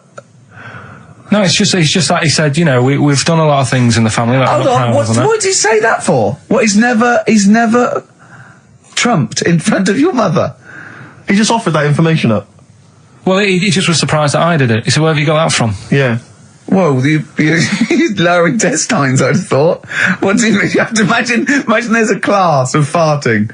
Oh, we haven't told our kids about farting. He doesn't do it. We haven't told him about it. We don't do it in front of him. You have to learn it, do you? No, but there's a place. That's what I was always told. Go on. There's a place for that. Cornwall. Do you know why I think I was ill? Stress. I genuinely think it was stress. I think I'm beginning. No, I'm analysing it. What do you think of that, Carl? But I'll tell you what it is. Look, think about it though. We live in London. We got the war, the threat of terrorist activity. That's where I live. I'm all right. Next one. We got SARS. One. Yeah, but you can walk to work. I got to travel on the tube. I came in this morning. I saw a Chinaman sneeze. I was terrified. S Club 7. They've split up. I mean, I worry about those sort of people. They're young kids. They're talented guys. I mean, they say they're going to be all right. I'm not sure Tina is. I'm not sure she's got the talent. So there's just so many elements that I stress remember me you out. were worried about hearsay. Oh, Kim likewise. Marsh is doing all right. Oh, Kim's doing fine, but she got out early. Yeah. But, you know, I'm not sure the rest of them will be. You know, No. I'm just... They're quite emotional. I've got to worry about the show. I've got to be worried about this, you know. It's just me. I've never been that good when, like, anyone in the family's ill or anything. I've just got... Just because that's the way I am, do you know what I mean? If I'm ill, I don't expect people to run about. No, after me. well, I've never been off for being ill. I mean, you were. Did a couple of Yeah, weeks but ago. that's. But hang on, I've not missed either of the shows. I'm ill today, but I'm still here. You took I seem to remember you took a show off when you were ill. Yeah. You were But whinging, I was weren't really ill. you? Right, sure. I couldn't even walk to work though. Yeah. That's what I mean. Did you go to the doctors? No, I was too right. ill to get there. Right. That's how bad I was. Did you call a doctor out? No. Oh, interesting. But it's just that, I mean, we were talking about it last night because I was saying to Suzanne, I said, "Oh, Steve's, you know, he's been living at home all week." She said, "Oh, is he I like really the ill?" way he talks right behind your back as well. Thanks. And she said, "So what's up with him?" Malingering geek. And she I said. said, "Oh, he's got a sore throat or something." She went sore throat. Oh. So she said, "Well, you don't know how serious it is. Don't be off hand with him tomorrow because, you know, if he's coming in and he's still not right, because she always sticks up for you." Yeah. Right. And she Because said, she's and got anyway, some sense. she said, and anyway, you're no good when people are ill. I said, hang on, what are you talking about? So apparently, when we first sort of started going out, the first time she was ill, she kind of thought she saw the real me. Because she was ill in bed and that, and I was saying, "Oh, get up." And, Of course, you can drink alcohol with these. and I just was like, you know, you make yourself feel worse if you lie in bed. I said, "Come on, we need to go shopping." And she said, "You go shopping." I said, "No, I'm not, because I'm rubbish at shopping for food." Do you know what I mean? I'm all right at getting that night's food, but once it starts, like, you've got a plan. Sure, yeah, you're dropping the bananas. You know I what you're forget doing. all sorts of stuff. So she said, "I've So got all over the floor. Well, she was like feeling out on that. She said, "I've got a temperature, so we'll come to the supermarket and not hang about in the chicken." Frozen chicken section, cool yourself down. Yeah, sure. And it made her worse. So now she was like, "Do you remember that?" And I was kind of like, yeah. Who's that hot woman sitting in the chicken fillets? Yeah. That's Carl's girlfriend. She's obviously ill again. Even when I was younger, do you know when I told you that I was picked at school to give old people biscuits? Right, yes. Because you had nice hands, Because wasn't they it? had nice nails, right? Yeah. And then because I went down a storm at that. I went down a storm at that. said- Bravo! Getting back with the Garibaldi's the best I've ever had. Bravo! What do you mean you went down a storm? Because I'm into biscuits, so you knew your stuff. I was talking to him about I'm them, into biscuits. right? So then Did you make sure that they finished the first layer before you dipped into the second layer? No, there's no rules like that. Just No rules. what do you want? What do you want? What do you fancy? Yeah. So then, because I was good at that, we were going to like an old people's home where they were a bit iller, rather than just being old. They were like ill. Yeah. And I said, no, not doing that. Not going there. Because they're old people. They didn't want biscuits. Well, yeah, that's the They're most too thing, to yeah. eat. So yeah. So Did you have to dunk them in tea before you fed them to them? No, it was just like, Did you feed them like Did you have to pigeons? chew? Did you have to chew their food, then stick it down their throat with your face? Like a little bird? Yeah, yeah. little trolley, right? A lad who I didn't really get on with, he had good nails as well, so he was serving the tea. Yeah.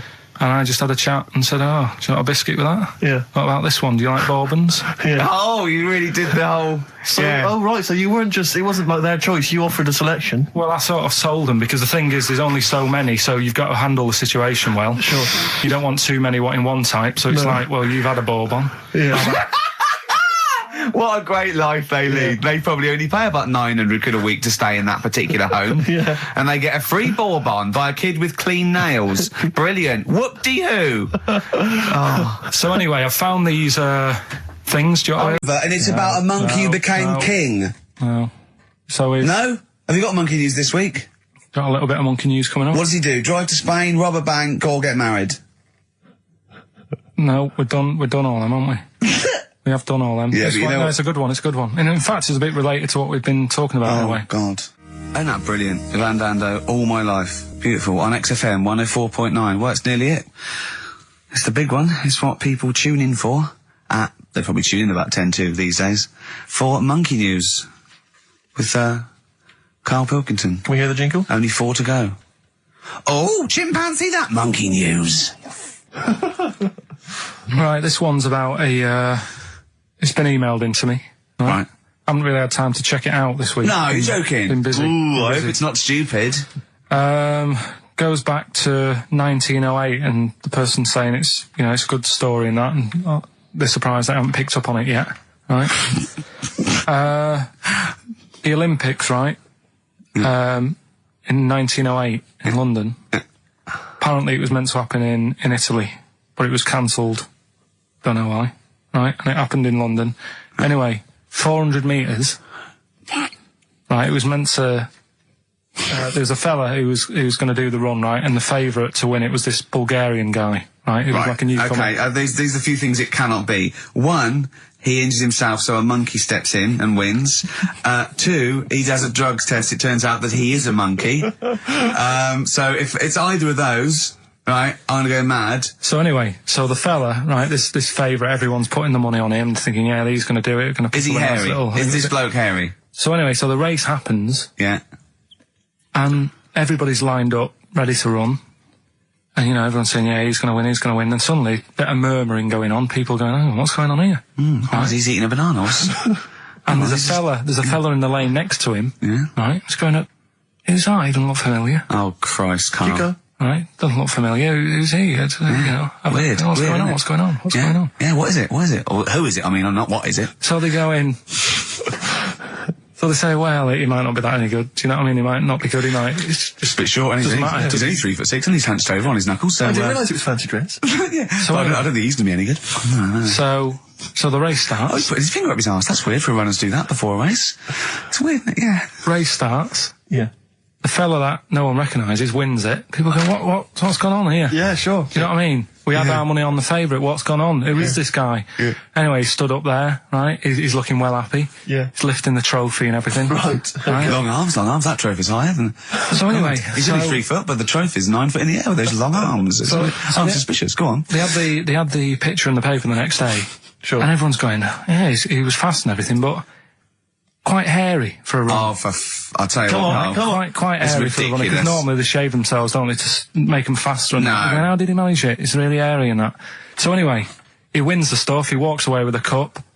The people who are in charge of the running, or like the Olympic Committee, look further into it. Turns out it was a chimp. Right, keep talking. No, don't keep talking. Why encourage him? Shut up. This is monkey news. If you can't handle the news... It's news from 1909 and I haven't heard about a chimp winning the Olympics. Right, be quiet. What happened there then? 400 metres, right? Now, Don't the thing is... talk shit. The only Please, thing was, Ricky. it took so long for the Olympic Committee, right, to find out that it was a monkey.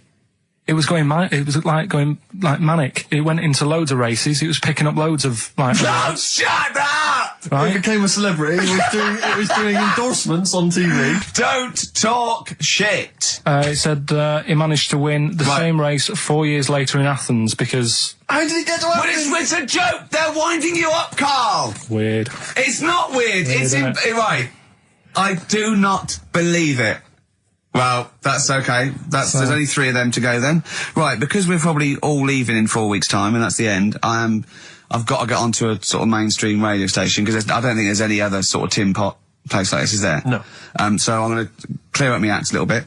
I've got an album from the Capitol Radio Library, and it's the best punk album in the world ever. So if Cap's listening, I'm just going to show that I can do a mainstream. I'm going to play a classic song and I'm going to announce it right and everything. So if you get a job on a decent station, you'll take me with you, will you? we're a pair. Brilliant. So, okay, here we go, right. If anyone's listening, just to show that I can do mainstream radio, okay? Well, that's all. Okay, I'm just... Oh, you're getting nervous. You're getting nervous. okay. So come on. Shall I get a monkey Okay, and do it? it's alright. Okay. Well, that's about all there is time for today. You've been listening to Ricky Gervais with me, Stephen Merchant. Across the way, K-Man Pilkers. We're going all the way back now, a classic song from the late 1970s, and this is Devo with Mongoloid. Monkey news, I Monkey trust. news is safe, isn't it? Some monkey news, that goes without I saying. told a bit of monkey news. I did a photo shoot at the zoo this week, and one of the people in Trying to make charge. yourself look good. yeah. They told me that they used to have an orangutan, right? But it escaped. It worked out. It lifted up a drain, got out the drains, and got out up into the zoo. It actually did a Coldix type escape, right? And Carl goes, "What happened?" I said, "Well, they sort of they surrounded it and sort of got it back in." He went, "That's no good, though." I mean, it's not monkey news unless it steals a car and goes to Spain. Exactly, yeah, or opens a small I mean, that's bistro. real. That actually happened. Yeah. But it's not real unless it, takes a gun, gets mistaken from a president, and, runs the country for 3 years. Monkeys, Pleasant Valley Sunday, brilliant. XFM 104.9, Karl Pilkington. This show is monkey heavy, isn't it? It is monkey heavy. Carl, if you were president, would you sort of make it compulsory to maybe have a little monkey? Everyone has a little monkey of their own? Little chimps out and out, old age pensioners? It's not a bad little... It's funny, because there was a story the other day when I was looking for monkey news.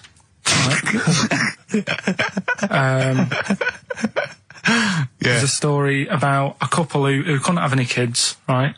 There's something wrong with them, but they really wanted a kid. And they got some dodgy email address where they could buy a baby online, right? It was someone who would have a kid, and you could buy it for $3,000 or something, right? Yeah. So anyway, they got one, they got picked, and they're like, brilliant, there's the money. Got the baby and everything, they were loving it. Playing with it and stuff. As it got older, Feeding it. it got airier. Oh, shut the oh, Carl. Turned out they'd been sold a chimp. You maniac, you stupid mank twat. on Don't earth? talk shit. That is as if... what? didn't know it. Oh, don't talk. Are you mental? You I love the fact stupid. that didn't make it into monkey news. I know, yeah. It's a bit sad though. We don't like to bring They the bought... feature down. Yeah. But And how anyway. long was this? It got hairier. They're born hairy. They're not born like humans then develop hair, because they go, hold on, we better get the chimp stuff kicking in now, because we're in the jungle. School photograph, they were like, hang on a minute. He looks a bit weird. Oh, you are just Mad, the rubbish. Mad, innit? Mad, innit? Imagine, oh, God. But Just anyway. imagine if he was in charge. We did put him in charge of the country. Terrifying. Wouldn't that be amazing? Let him run the country? Just for a week. Or the mayor? What would you do if you were the president or the Lord Mayor of London or the Prime Minister Karl. I wouldn't do it like he's going to be offered it. David Bowie, Sorrow, on XFM 104.9. Nearly there, but, you know, we're working our way up to the grand finale. The bit where Karl spouts absolute nonsense from a dodgy source on the internet about a monkey who did something impossible. Let's cue up the jingle. Hang on. All right. Perfect. Oh, chimpanzee that monkey news. Right. Let's have a look. This one's from some woman, right? Yeah. And she was taking part in the London to Brighton bike ride, right? Lovely day, weather's good and everything. What year? She's just a couple of months ago. She's done all the training, right? Done all the training and stuff. Got a brand new bike for it, got a little puncher outfit and stuff, all set for the day, right? It's a nice day, she sets off. They all start pedalling and that on the way to Brighton, right? So she knows the route and that. Got little headphones on, cycling along. Suddenly... Right, okay, I'll stop you now. If a cyclist overtakes her and is going really fast and it's sort of hunched over, but it's got like lots of cycling gear on and a helmet and goggles and they can't tell what it is, but they just know it's like a little hairy fella who hasn't bothered shaving his legs, which is weird, isn't it? Because cyclists usually shave their legs and this bloke had really hairy legs. But and it won. They gave it the medal. It won 3 years running. They gave it the key to the city. It had its own game show. And then someone said, hold on though, this fella's all hunched over and he's only 3'5" and his arms are longer than his body. It's a chimp. If it goes anywhere near that, we're never doing it again. More monkey news next week. She's cycling along. So anyway, she's cycling along, right? And this tricycle... I couldn't predict that. There's always one element you can never anticipate. Yeah. Got a kiddie's tricycle with a little kid on it. Little hairy kid with a helmet. Okay, just go on then. Well, the tricycle comes Whizzing past, thing. Strong legs, isn't they, chimps? So she's thinking that, but didn't get a chance to see the thing. Oh, yeah, couldn't quite see the cyclist. Oh, God! You bald mank git. Go on. Yeah, research scientist Karl Pilkington. So anyway, she gets to the end line, right? And they got talking, it was a nice day, nice race and all that. He said, did you see a little thing on a tricycle? Thing? Well, a person, surely, just a human. Did you see that? No. Did you see that bloke on the tricycle? So anyway, turns out... Yeah! Well, what did you say thing? Well, no, wasn't no suspicious. I mean, what did you say? Did you see that fellow on a tricycle? Anyway, so it turns out... Go on. It was a chimp. You're joking! Right. Well, Christ almighty, there you go. Unbelievable, and it was a chimp all along. So anyway, right, so the woman's like... We're never doing this again. Checking out the news, right? There's nothing on it. She checks out XFM Monkey News. Right, okay, I'll stop you there again. Right? If it turns out she does on the news, right, and the circus goes, we're looking for our chimp, it used to ride this tricycle, and it escaped with police chasing it. No. So she listened to XFM, see if I'd picked up on the story. Yeah, sure. I didn't have it and stuff. So she got in touch with the organisers of the London to Brighton bike ride, said, look, saw a little hairy fella. Why did she care? Because she wanted to know, she thought it was a bit odd. Well, turns out it was a chimp. They weren't happy about it. Of course not. Because now the owner of the chimp wants to enter it into the Tour de France. No! Oh, God! I'm gonna die! Oh, God! In 2005. Now, a couple of questions. I trust you'll be able to answer these. Oh, God! Steve, help me out. How did it get hold of the tricycle? I don't know. Okay. Okay, no, that's fine. That's not an important point. Look, that's important. What's the matter with you, Steve? He doesn't know that. How did it know to... well, firstly, how did it know which way to cycle? But more importantly, how did it know there was a major bike ride? Following the crowd, Steve. What's the matter with you? The owner of it had trained it and stuff. No, he hadn't. It had already done the run beforehand, before the big day. No, it hadn't.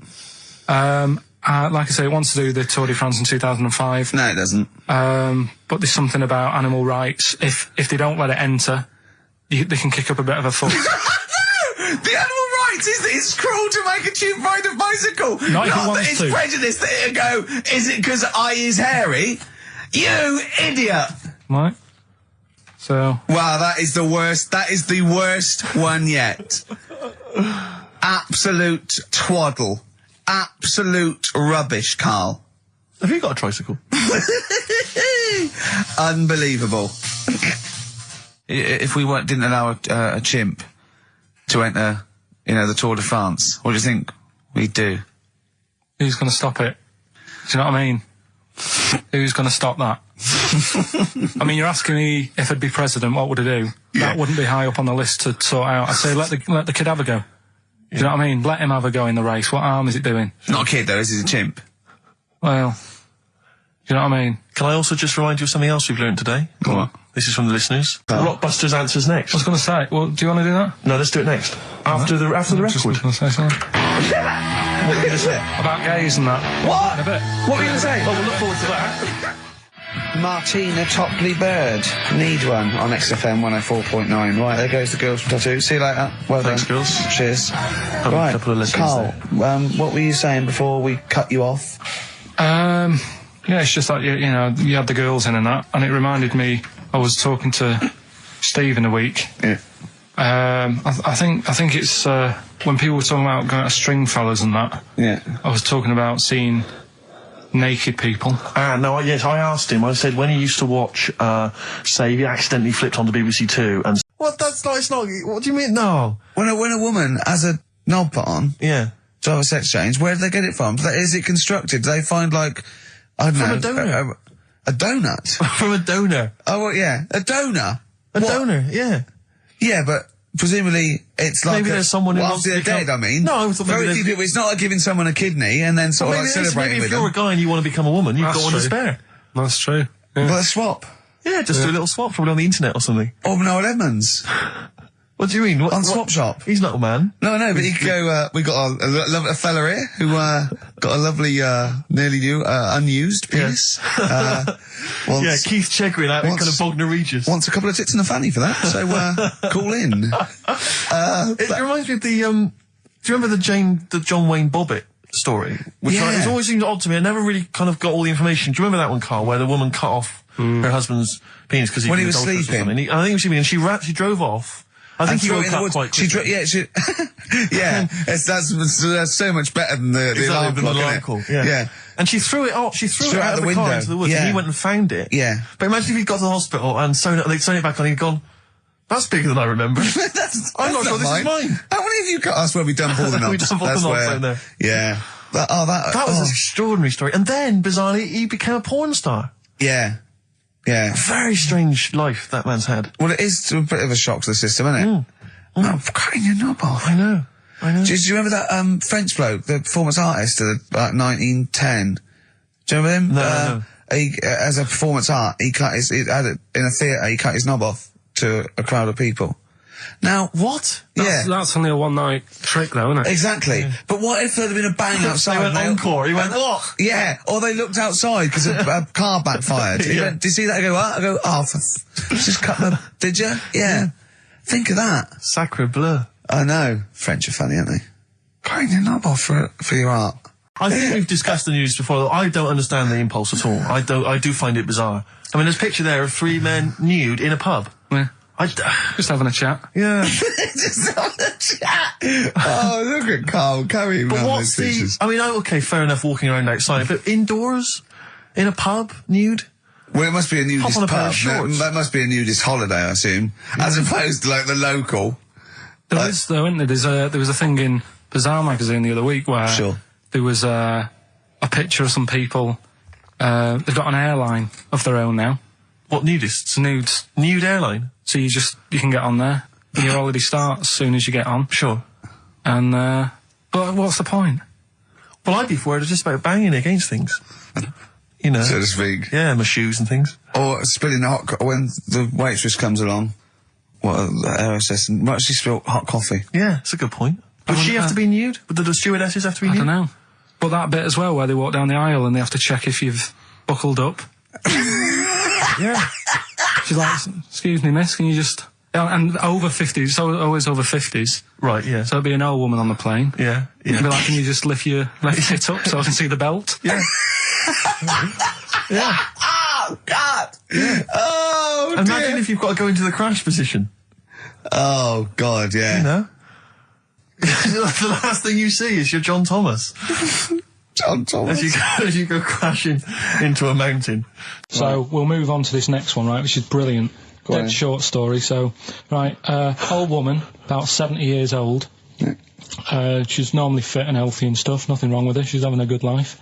And one day, she goes for a check to the doctors, just to check herself out, 'cause she's getting on a bit. Says, take your clothes off and that. So she does, and checks her out, says, yeah, you're looking good, you're looking good. Turn round, he said, oh God. He says, you got a tumour on your buttock. Right? So she goes, oh, can you do anything to sort it out? So they go, yeah, we could book you in for an operation, it's best if we remove this. Books are in for an operation, operation day comes, strip her down and that, they're all stood round, the doctors, start to operate. It only turns out it's a pork chop that she sat on 5 years earlier, and it had stuck to her buttock. Right, Carl. I can forward you. Serious. Right, okay, Carl, I'm telling you now, I'm leaving. I'm never doing this show again. No, I'm serious. Honestly. You're talking, I've never had such you are, play a record. I can't believe it. What do you mean you can't believe it? Stop the record. Right, okay, right, what do you mean you couldn't believe it? No, when I read it, I said, I've got to tell Ricky that. This woman had a pork chop stuck to her arse for 5 years, you mental case. Of course she didn't. Doves, caught by the river. People are going to think you're thick, Carl. Well, they can think what they want, because if they do their own research, they'll probably find the story. Because it won't have happened that many Carl, times. think about it. I mean, how could an old woman have a pork chop stuck to her arse for 5 years? She said she couldn't remember even making one, so she was as surprised as the doctors were. But hold on though, she presumably must have sat on it naked. Yeah. Didn't that bring back any memories? No, it's weird, but... Carl.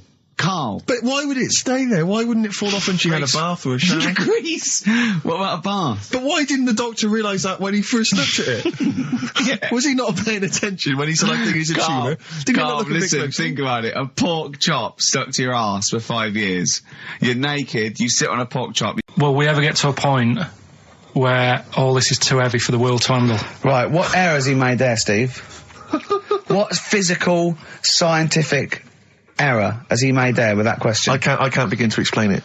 Carl, we're not getting the rocks from other planets. It's already here. It's like having a big pile of books in a room and then moving them over to the other side of the room and build a thing going, oh, can the room take it? I'm building a lot of things out of these books. What about plastic? Where's that come from? Other chemicals that existed on the planet. Yeah. Do you see the point? Hang on a minute, though. What about a little tree? You plant that as an acorn, it grows, Rick. That's bigger. That's more stuff. Yeah. Don't listen to him, Carl. He's patronising you. What about acorns and that, though? Right. They grow from minerals and proteins already in our atmosphere or in our the mass of Earth. What about a cat, Carl? Right, you get it. It's a very tiny kitten, but it grows up and it's bigger. Carl, he's doing it on purpose. Elephants. They're very small to begin with, but they get bigger and bigger and bigger, and so they get heavier and heavier. Mind you, dinosaurs have gone. You know, but you...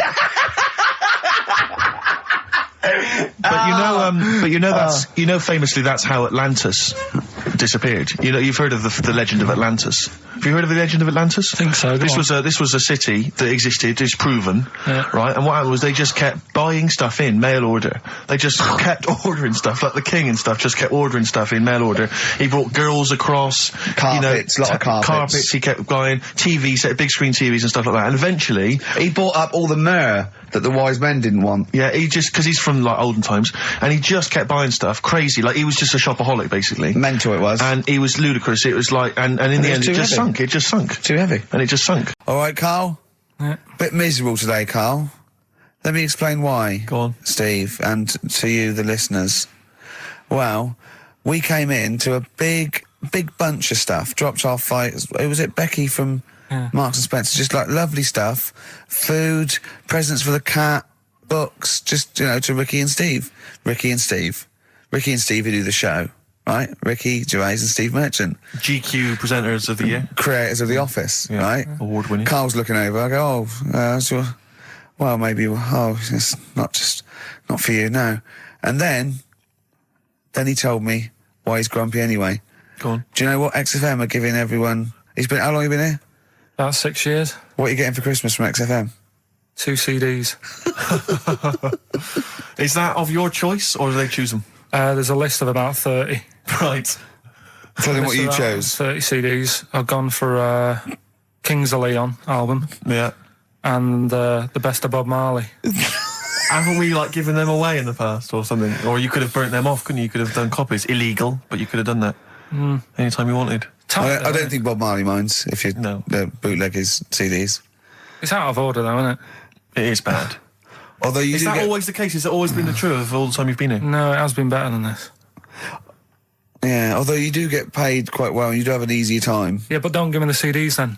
If it was a milkman, you don't go, I have 2 bottles of semi-skimmed. Happy Christmas. Yeah.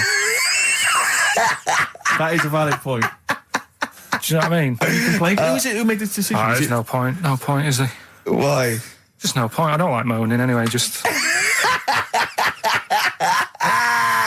Has it come from up top? Is it like from the capital people?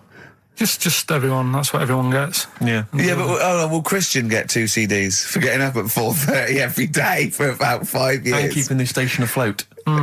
Probably. Yeah. So that's why I'm a bit fed up. What you listen to first, Marley or Leon? Well, they have a bit of Marley. I'll tell you what Marley's good for as well. You're going to have a little beach holiday, aren't you, over Christmas, going to Lanzarote? Listening to that on the beach, you'll realise how wise XFM are in the long run. You know, you go, well, look, they could have given me 400 quid, right? Well, I'd have spent that. But this is, you know, the legend lives The gift on. that keeps on giving. So you're probably, you know what I mean? Think how much what you got to think of is how much all his great songs took, not only from the depth of his soul and, you know, all his sort of angst and knowledge and love, and then all the studio time, the marketing, and they're just giving you one like that. They go, don't worry about that, Carl, just have it. And you go, what? But all the time we spent with Bob Marley and everything is there. You know, have it, Carl, have it, Carl. And Practice. Yeah, have that. Thanks, well done. Carry on. We're still going to pay you for the work. Yeah. That's just something on top. Here's a little piece of Bob, free. Yeah, so don't moan, it's extra. So, they didn't have to give you it at all. Play a record, you ungrateful little swine. Some people, like the homeless, aren't getting anything this Christmas. This is my Except to favourite. chill. God. Bless him. Did I ever tell you about my Uncle Alf? No. He wasn't a proper uncle, right? Right. But he was just Was he an aunt? one of my dad's mates and Yeah. that. And he was getting on a bit. He must have been about, 60, which is pretty old when you're younger and that. And he was the same. He used to always wear a suit and that. But he was never in good nick. It was always like a rough suit, but it doesn't matter. He's still, making half the effort and that. Yeah. And he used to sleep in a dinghy. Right, my Uncle Alf. What? In his house? Yeah. Why? Well, in a flat, he's in like a little bed set. Because he only had a little bed set and he was into boats and stuff. So he had this 2 birds with one stone. had this little dinghy, had a little flat, thought, well, it's tight space and that. He had a dinghy as a bed, and he had 2 tellies, right? He had 2 tellies, one that the sound worked on, the other one only the vision worked. So if you wanted to watch a programme, You had to turn both on. put them both on like BBC One, turned one up and watched the other one. Wow. That's extraordinary. From his dinghy? Sat in his dinghy. That is brilliant. It was an inflatable dinghy, it wasn't like a wooden. Yeah, an inflatable one, yeah, a big inflatable Did you one. ever go around and visit him? Yeah, now and again. Was it weird seeing a 60-year-old bloke in a suit in a dinghy inside watching 2 tellies? It's weird out at the time, I thought nothing of it. But which of the TVs stopped working properly first? I mean, did he... let's say the sound went on one of them. Yeah. Did he carry on watching the other one, hoping that the other one was fine? Or No, he did went and got a new telly, and then the vision went on that, and he went, oh no. He went, hold on though. Wait a minute. I've got another telly in the wardrobe that I haven't used. So this is, we should explain what this is if you just tuned in. It's one of those stupid lateral thinking problems. That Karl himself has created. Yeah, that was his homework. Right, this one. It's a fella. He has a normal day doing stuff. Nothing wrong with him. Right. And It's the twist in the towel. It's just like Towers the Unexpected. Just a normal day, nothing wrong with him. Hold on though, he's got the legs of a fish. Go on. So, That's why he's been hiding his legs. So Go on. he does his The normal- legs of a fish. Sorry, Carl, carry on. He has his working day and that, Yeah. and then he gets a bit tired. Goes to bed. He puts the light on, leaves it on, goes to bed. Oh. That's crazy. That's mental. I can't think what's happened. Anyway, here's Radiohead. Right, okay. The question is, why does he put the light on when So he's a going man, to bed? he's had a normal day, he's come home from work.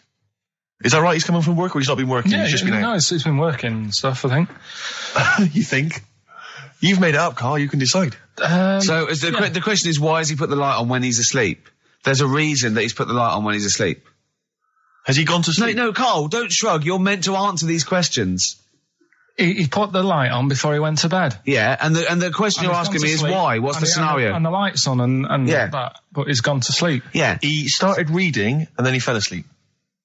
No. Did he intentionally, for some reason, put the light on? Every night. It's mad. Sounds mad. That's Carl, doesn't it? Every night he does it. Yeah. He puts the light on when So, he goes to light sleep. on it, goes to bed. Carl, is the point of this, he puts the light on for a very good reason. Not for us, but for some people. He's blind and it's always been on and he thinks he's turning it off, but it was on in the day and he thinks he's turning it off, but he's turning it on because he's blind. That'd be stupid. That works. No, that works great, Rick. Yeah. Thank you, Carl.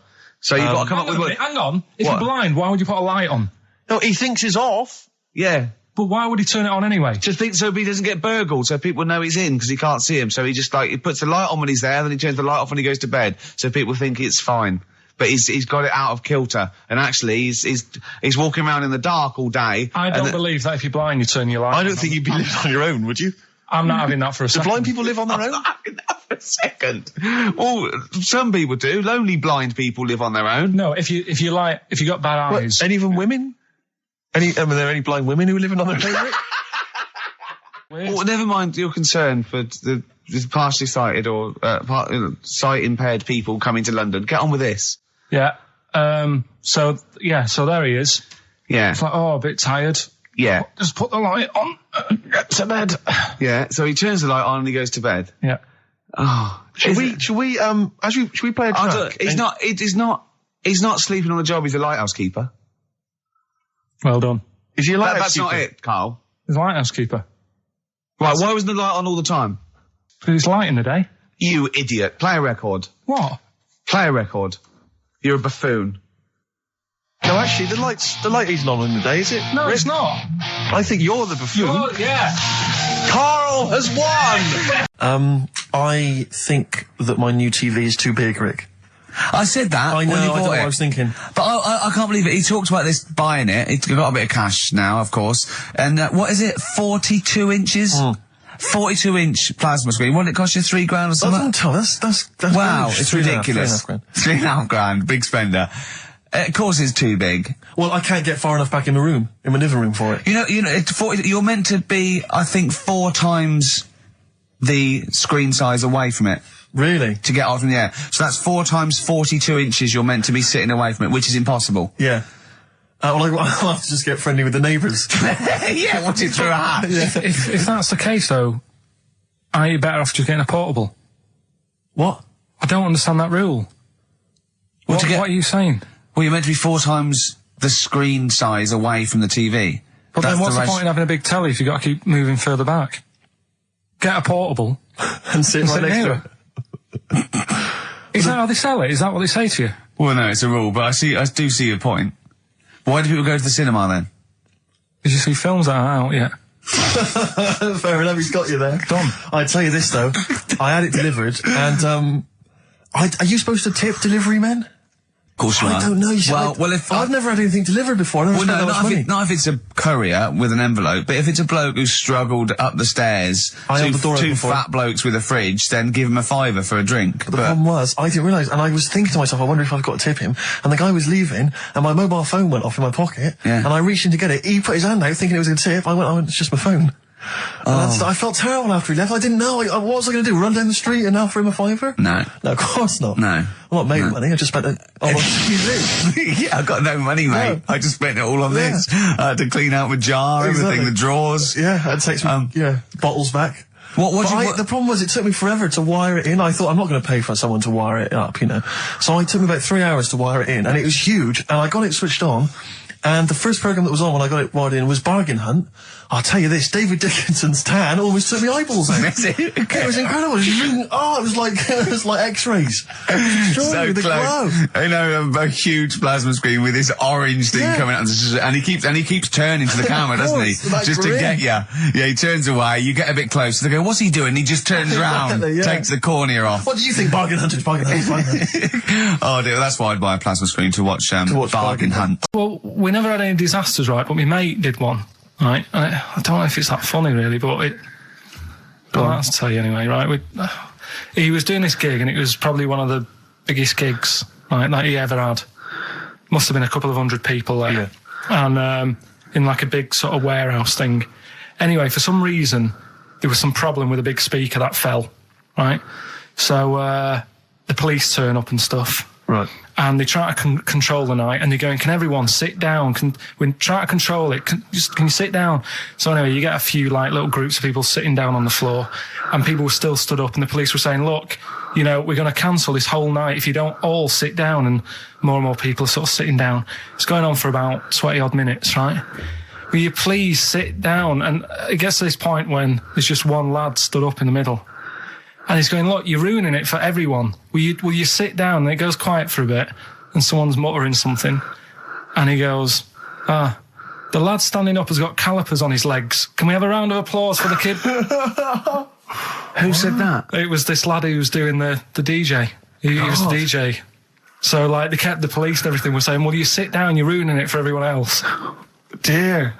The quick way to sort that out would have been to play James. Yeah, you sure? We haven't done Cheeky Freak of the Week. That's a new feature, isn't it? That's a new feature. Cheeky Freak of the Week. Let's do Cheeky Freak of the Week. What is the cheekiest freak of the week? I'm just going to apologise now. I've just had freaks. Sorry to freaks. Okay. Right, go ahead. Well, I say it's a new feature, but we've sort of touched on it in the past with... We always talk about freaks. Hairy Chinese kid. Yeah. We've had the Pillow Man.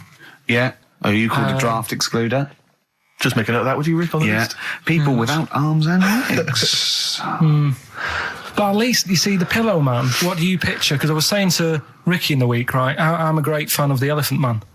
That's his favourite freak. Of all the freaks, that's it. Do you know why he said? He said because you get what you pay for. When someone says the Elephant Man, you get what it says on the tin. Right. You know you're going to get it. Yeah. Do you imagine, Steve, if you had a mate and you said, "Where are you going?" He said, "I'm going to go see my mate." And you go, "Which mate?" And he said, "The Elephant Man." Yeah. Straight away, you haven't even met him, but you know what he's going to look like. Yes. Right? That's what I like about that. Hairy Chinese kid. Yeah, you know what you're going to get. Pillow Man. Yeah. Not so good. What does that mean? It could be one of those big fat things on that show, couldn't it? A big pillow, like a... Yeah. They had that big thing about the fat people and feeders. They were getting up to like 60 stone and that big one. And there's a thing called fat admirers that just fancy fat women, right? And you writing that down? Yeah, sorry. And they had blow up versions. It looked like a bouncy castle. Wow. Yeah. Really? Yeah. You'd be knackered when you blew that up. Yeah, you just wouldn't want to go forget it. Yeah. Oh God! That's people being cruel as well, isn't it? Because after watching the programme on Channel 4 about the fat people and fellas who like them and stuff, there was a story on one of the news websites about some fella in Germany. Right, it was a big fella, must have been about 50 stone, and he fell over, right, and I think he hurt his ankle or something, and timber. They sent firemen instead of like an ambulance. Yeah. So straight away they're having a bit of a laugh. They're not. No, they've got winching gear. Well, they didn't know. They didn't have winching gear. They had to use the hose pipes to carry him out. I think it was Anna Nova, that news website. They had to use the hose pipes. So they made like a bed using the hose pipes. Oh, yeah. And had to carry him out on that. And then they had to sort of get him into a special truck, they said. Mm. And do the same when they got to the hospital. I mean, that's mad, isn't it? They shouldn't do that. Although, Carl, I'm loving that story. I'm just worried that we're not going to be able to fit in Cheeky Freak of the Week. What's the Cheeky Freak of the Week? All right, Cheeky Freak of the Week. Something I found on the net. Yeah. A fella who had 27 toes and fingers. In a jar? No, still on him. And proper ones as well, not like little stumps and that. Proper, fully formed fingers. He had like... Was he a pianist? Close-up magician? I don't know what he did. He just said that he's... Cat's cradle professional? Did he ever work on finger bobs? He was saying in the week. For the crowd scenes. I'm now going to do Braveheart. Yeah. He said about the Elephant Man. He said, I want to do a thing right with freaks where it's good and bad. He went, what did you said? The pro about him is... What about the fella with loads of fingers, or...? No, the Elephant Man. Well, He said the bad thing is he stretches his jumpers. When he puts them on. Yeah. And what's the good thing? Sort of, he never gets up and goes, oh, my hair's a bit of a mess today. No. He's always having another bad face day. I don't complain about his head and shoulders. You're taking the piss. Yeah. Oh, dear. So that's freaky. Didn't you see an elephant woman in Manchester? Yeah, leave that. What do you mean, leave it? No, because it is sad. I know it's sad, but I mean, I don't know what my next sentence is. No, people always That think, should be the end. I don't need to say anymore. People will know what she looks like. It's a good name for her. Did she like buns? Oh dear. It was when my dad was a taxi driver and he used to sit in the front. Yeah. And she used to get a lot of taxis. Yeah. And he only charged you half price, didn't he? He was a good guy. well, the bad thing is as well with people like that, you don't want to offend them because they never forget.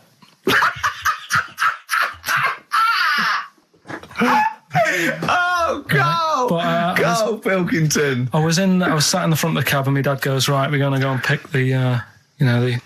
I can't even tell you the name. These guys, just evil. Right? What do you mean? No, leave it. So she's got... No, Carl, please. tell me what he said. No. You've already stitched him up his Stephen things from Little Welsh I don't fellas. care. Right, what did he call her? Steve, back me up on this. I really don't want To be to. fair, our opinion of him is already pretty low. Look, tell me what he said. No, it's not. I'm scared of what my dad gets. It's the person who's got the She's thing not wrong. listening, is she? Well, her headphones wouldn't fit on her head. Tell me what he called her. I don't want to. Tell me what he called her, Carl. I'm getting angry, man. Tell me what he called her. No, I'll leave that. Honestly, Tell me what he... It doesn't matter. Tell me what he called her. Carl, just... I'm going to go... Seriously, I want to know what he called her. Right, you're not going to stop this show. We're not doing the next show until you tell me what he called her. What did your father call the elephant head woman? Tell me. Spudhead. How old were you? I don't know, about 9. So did you expect to see a potato with a dress? He did sort of, again, it's a good name. Do you know what I mean? I had an idea of what it was going to be about, and he said, do you want to stay in the car, I'll take you home, because you can't... Spudheads, you got lovely eyes. Can't. Right. Come on, man. That's R for rabbit, right? So anyway, my dad says, yeah, well, we can get in there for free. Of course he did. Clever. Right? So we parked up on this little country lane, right? No one about. We walked How much down, did it go in? Like £2? about £3 each. Yeah.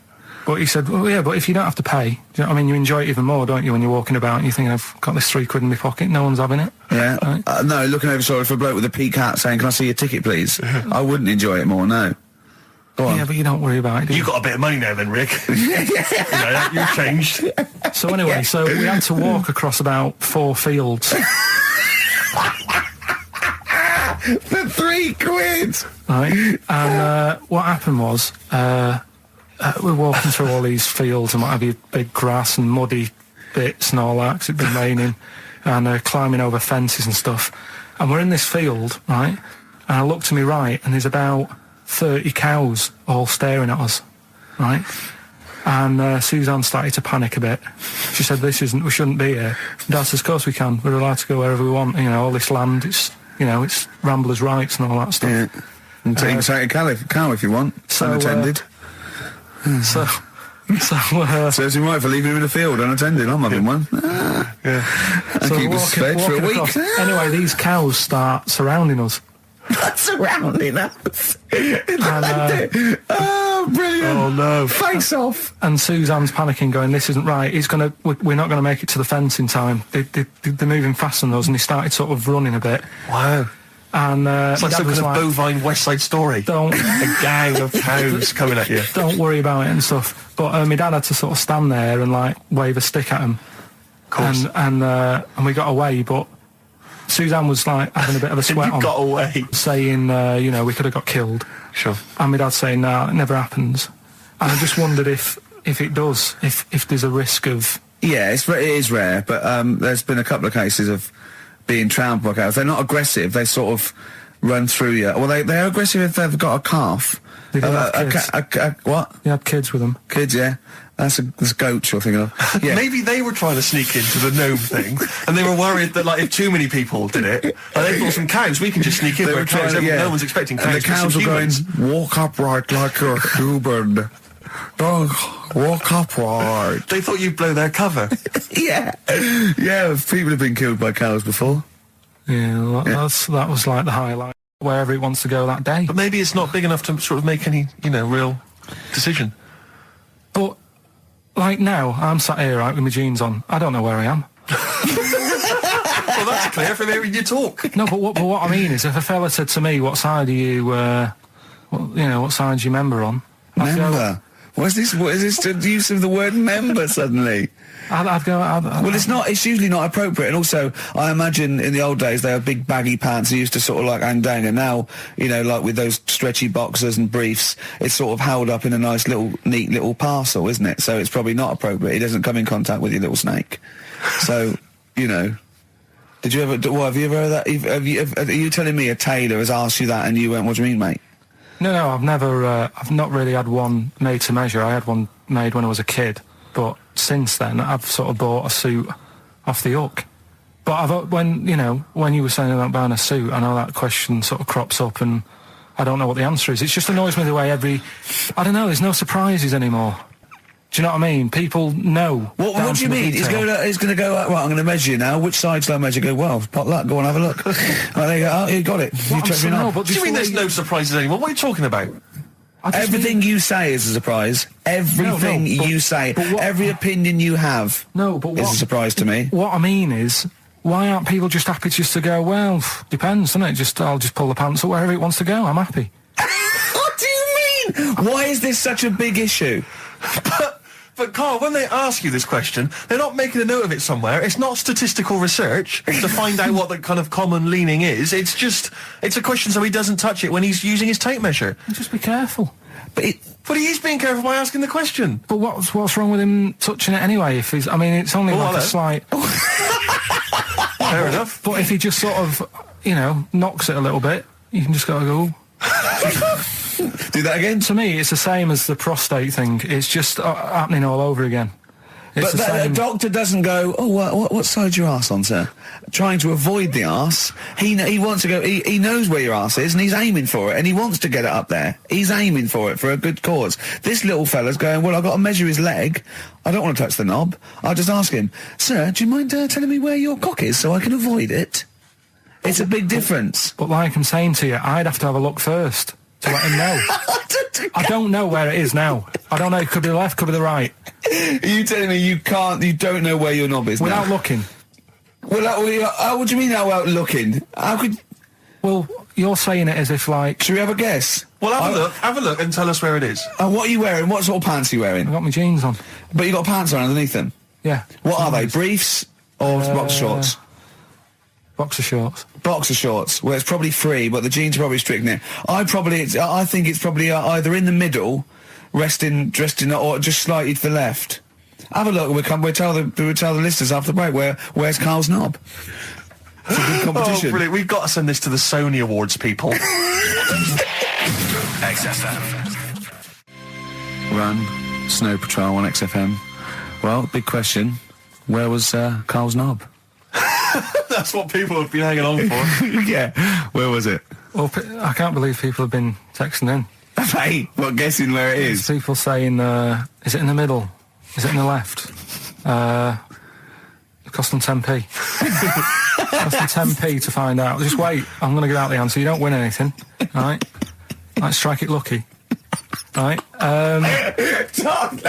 Bottom or middle? Right. It was to the left. Oh. Yeah. I went with the right. That's annoying. See, I thought it would be to the left. If not, maybe if it was all scrunched up, sitting out on your lap, right, it might just pop up to the middle, just pop out, like, you know. Well, next week we'll be finding out where yours is. Where's Ricky's bollocks? Right then, which leads us nicely into knob news. 1 in 5 children aged between 11 and 16 go on booze binge sessions at least once a week. That's terrifying news, isn't it? kids. They know too much now. Yeah. You just spare. You just spare. I know, right? Yeah. Listen to this one, right? Go on. My dad had me niece in the car, right, running her to school one day, and she was in the back of the car with a mate, and they were chatting away about stuff like kids do. And he got onto the topic of one of the mates, who he said, I mean, you've got to remember, my niece, this point, was probably about 5 or 6, something like that, right? In the back of the car, talking about My Little Pony, whatever it is they play with. Subject changed. Oh, that Lisa in our class, she's a lesbian, isn't she? Right. That was that's what they were talking about. Yeah. Chatting away about it. Just openly talking about lesbianism. And probably, you know, this is the topic that they're talking about in the pub when they're having out drinking. Yeah. Yeah, but they might have thought a lesbian was a funny word or something. You don't necessarily know the ins and outs of it, do they? It's weird though, isn't it? Because when I was younger at school, you didn't you swore a little bit, but it wasn't like major swear words, and you sort of did a little bit of nicking, but nothing like they get up to now. I mean, my girlfriend, when she was about 7 or 8, just walking to school with her mum, and she called her a C-U-N. Right? You are joking. No, she said, because she thought it was she said she thought it was a big furry animal. So she was being nice, and I remember, where'd you hear that? Where'd you hear that? Like, just heard it at school. So they might not know what it means. Well, I tell you, I'm gonna have to use kind of euphemisms here to tell this story, but when I was at school, I learned, the stronger version, it's not the same word, but it's very similar with one letter changed. I'm gonna use twit. yeah. You know the word I'm thinking of. Yeah. But I'm going to use the word twit to replace it, right? And I went round. Do you think that's twat? Yeah. All right. That's what I'm thinking of. And, so can I say it? Am I allowed to say it? No, it's weird though, because some people from Cornwall use that like saying twit. So if people listen in Cornwall, do you know what a twit is? A pregnant goldfish. Well, I learned the stronger version of twit. Yeah. Twat. For those that aren't sure. I learned this in school when I was like 10 or whatever, and I didn't know what it meant. I thought it was just a stronger version of twit. Yeah. I thought it was just if you were really annoyed with someone because they were a real twit. Because I is worse than I. Exactly, apparently. So, Carl would be a twit. And so I started using this at home because I didn't realise what it meant. I started using this at home. Oh, you twit, you're a twit. And saying it to my dad, you're a twit. But not saying twit. Yeah. And my dad didn't know what it meant either. That's great. I can believe. So he started using it as well, right? So then we'd be driving in the car. He'd be saying to my mum, "You stupid twit." Say to my mum, "You don't pull over. You're going to bum it, you twat." Saying this. Then I learned at school from Mark Johnson what it really meant. Yeah. Stopped using it. Obviously, finding out it was quite an offensive word. Yeah. I didn't want to bring it up to my dad. I didn't want to sit my dad down and say, "Dad, you know that word we've been saying? Yeah. You know what it means?" So now, to this day, I've never brought it up with him. So we'll be driving. I'll go home for Christmas, we'll be driving around. He'll be calling my mum that word. Left, right and centre. I think she knows. I think she's just embarrassed. Or she's just upset and she knows what it means. She goes, "Why does he keep calling me this terrible word?" But he's the only one, I think, in our family who doesn't know what it means. No one's got the guts to say. I don't know whether I should tell him this Christmas. Oh, what a twat. I know. found a story about a bloke who, I don't know, he was messing about with a chainsaw and he's I don't know. Let's go with the chainsaw. He was juggling a midget, and whilst taking his alligator for a walk. And go on. and his arm come off, right? Come off. What do you mean his arm come off? The chainsaw took it off. Yeah, So okay. it's like, Again, Anyway, He's going, oh no. Oh. so there's a picture of him on an exercise bike, sort of just with a little stump sort of balancing, but he's getting on with his life, he's happy and everything's fine, he's not complaining, it's his own fault, he's got no one to blame, right? So anyway, he goes to the doctors, and the doctor said, "I can do something there." So he goes, "Well, it's all right, I'm getting by all right, don't worry about it." And he goes, no, we've got an arm in, right? We can attach that, a real arm from someone who's, I think, they'd passed away or lost an arm or something. And They lost an arm and didn't want it back. I'll have it. Are you using that? No, because I know someone. Because I know a bloke, actually. Yeah. Well, can't you just put this one back on? Wow, it's first come, first serve, really. I was just building a bionic man. We've replaced one arm with a robot's arm, so we got a spare one. So the doctor's going, let me put it on. He's like, well, all right then. So Ungrateful bastard. So he does the operation. And everything's fine. He's loving it. He's happy again because he said he can brush his teeth. Right. Okay. If this is going to be He's something loving like it again because now he can brush his teeth. right, if this is going to be, and it was a leg. Or No. it was a chimp's arm, or it was the arm of a killer. It was 2 left arms, right? I'm going to kill you. Oh, let's leave it then. What is it? What's the answer? No, it's not that. I'm just. What is? Okay, right. So he says, "Go on and do it." So he sews it on, and like I said, he's happy. He's brushing his teeth. He can have a pint in the pub. He's lifting a pint with it. All his mates are happy for him. It goes on for about 2 years. Everything's fine. Then it all starts going flaky. Oh, I knew it would. Was it made of chocolate? All right. So it all goes all like gammy, and then for some The arm reason starts going gammy. it goes gammy, and it gets longer. Of course it does. So there's a picture of him, right, stood in the magazine. He's stood there with his arms by his side. One arm's normal. The other one is like past his knees. He can pull his socks up without bending over. So It's is this really- going to be they gave him the arm of an 8-year-old child who would have been the tallest man in the world? No, he just said, "Oh, what am I going to do?" And the doctor said, "Oh, there's not much we can do," and left it. Wait a minute, you can't That's leave not it a there. story. So, Carl, That's not you've a got to story. tell us the explanation. What Was it an incredible plastic arm? An incredible expanding arm? Did he fight crime later? No. Well, that's the end of the story. You've got no scientific explanation as to why... That's why I didn't pick it. But you just told it to us anyway. Yeah, but I'm just saying the sort of knowledge I come over when I'm looking for the good knowledge. Yeah? So that Why did hasn't his even arm made the grow? list. Why did this arm grow? He must have had an adult arm. They couldn't have given him an arm. I don't know. It's just one of them. It's rubbish again, It's isn't not. it? Well, I don't. It's an interesting story, but you It's should have read. not, and it's rubbish. But you It should didn't have read to happen. the end. There was photos. Yeah. But you should have read to the end of the article, Carl. No, I did. And he said, he's not happy and he wishes he wouldn't have had it done and all that. And, Are you sure this wasn't entirely unexpected? No, seriously, he was saying, his teeth are nice and clean again because he could brush them and that. But his arm's getting in the way. Ruining his shirts and everything. Oh, chimpanzee, that monkey news, you Right. Now, it was back in the 1980s. Right. So it's quite topical then. Okay. When did this happen then? 1980s? Yeah. Yeah. It's about a Colombian F1 sort of, Formula One driver. Apparently these races were going on, right? And someone kept winning them. Right, okay, forget it. No, don't do it. It's because it's rubbish. Because it's rubbish. Right. So someone kept winning the races. So this human that kept winning the race. So this human being that kept winning the races, Carl, what was his name? His name it's Jimmy something. Yeah. How tall was he? Just out of interest. No, how tall was he? Let's hear the story. Was he about 4 foot You 8? might find out if I tell you the story.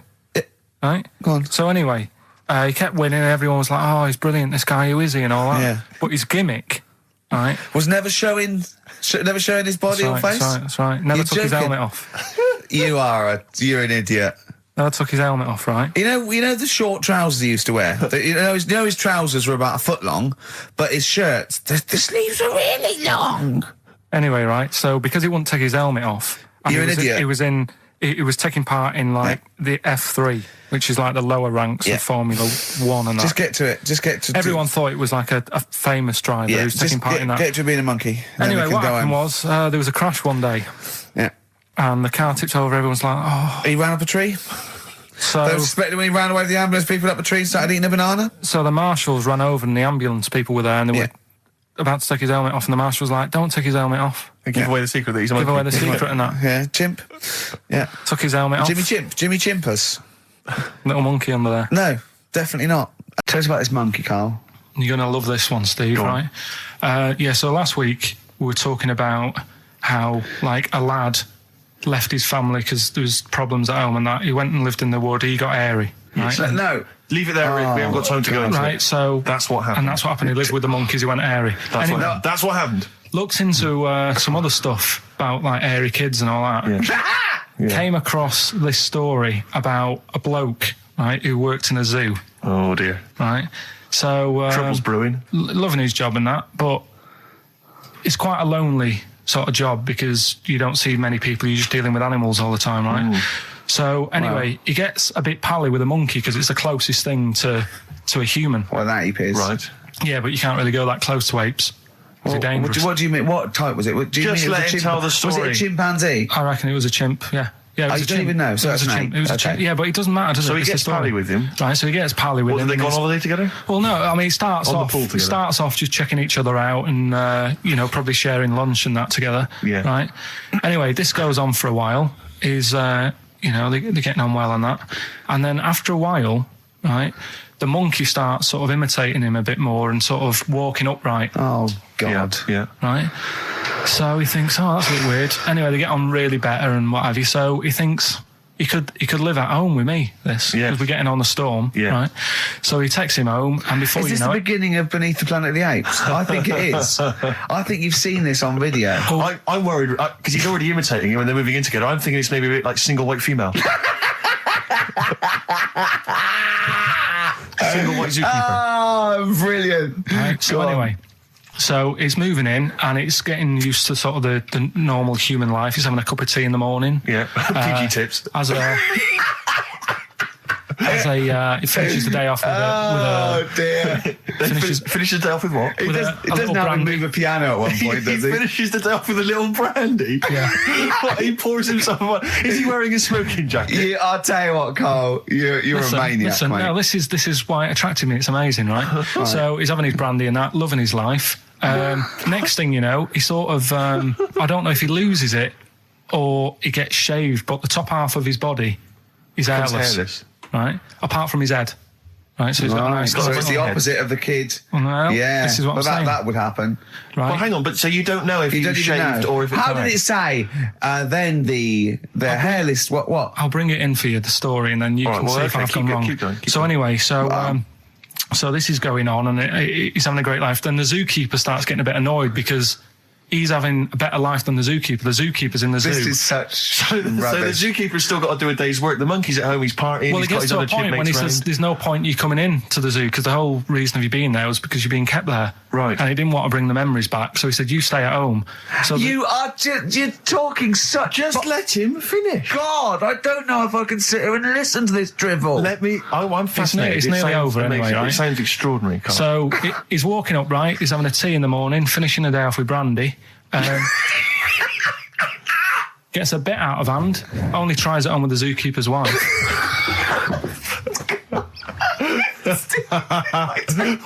Make him go away, Steve. How does he do that? Well, because he's around humans a lot, he becomes a bit of a charmer. And, But what is it that he could do to seduce her? Pick fleas out of her? he didn't say. He's but- built. He was built. Yeah, it's well done. so what about that? What do you mean? What about it, Carl? It's obviously not true. I don't understand how. I love the fact he becomes a charmer. He's got better taste in brandy. Exactly. And he. Oh, What was it that he was doing that seduced her? I don't know. Maybe because he was at home more than the zookeeper was. But what would he be doing, I Carl? love the fact that- He's not going to be talking with her. They're not going to be playing like, Trivia Pursuit. Maybe she liked the silent type. He didn't go into that. He just said that's when the trouble started. Carl, play a record. Right. Is that what Suzanne did when she brought you in? I'm Ricky Gervais, Stephen Merchant, little Karl Pilkington. Yeah. A couple of emails. Different people have visited various tourist attractions. Oh, yeah. Let me see who's this from. Not quite sure. But thanks very much indeed for it. So there's a link here. It's apparently in Devon. Barometer World. Brilliant. It's the world of barometers. It was established in 1979. And By one bloke who had a lot and thought, I can charge a quid for this, definitely. here's the Out of his own house, probably. Converted back scuttle. exactly. Yeah, that's not a euphemism for a sexual act. But look at the webpage here, Rick. There's a picture of a beautiful barometer being held by a beautiful lady. Lovely. Who's definitely his daughter. Yes, Definitely. Come on, Kathy. Oh, that. Dad, no. Come on. Undo your top a little bit. Dad, definitely made to do that. Yeah. Oh. That slight look of I hope no one I know sees. Just check out Barometer World. Barometer World. Yeah, that's available. If you want to check that out, www.barometerworld.com. That's Now, all the, barometers, one, do they work? they're to do with checking, is it the air pressure? Well, everything. But I think that's what it's based on, isn't it? Sort of low and high pressure, so it's going to rain, it's not going to rain. Yeah. Or going to be windy, but I wonder how accurate they are. I think in the days before satellite sort of weather surveillance systems, probably essential. Yeah. Nowadays. As essential as hanging some seaweed out by the back door? Probably. I think it's probably similar. I think it's the same one as holding a needle and thread over a pregnant woman. If it goes clockwise, it'd be a boy. Yeah. Yeah. The thing about a barometer is how far into the future can it predict? Exactly. How do you know? If it's a case of you may as well stick your head out the window to see if it's raining. Exactly. This barometer goes, oh, it'll be windy and rainy. When? The barometer goes, soonish. Yeah. So I can't say, but it will, well, within the 7 days. I don't want to be the- specific because you'll have me. Yeah, You'll yeah. I don't. But I mean, I'm just a barometer. I'm not really a I weather can't really person. analyse the information. Yeah, brilliant. What's in there? What's happening in there? What chemicals are being affected? How does it work? I have no don't idea. know. I assume it's probably something. Wait a minute, let me that's- email Barometer World. What could it be? It could be quite interesting. It could be mercury that's based on a sort of temperature. It goes up with. Oh no, it's not temperature, is it, barometer? It's pressure. So it's probably just very fine. It's like a fine, very, very fine needle, isn't it? This is almost as embarrassing as last time we were on. We couldn't figure out what the name of the leader of China was. Was it the King of China? The Prince of China? Oh, this is when we were trying to imagine what it'd be like if all the Chinese people at once jumped up and down and made a big tidal enormous wave. tidal wave. But if you do know what the name of the leader of China is, we don't mean the name of the particular person in charge, but if it's a king of China, the emperor of China, the chancellor of China, well, it the used to prime be minister an of emperor, China. didn't it? No, that was Japan. Yeah, this is it. I don't know what's the big guy in charge. Is he still the chairman? I know Chairman Mao was important. I think he was just the chairman. I think he just governed all the big meetings. Yeah, I don't know. He just kept the minutes. Head Chinaman? Head Chinaman. The major Chinaman. The top Chinaman. Number one Chinaman.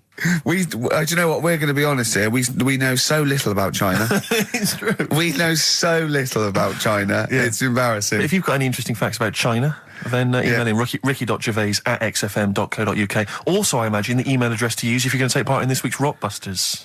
I did read an interesting fact. I'm doing a show called Politics, and I was researching, and there's a thing about you went sweatshops. Yeah, no. Sweatshops, like Nike. There's these facts, right?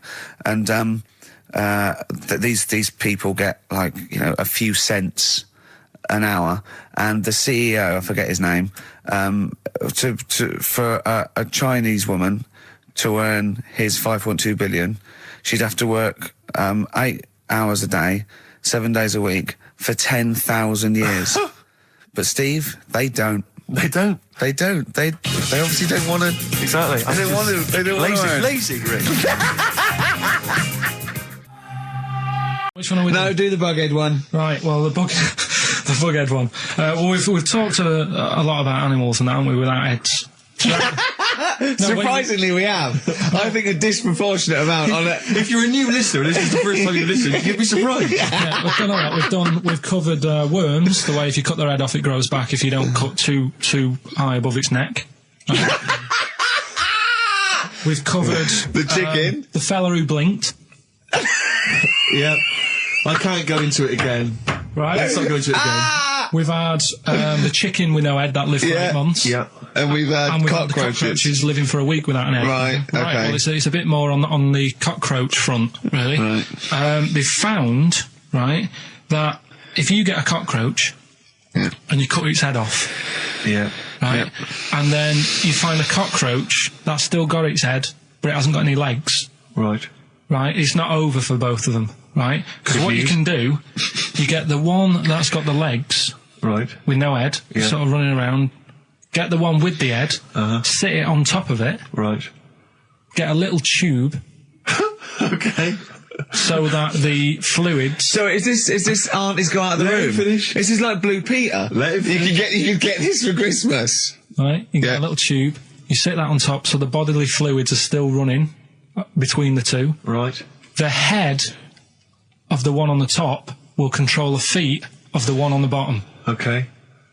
What about Good. And will it continue to live?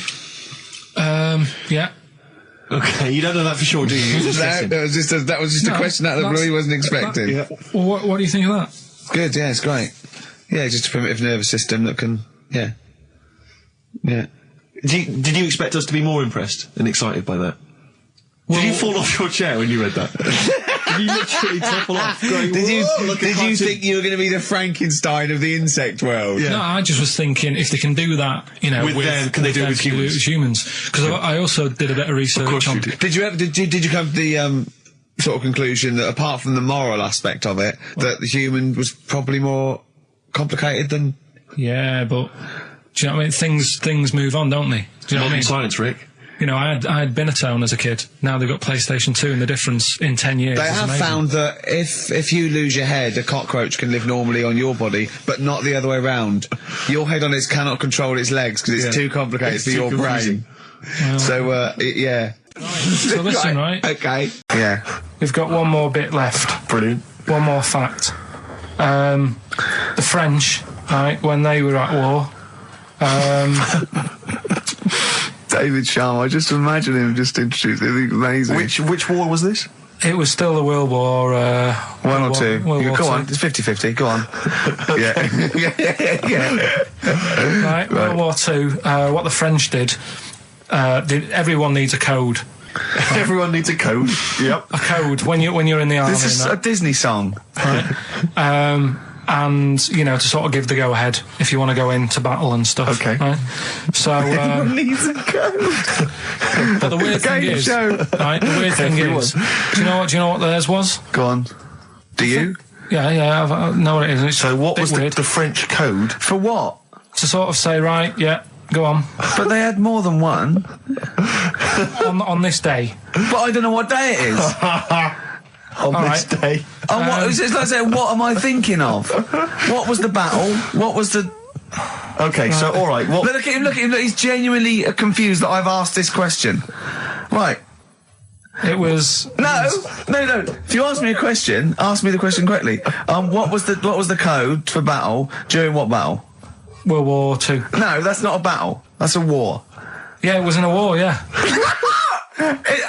I don't know what to do. He confuses people. Alright, okay, what was it, Carl? What was the Yeah, code? what was are the you French thinking code? of? Right. John's got a moustache. What are you talking My about? lungs are gonna burst. That was a code that the French used. You know, like, I mean, I just think it's a bit daft, right? Because you could come up with that by mistake. yeah.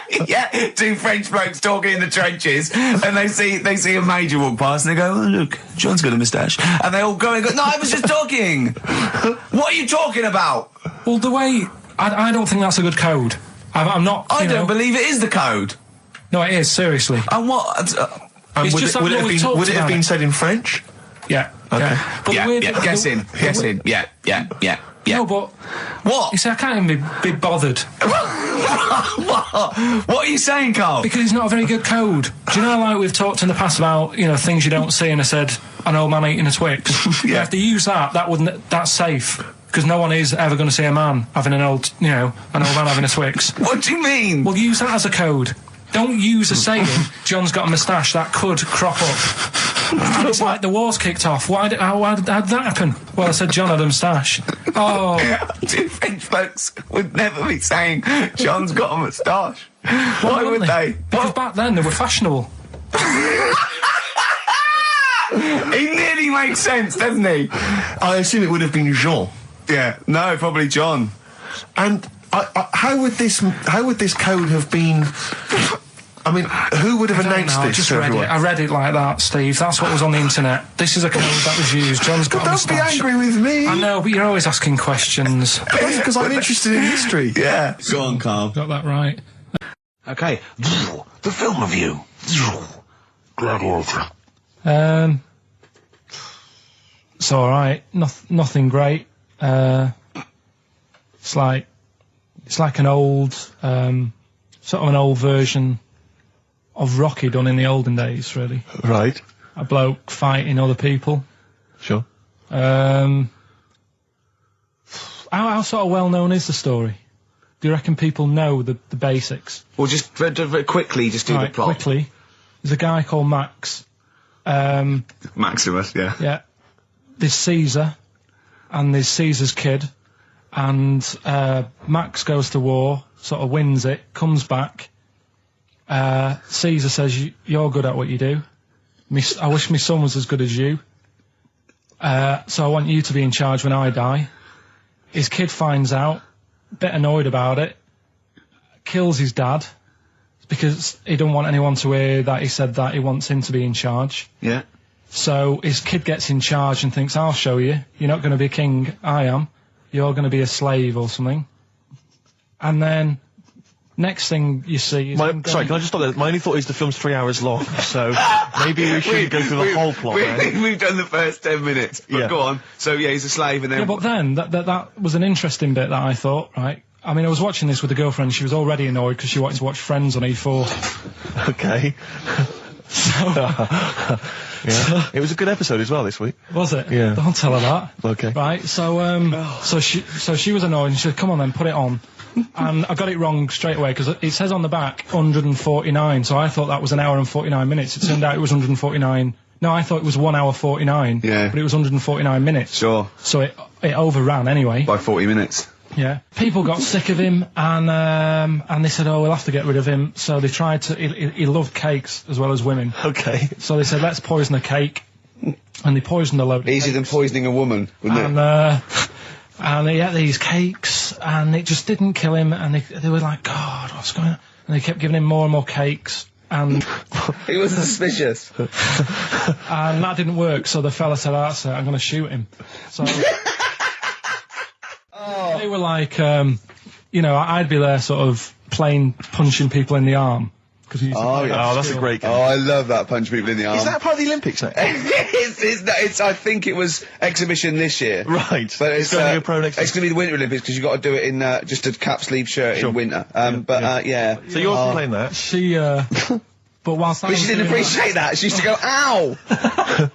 No, I always think whilst I was doing that, they were like the Charlie's Angels and they'd be sorting out a mission somewhere. Because they were really like, there was something about them that you thought, they're special. They were private detectives. What if it work for a man they never see? Tell us the story. What have you learned? Do you want to ask some questions? No, not really. Just sum it up in a minute. What do you Can't think? do it in a minute. Well, can I ask some questions then? Where was he born? Austria. Tell us about his early life. Right, he was a young lad. Brilliant. What in his early life? Okay. Yeah. What's the name? His mum was his dad's second cousin, which is a bit weird. Yeah. That is weird. They had 5 kids. Steve's going, yeah, it's usually first cousin where I come from. Oh, that's unfair, isn't it? There's no need for that. No, it's What not. do you do in your leisure time? I like, going out for food and that. For foraging. What do you mean going out for food? They come have a little hole and go Hunting. Yeah. This is Carl. He's hungry. He knows he has to get to the greasy spoon by 11. Wow. Wow. Wow. Many of Carl's close friends have never made it across this road. There was a zebra crossing installed just for the safety of Carl. Beep, beep, beep, beep, beep, beep, beep, beep, beep. Can I have a bacon butty and... Carl is enjoying his... Wow, but he has to get back. His girlfriend's asked for one as well. She's home with a PlayStation 2. Wow. Oh. We just had a call from someone saying his company would sponsor Karl, right, to be raised by all these balloons if he could have a walk-on part in the office. And we immediately went, we're worried about that sort of thing. You can't really promise that artistic, and I was worried about the legality of it as well. How can you promise someone that for personal gain that's a private, and all that sort of stuff, right? And I went, I don't know. And anyway, put the phone down to him, and Karl went... I love the fact you're more effing worried about that than me being raised 30 feet in the effing air.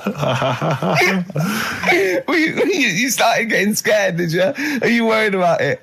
Well, you're quite excited about the idea of the challenge, aren't you? I like the idea, but I want, like... Why do you like the idea, Karl? Oh, what if it went all wrong and we're there going, the humanity of it. I think we need Karl, to get... he's just... And the rope would pull out my trousers. Oh, no, it's definitely got to be Dr. Fox if that's going to happen. God. Oh, we've got to do this. I both think she's a fine presenter, and I think she'd do very well on it, and I think it's a good move as well. Yeah, but can you just say it's not forever? Isn't it? No, I think she'll become more popular than us. And I think that'll be the end of us, to be honest. Well, she can string a sentence together. I think she'll get lots of PR and everything. And she goes out with Big Boy Slim. Big Boy Slim. Who's, A good DJ. He's a good DJ. And, is her name Zoe Slim now? Yeah. Right. There will be nothing. Forget about tomorrow. Feeder. Right. Listener, I'm talking to you now. Have you seen these posters around with me and Steve on it, right? It's embarrassing, right? We were mucking around at a photo session and XFM wanted to do some posters. We couldn't be bothered to do them again, so we let them have this one. Irony comes back to haunt you, and it looks like I think I'm Simon Temper or something, and Steve's all right. But we think that Karl should be in it. Definitely. Karl doesn't want to be in it, but it looks like everyone listens to this show for Karl's basically, innocent stupidity and some great tracks. Exactly. They don't listen for us anymore, Steve. So I think it should be a campaign to get Karl on the poster. Yeah. Well, I should point out that I think XFM are more than happy to have him on the poster. So it's just him. You don't want to be on there, do you? There's no need for me to be on it. Of course there is. Why not? I get so many emails here as I'm sat during the show reading them. So many emails saying, what does Karl look like? Well, I want pictures of Karl. If they go to xfm.co.uk/Ricky, we've got those film bits on there, those video mock-ups where I'm part of it. You can sort of... That's not enough, Karl. People want to see your face. You're part of the show. You're an intrinsic part of the show. Yeah, we'll get you on the poster. Why? It'll be too much on a poster. They can only take in so much. What do you mean? They can only take in so much? Yeah, it's good with two people. No. It's enough. So what do groups do then? Well, they haven't... It's like Ringo Starr is being left off the cover of Sgt. Pepper. Yeah. Or Rutherford doesn't get in a look in with Genesis. Exactly. Well, which would be outrageous. Yeah. Oh, sorry, Tony Banks, you can't be in this one. Yeah. It's just me and you will be very. You look like the Collins, yeah, so you've got to be in there. I don't photograph that well either. You're joking. Is it because you look like a little cue ball because it just shines off the top? But a lot of people as well. You should dispel the myth. A lot of people think for some reason that you're fat. A lot of people say to me, "Is he fat?" No, but that's because I haven't got much hair, so it looks like my head's big. No, they haven't even seen you. They just think from listening to the show that you're fat. That's because you're northern. They think you just eat chips and complain about the weather. Well, complain about the south. I just think you could answer a lot of your critics.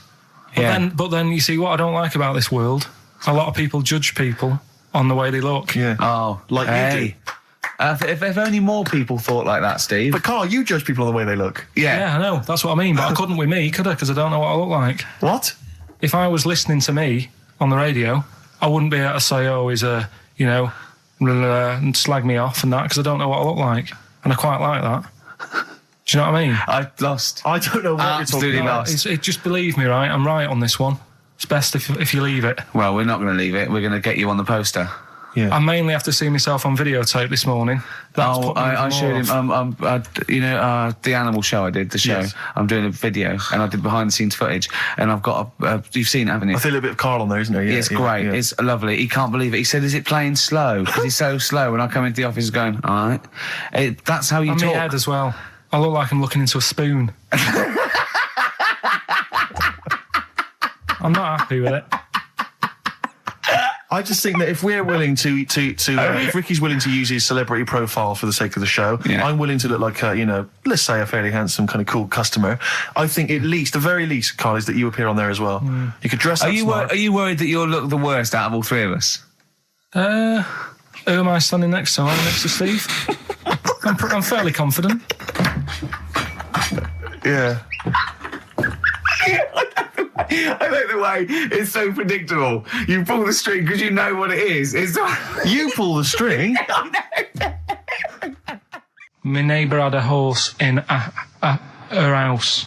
It does work, honestly, it works. Okay, don't bother explaining it, just play it. It's 3 months, isn't it? She's taken over for. Is she getting paid the same as us? I don't know. We'll find out. I bet it's a hell of a lot more. I'll go mental. I bet it's good money. It's good work. I'll go mental. A kid used to take a horse into the house. Sorry. Whoa, Neddy. What do you mean a kid used to take a horse into the house? Where did he get a horse? Must have nicked it from somewhere. Must have done. You've seen a horse in it? No. What, is that from outside the saloon round the corner? Was it just tied up with a bit of lettuce? Right. That's great. Big Jake coming looking for it. I'd been out. So let me get this. This was before the lynching stopped or after. Where did he get a horse from? What do you mean he must have nicked it? His mum said, where'd you get that from? I bought it. All right then, but keep it out the kitchen. I don't want you going cattling rustling. Where did he get a horse from, Carl? And how long did he have it for? Was he leading it or riding it?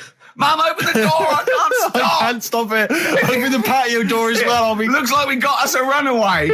What do you mean? I've sort of... Don't think you can ever be boring, No, but what I've done, I've took like different ones. So I've took a good one that I think, that's a good quote. That was worth putting in a book. I've put one that isn't really a quote, so I don't understand it. Oh, yeah. One that isn't clever. and a funny one. So a bit of variation out of one book. Oh, how long did this take you? What did you do? Did you sort of like sit? About half an hour last night. And did you sit sort of like quietly at a desk or something? No, just in the lounge with the telly turned down. Oh, right. Just to give a bit of light to the room. Just had it on but turned down. Have you figured out lights yet? So the first one, and it was like they stuck some bacon on his head. And as ever, the vital piece of information, i.e. the reason, Carl seems to have forgotten. Because the worm was in his body, and they said everyone likes the smell of bacon. Including worms. Even a Vietnamese lake worm. They love bacon. Remember last week when I said about the little fella with the bone with no brain, and you were proved wrong? No. We were saying it wasn't a little fella. We were saying it was a stillborn child.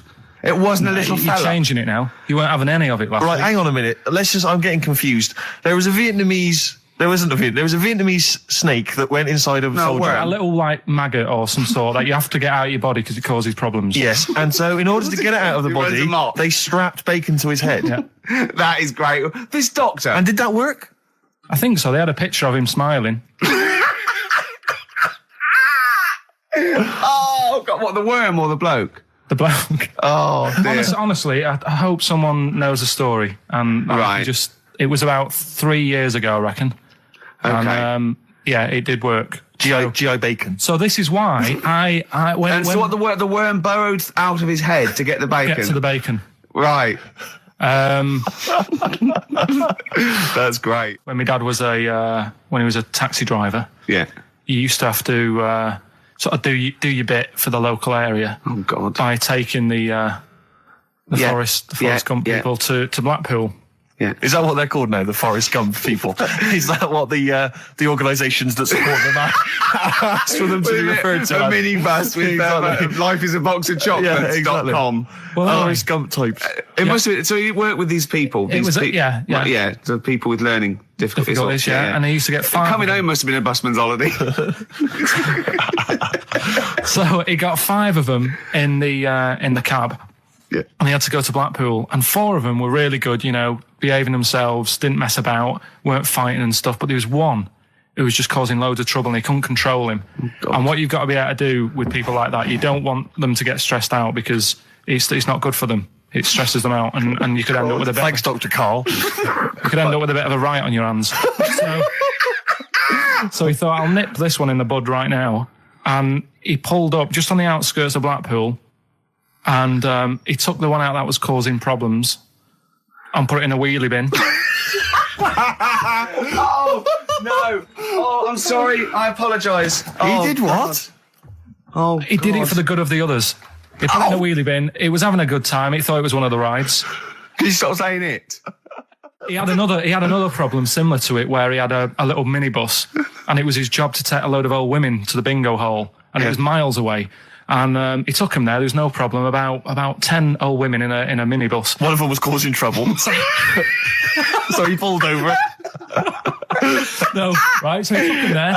Everything's fine. He dropped him off. They had a lovely night. Yeah. Right? They had a lovely night. Won a bit of cash. Coming back, it's a bit of a late night, and they all started moaning at him, going, "I want to be dropped off here. Take me there. I want to be dropped off first. I've got to get up early. Blah blah. You know, my husband's expecting me. I'm already late. Take me here first. Take me there." And he just pulled up in the middle of nowhere, said, "Get out." And he made them get out, and they all called for taxis. They charged that company who was meant to be taking him home in the minibus, and he got the sack. My mate, Anthony, his mum called up my mum and said, I've got to meet up with you. I've got to have a word with you. And she said, what about? She said, I don't want to talk about it over the phone. So she goes, oh, right. Well, yeah, come round tonight then. So anyway, my mum sees me. She don't want to be in an awkward position and, like, be a bit embarrassed and what have you. So she sees me and she goes, right, Anthony's mum's coming round. What have you been doing? Yeah. So I go, oh, God. I said, I've been nicking stuff. So she goes, like what? So, not big stuff. I've had a few calculators and Mars bars and stuff. How many? I'll just work it out. Hold on. Works out at 7.2 per day. So, how many calculators do you need? So it was when that phase. You failed maths, didn't you? Everyone wanted a calculator. It was like a trendy thing, wasn't it? Right. Oh, yeah. In Manchester a couple of years ago, yeah. So anyway, so I told her all this and I confessed to, like, computers will make it there one day. confessed to There's magic in the back of battery.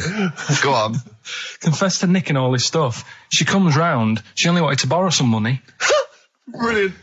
She said, oh, I don't like asking. I was a bit embarrassed to ask you over the phone, but can I borrow 20 quid? Oh, that's fantastic. And there's me. That's great. And it's similar sort of thing to yours. And did you? And he went, hold on, Mum, let's just work out the interest on that. I bank 10%. She'll owe you £4.40. Yeah. Oh, so your mum was a loan shark. yeah. And did she mention? She went, I just with that other, because what I'm saying is presumably you got your mate in trouble. No. Right, you didn't. No. She went, no worries, I'll just go and get my purse. It's on the dressing table. Exactly. Yeah. Carl, do you want a cigar? Well, quite, yeah, but what is exciting, surely, is the razzmatazz and the brushing shoulders with the rich and famous. I'm not into that. You're not? No. I don't feel you're going to appreciate this like we thought It's you would. weird, because Suzanne said to me this morning, who would you like to meet there? Yeah. Is there anyone who, like, you can get close to and it's like, God, I really admire your, big fan of yours or whatever. And it's me and Steve, so you're here now. Well, I really admire your big fanny. I didn't... What did you say? What did he say? If you're a big fan of it. Oh, right. Oh, right, yeah. And, sorry. There isn't anyone, really. Do you know what I mean? You two are all right. Thanks. Jonathan Ross, is he going? He might do, I don't know. But hang on, wait a minute. I can't help but feel we could have exploited this more. We could have maybe run a competition to let someone win. Yeah. If you're not going to appreciate it, Carl. Yeah. Are you going to get a trouser suit? Are you going to get a ladies' trouser suit? I just think then, if you go sort of like looking macho and walking down with him, they know that you're not really partners. And I just think it's a slap in the face for BAFTA. That's true enough. No, it doesn't matter what you wear, though. Look at Elton John. Can't you mince a little bit? Can't you at least sort of walk a little bit mincy? Because you've got such a macho sort of mank walk. Elton John's fella doesn't look gay and stuff he wears and that, does he? Do you know what I mean? It means nothing. No, but that's because Elton's doing the work for him. No, but... by dressing as like some kind of restoration dame. Yeah. Right. Go on then, Carl. Second one then.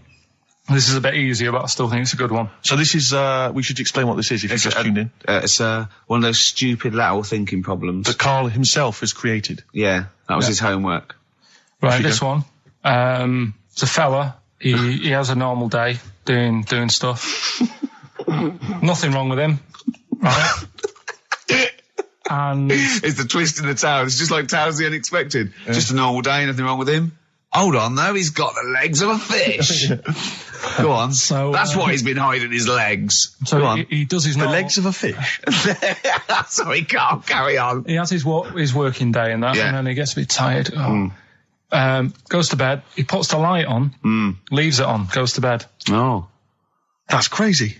That's mental. I can't think what's happened. Anyway, here's Radiohead. Right, okay. What? The question is, why does he put the light on when So he's a going man, to bed? he's had a normal day, he's come home from work. Is that right? He's come home from work, or he's not been working? Yeah, he's just been out? no, it's been working and stuff, I think. You think? You've made it up, Carl. You can decide. So is the question is, why has he put the light on when he's asleep? There's a reason that he's put the light on when he's asleep. Has he gone to sleep? No, Carl, don't shrug. You're meant to answer these questions. He put the light on before he went to bed. Yeah, and the question you're And he's asking gone me to is sleep, why? What's and the he- scenario? And the light's on and Yeah. that, but he's gone to sleep. Yeah. He started reading, and then he fell asleep. No. Did he intentionally, for some reason, put the light on? Every night. It's mad. Sounds mad. That's Carl, doesn't it? Every night he does it. Yeah. He puts the light on when So, he goes to sleep. Carl, is the point of this, he puts the light on for a very good reason. Not for us, but for some people. He's blind and it's always been on and he thinks he's turning it off, but it was on in the day and he thinks he's turning it off, but he's turning it on because he's blind. That'd be stupid. That works. No, that works great, Rick. Yeah. Thank you, Carl. So you've got to come up with what... Hang on. If What? you're blind, why would you put a light on? No, he thinks he's off. Yeah. But why would he turn it on anyway? Just think so he doesn't get burgled, so people know he's in because he can't see him. So he just he puts the light on when he's there, then he turns the light off when he goes to bed, so people think it's fine. But he's got it out of kilter, and actually he's walking around in the dark all day. I don't believe that if you're blind, you turn your light on. I don't think you'd be living on your own, would you? I'm not having that for a Do second. blind people live on their own? For a second. Well, some people do. Lonely blind people live on their own. No, if you got bad eyes. Any of them women? Are there any blind women who are living on their own? Rick? Well, never mind your concern for the partially sighted or sight impaired people coming to London. Get on with this. Yeah. So there he is. Yeah. It's like, a bit tired. Yeah. Just put the light on. Get to bed. Yeah. So he turns the light on and he goes to bed. Yeah. Oh. Should we play a track? He's not sleeping on the job. He's a lighthouse keeper. Well done. Is he a lighthouse That's not keeper? it, Carl. He's a lighthouse keeper. Right. Why wasn't the light on all the time? Because it's light in the day. You idiot. Play a record. What? Play a record. You're a buffoon. No, actually, the light isn't on in the day, is it? No, Rick? it's not. I think you're the buffoon. Yeah. Carl has won! Quickly recap the end there. I almost missed the end. So there you go. He's in the attic, right? His missus is still downstairs. She's not up there. Okay. Right? He's on his own, and he cleans this lamp, right? And this fella appears out of all this smoke, and he's wearing a nice pair of 501s, and he's wearing a shirt, and there you go. 104.9 XFM, Ricky Gervais, Steve Merchant, Karl Pilkington's pressing the buttons. Right. We're playing some great moments from the last 3 weeks. And some great records, Steve, from the last 2 weeks. That's true enough. Yeah. We're not actually here today. What are you up to today, Rick? It's 8 hours earlier, so this is about 2 o'clock probably. Mm-hmm. So it's about 6 o'clock in the morning. I'm still in bed, mate. I'm asleep in me hotel room. Now, where are you? We're in LA. Los Angeles. Yeah. City of Angels. Rick. Yeah. City of Angels. Yeah. And so that's what we're doing. We're doing stuff like that. That's why we're not here. We're not here next week either. So next week is the best of this week. All right. So here's the first bit. Class. Rock the Casbah. I love the fact you had at least 3 minutes to get that right. I know. Prepare and get that right. I know, but my mouth was full of Maryland cookies. Yeah. You know, last week, this would blow your mind. He came in, do you know what he'd bought? For himself, about 10 penguins. Who buys penguins still? I know. All wagon wheels. Oh, I've never liked wagon wheels. Have you not been a fan? No, but I was sorry about that. It's The Clash and Rock the Casbah. Talking about records, have I told you that time my brother-in-law, he was moving out of his place, and I think moving in with my sister, and I was about like, I don't know, 13, and so he was about, 30, and I'm moving in, and he brought round all his records when he was storage to leave them at our house, right? And he had all these old sort of records, 50s and 60s records, no albums, right? And they put them upstairs, and I was looking through them, and it's just all like Elvis stuff and Beatles stuff. And there was a mate of mine who loved Elvis, okay? And he had loads of chemicals. Yeah, he had loads of chemicals, and I was into chemistry, and he said, "Let's swap me some chemicals for them." So I sort of nicked about 5 Elvis singles, and I got all these chemicals, and then the guilt just hit me. I just thought, well, he's going to notice that. And one night, I just came downstairs and I confessed to my mum. And she went, all right, well, I won't tell him, but you've got to be good. And it's sort of like I was just really, really good for a year. And then I remember when I was about 18, my brother was talking about it. And he said, did you ever play those records I left for you? Brilliant. He told my mum, he said, these are for Ricky. She just didn't tell me. She was sharp, wasn't she? She used opportunism there. Oh, that's genius. And that was it. That's why I was good. But you've never stolen anything since, have you? No, I don't. Except that spate of shoplifting after that to teach your mum a lesson. yeah. Well, I went round and arson. No, I did. I just couldn't believe it. That's it was terrible. Your time off at school. Wait. Why did you have time off? Because it was windy. Were you windy, or was it windy outside? No, it was like when... Your auntie wasn't out the window, was she? When the winds were bad in the 70s, and my mum said, oh... Whoa. What? I remember space operas and flares. I don't remember the winds being bad in the 70s. Well, my mum just said, you might get blown into the road, so don't do that. She had so much faith in you, didn't she? As a human being. Is that why she got fired from the pie shop? I'm not coming in today, I might get blown into the road. God. The funny thing it was, right, Steve, they had this thing going at school, because a lot of people used to wag it back then. Right? Used to what? Wag it, sort of not go in. Yeah. Right. And they sort of tried to make it interesting for you by giving you an education. A certificate if you did a full week. Reward for the rest of your life with achievement. That sort of carrot. And also, like, let you go home at 3 o'clock on a Friday. Right. If you'd done a full week and that. Yeah. So it was lovely weather all week. Then it just sort of changed on a Friday. And I got up and it was all windy. It's always windy for Friday on 7, isn't it? Don't, if you don't go in, because, you might get blown into the road and that. So I said, all right, then I'll stay off. And, so why did you told you to hold on to a fence or walk you there? What's this? Don't go out. Immediately give up. I love this getting blown into the road. Is that based on your cats that kept getting blown into the road? Well, so I got to school on the Monday, right? And the teacher said, Took you a long time. Today, to punish you, you're the only one who wrecked the whole week, right? Everyone else came in, you didn't. So everyone else is going home at 3 o'clock today, but you're not. Brilliant. Serves you right. And I wasn't bothered though. It was great because I said, well, you'll have to stay with me, won't you? And it was great. So all I did for half an hour was doodle and stuff. It was great that afternoon. Yeah. And that was ages ago. That was like when I was about 8. And that's one of the times I was off ill. Yeah. So it was, but that wasn't even ill. That was wind. Yeah. Yeah. So, right. Yeah, it's a bit different when you're to be honest with you, world though, Carl. You can't just not turn up because you've got a bit of a cold or you're a bit fed up. I mean, we had an appointment 4 o'clock Thursday, wasn't it? And he had to call it because I cancelled it. Meeting went on a bit late. Time management. Get things done. If it was important, you'd get it done. Play a record, Carl. Pull your finger out, please. When I was a kid, right, and it's all right for you to go into women's toilets when you're a kid. It's like, oh, it's a bit cute, right? As long as you're not, like, over 15 or something, right? Right. But when I was a kid, I went into a toilet, and women, when they use their little cubicles, they don't shut the door. Some of them just sit down on the toilet, right? And you see everything. And, no, seriously, that's probably one of the first times I saw, like, a woman. Yeah. That, right? And my Auntie Nora when she was staying over. What happened with your Auntie Nora? She was, she's into wearing caftans. Into wearing what? You know, caftans. Oh, yeah. What caftans? Big, bellowy sort of dresses. Right. And, yeah, I used to sit on the floor at home in front of the telly. Sure. She was on the chair behind. Yeah. She did a bit of a sort of a Sharon Stone scene. Oh, God. Yeah. Did you see it? There was no underwear? No. What age were you? What was it like? What age were you? It was like a ripped tennis ball. What? Right, we're off air. We're off air. Either that or put us in for the Sonys. I've told you before about buying presents. Did those gloves have your name sewn in them? And a piece of string that ran over the back of your duffel coat? You know, I've never been into getting presents and that. I had the problem at that Christmas one, that time with the Victoria Plum.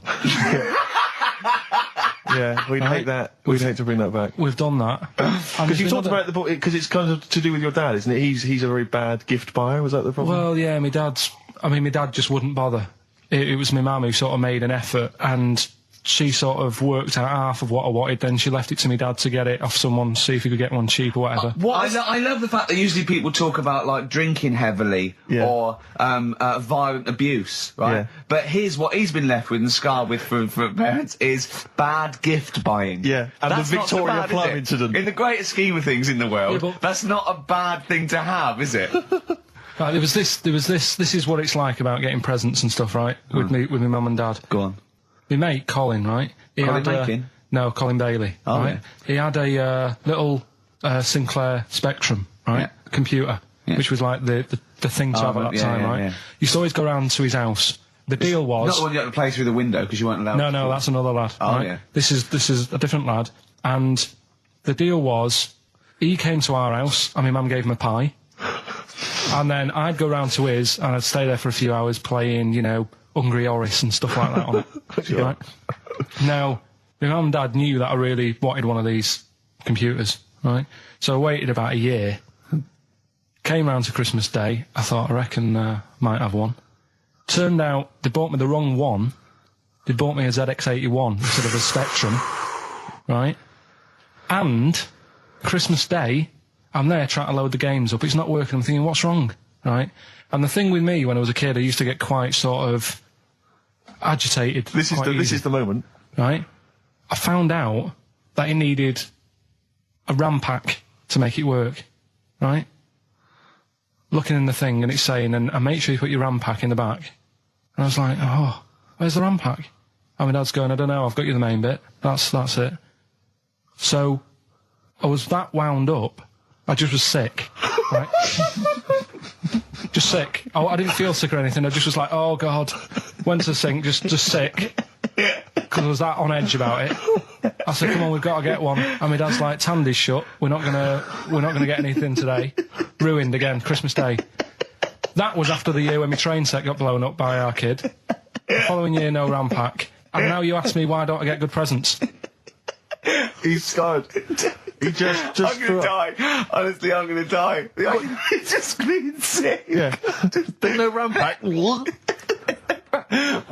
you get to the bottom of it? Why wasn't there a RAM pack? You have to buy them separate. Oh, okay. What do you mean I can't play Frogger?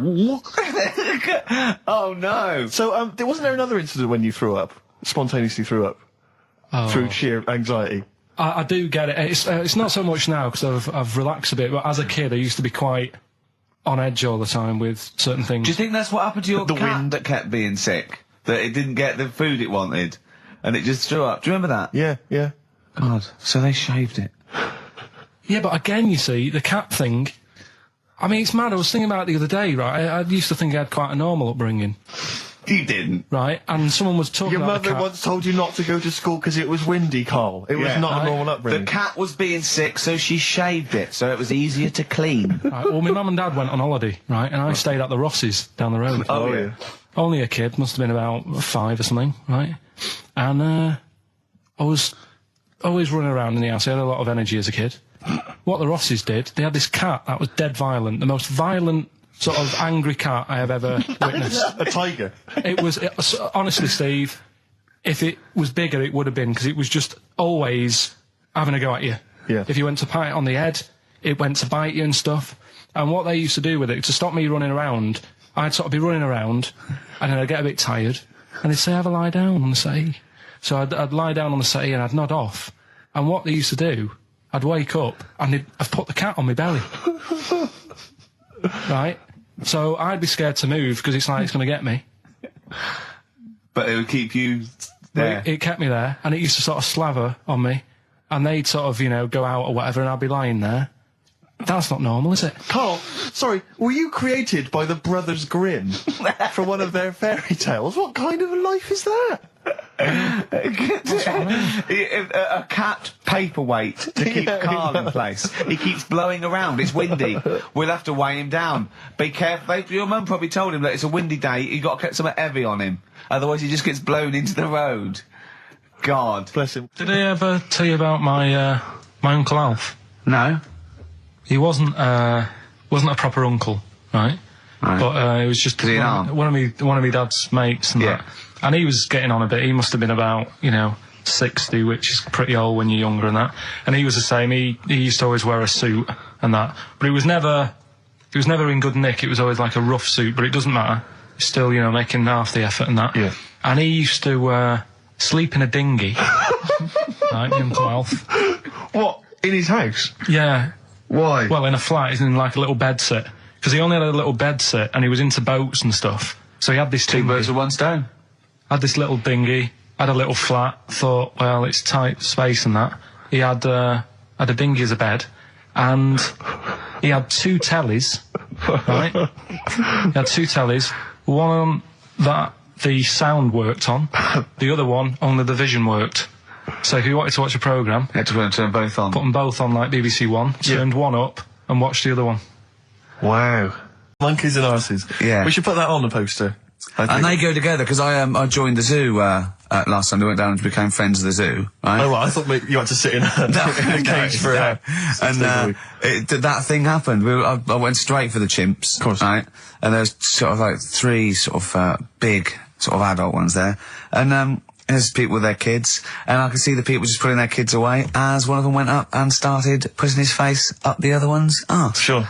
And it was sort of like, I just can't be bothered to explain this to my children. Yeah, exactly. So I wanted to just move my, oh, come on then, there's the lions. You're gonna have a look at the lions. Yeah. What are they doing? They're just sniffing each other's asses. Yeah. Yes. I remember when I used to go to the zoo, I always felt there were certain animals that weren't getting a look in, really, that no one was particularly interested in. The tapir. Exactly. We were going straight to the snakes we were interested in. Yeah. Birds. I don't remember being particularly interested in birds. Big cats, although it's a bit depressing. Great apes. Reptile, you're right, reptiles, yeah. Birds, unless it's a big one that you think can rip a dog apart. Yeah, a vulture you go, or an eagle, brilliant. Yeah, exactly, yeah. Owls are brilliant. Yeah, owl's great, but I've always wanted a little owl on my desk.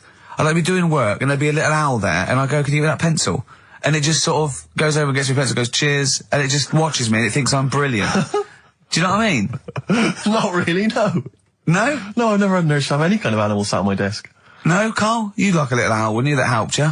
No, I had a little magpie, didn't I? We've talked about that. Oh, he came down and started pecking your grifter, didn't he? Yeah. What was his name? Maggie. Sure. Brilliant. Inspired. And you took it to school and it didn't come back once. Didn't come back, didn't see it again. Oh dear. Did it ever peck your head? Because you used to have hair, didn't you? Yeah. No, it did. It started getting a bit violent. Really? Yeah. But was it becoming sort of age when it's probably sexual frustration sort, because I think magpies go for shiny objects, don't they? And you were probably sort of probably losing it a little bit then in the front, and so when the sun was out, There's a bit of a sheen on the front. they saw a glare and thought, I'll have that. Yeah. What is that? That's brilliant. Yeah. Or as it was sort of pecking away, it mistook it for a tree. Yeah, because of the noise. Because of the noise. Yeah, the hollow sound. I squeezed his head yesterday. We should just point out, if you're a new listener to XFM, you might not realise that one of Ricky's many sexual peccadillos, I'm assuming it's a sexual thing, I can't justify it any other way, is to just squeeze Carl's head. Yeah. Front I don't know what it wise, is. sidewise. I don't know what it is. I don't know if it's sexual or, like when you've got a little kitten, you want to squeeze his little face. Do you know what I mean? Do you know what I mean by that, Carl? Yeah, I said that before, squeeze a little head. Yeah, exactly, and I feel that with you, because it's sort of like, he gives so much. Look at Carl's face, he gives so much. It is like he can understand what we're saying. Yeah. And that's what the connection is, I think, between me and Carl and other animals. It's like he can understand what we're saying. But I squeezed it yesterday, and Carl went, I definitely had something crack. Yeah. Because I'm trying to see how hard I can squeeze it. Yeah, I think that was you just thinking, Carl. To be fair. I think the cogs just started to... No, I mean, I think there is a danger, because I think there is a danger that you could squeeze it too much. Yeah, I know. He did a good deed today, the other day, didn't you? Was it? Yeah. What were you up to? You were just, you were talking about, like, being hassled in the street and stuff. And, I get hassled a lot by the homeless. Don't we all? You should go home to sleep. Yeah. I'm here, mate. But no, I do treat them a lot. You know? You treat them. I love that. You had a good day? Yeah. You've been good? Yeah. There you go. That's 50p. Suzanne does the Save the Children thing. You were talking about, you know, charities hassling you all the time. She does that. And I sort of say, well, you do that. I'll look after You'll take care of the homeless. I'll take care of the odd tramp around where I live. And how do you treat them? Loads of different ways. 50p I might give them. Yeah. Or I might, you know, they'll sort of say, oh, have you got any money? I'll say, what for? And they'll go, I'm really thirsty. So I'll go, well, hang on a minute. And I nip and get them a little Diet Coke. Sure, Diet Coke. Yeah, they want to watch their weight. Yeah, yeah. They're going full fat. Oh, what an insult. Yeah, exactly. To a man like me. Yeah. You know, I'd rather treat them than... Because a lot of people spend money on, you know, problems abroad and stuff. Right. Oh, I just God. think, you know... Yeah, famine I'm relief. just saying. Oh, God. Like what? What do you mean? Like famine relief? Well, you do get sick of it, don't you? You know what I mean? It's not... You get sick of No, it. I'm just saying. Wait. Go No, on. I'm just... I know. Just let whatever you do now, Steve, don't interrupt, because I'm scared, but I just think it's worth it.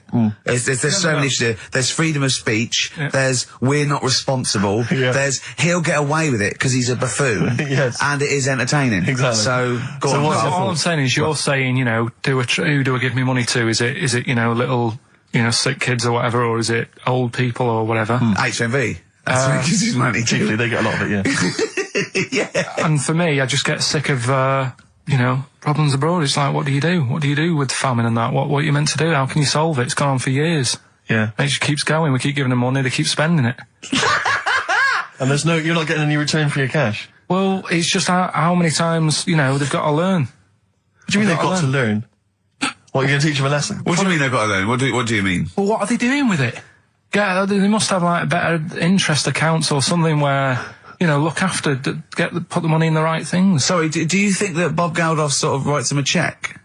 He goes over and he's in the helicopter and there's millions of them, and they go, it's Geldof from Boomtown Rats. Brilliant. They go, I If hope there's one man that can help us. yeah, I hope he doesn't sing. He's not going to sing. He's got some money for us. And he comes down and he goes, do you want a cheque or do you take Switch? They go, we don't take Switch. He goes, there's a cheque. They get He's things doing like... it again though, isn't he, as well? I Is mean, he? I like, you know, he used to work here, Bob. He's a lovely fella and that, but... Yeah, he's a lovely man. But how many times can you save the world? You know, he's over there again helping out, and it's like, well, you know, what do you do? Are you saying don't bother because it keeps happening? Not for well, I'm not saying that. You know what I mean? I'm not daft. So that's what you're thinking. And Carl, you are daft. Yeah, exactly. I don't know what the answer is. Do you know what I mean? So you're just saying wash your hands of the whole affair, leave them to it. Yeah. Sure. Are you really just saying it's nature, it's tough luck, just don't interfere? Like a wildlife programme. Is that what you're saying? Don't interfere. Are you basically just saying it's not my concern? This has got a bit heavy. Can we do Cheeky Freak of the Week? Let's play a record.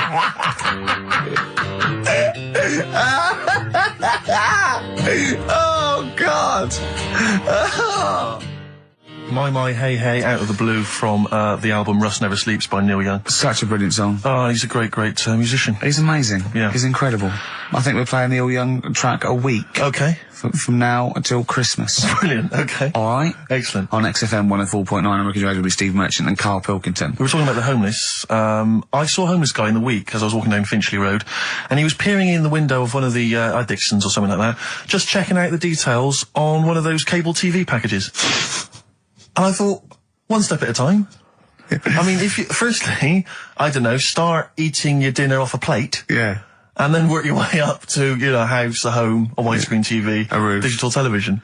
But it's odd. Well, that might answer one of the questions, because I keep getting recognised by homeless people, and I never know what to say. I go, I think, well, either they're not really homeless, and they've got sort of digs or something, and they watch television, or the scariest one is that they've become homeless in the last few months since the office. And I think, oh God, that's really scary. Or they are watching it in Dixon's. They're going, the office is on tonight. yeah. What are you doing? Yeah. Going down to Dixon's. Or they think you're one of them. Or that, well, I am. 'Cause I mean, the way you dress. Well, no, some that are probably not quite, got their faculties, so maybe a little bit worse for wear, think they recognise me. And they whole scenarios where they're going, remember we were chatting, I was going, yeah, how are you? And it's just they recognise someone. Right, yeah. But that's a bit weird. But I mean, I think that's the worst thing. On a serious note, it is outside health. Well, we're talking about charity, and I don't know. I sort of got this standard as where I've been sort of like caught in the street. But the ones that I'd choose, I'd always think charity is what touches you. You can't change the world, but you can change your bit. So cancer, obviously, because I'm so I give to cancer. And I think outside health, the next one must be being homeless. Because there's nothing you can do. It's got everything. You're scared, bewildered, cold. It's just everything. Even if you're healthy and homeless, eventually you're not going to be. Well, I do feel bad because, you know, I always feel that I want to give to the health charities, like cancer, for instance, because there's that fear that I might get it. Well, yeah, it's not just that. It's just like, yeah, if you're not healthy, that's the first thing, isn't it? If your life's being threatened, there's nothing else you can really worry about. Yeah. But I don't know if that makes it wrong though. That it's like I'm investing in a possible future. Yeah. Well, not really, because it's the same for everyone, isn't it? But you know. Yeah. I saw a homeless guy as well, looking through the bins, but he wasn't pulling out food and scraps, he was pulling out newspapers. Just having a read. Yeah. I always found that odd. I see that a lot, homeless guys. I don't know if they're just checking out the TV listings. When he finally gets his When's The Office cable, on? Yeah, The Office, they've moved it. They've moved it to Choice and UK Gold. I don't blame him, because, I mean, there is some cracking stuff on cable TV. There's great stuff. I was flipping through the other day, and on digital TV, you can see what other shows are on while you're watching something. I was flipping through, and there was one, and it was called, now, when are you ever in the mood to watch a TV show called I Survived a 200-pound tumour? When was that on? Because it seems to me that if you've got a 200-pound tumour, you probably want to watch something else that'll take your mind off it, Big Brother or whatever. I'm not £200. Well, I can't imagine what this is. A £200 tumour? It must have been an error. £200 tumour? It must have been a £200 tuna. It was probably someone fell in the water. Yeah. And it came I survived a £200 tuna. Yeah, and it was just a spelling mistake. Sure. A £200 tumour? That's like, isn't that like kind of having That's Mr. another T person. That is another person. Maybe, oh my God, maybe it was all his life they told him it was a Siamese twin. But someone had just painted a little face on it when he was at school. Just drawn a little face exactly, on it. Yeah, and they go, it's not your twin brother. He goes, isn't it? He goes, no, it's a tumour. We better take it off. It's £200. £200. That can't be right. You sure it wasn't £20? I'm assuming that's what it probably would have been. But it was certainly £200 on the digital thing. Maybe that's a mistake. That's great, isn't it? They're trying to make it more interesting. Yeah. It's someone at Carl got there. £20 tumour. Let's make it 200. At least they're what? Exactly. That's what I'd be like though. I wouldn't want to go to the doctors. You know what I'm like? A £200 tumour. I know. It's just that thing. I mean, you know what I'm like. I don't like. It depends where it is as well. Taking your clothes off and all that. There's the pressure in it. You don't like anything being touched, do you? I remember when he said he doesn't check his balls. He doesn't like the feel. That's live with me. He doesn't like the feel. I think, do you mean that you don't like what it feels like in your balls when you're fiddling with them? Because I imagined it that you meant you don't like the feel, in your fingertips. You don't like the feel of your balls. It's the thing of, you start thinking about what you're actually touching, and there's something in there, and you might break them and all that. I don't like Break them? They are delicate. I am scared with the little knobbly bits, yeah. What knobbly bits?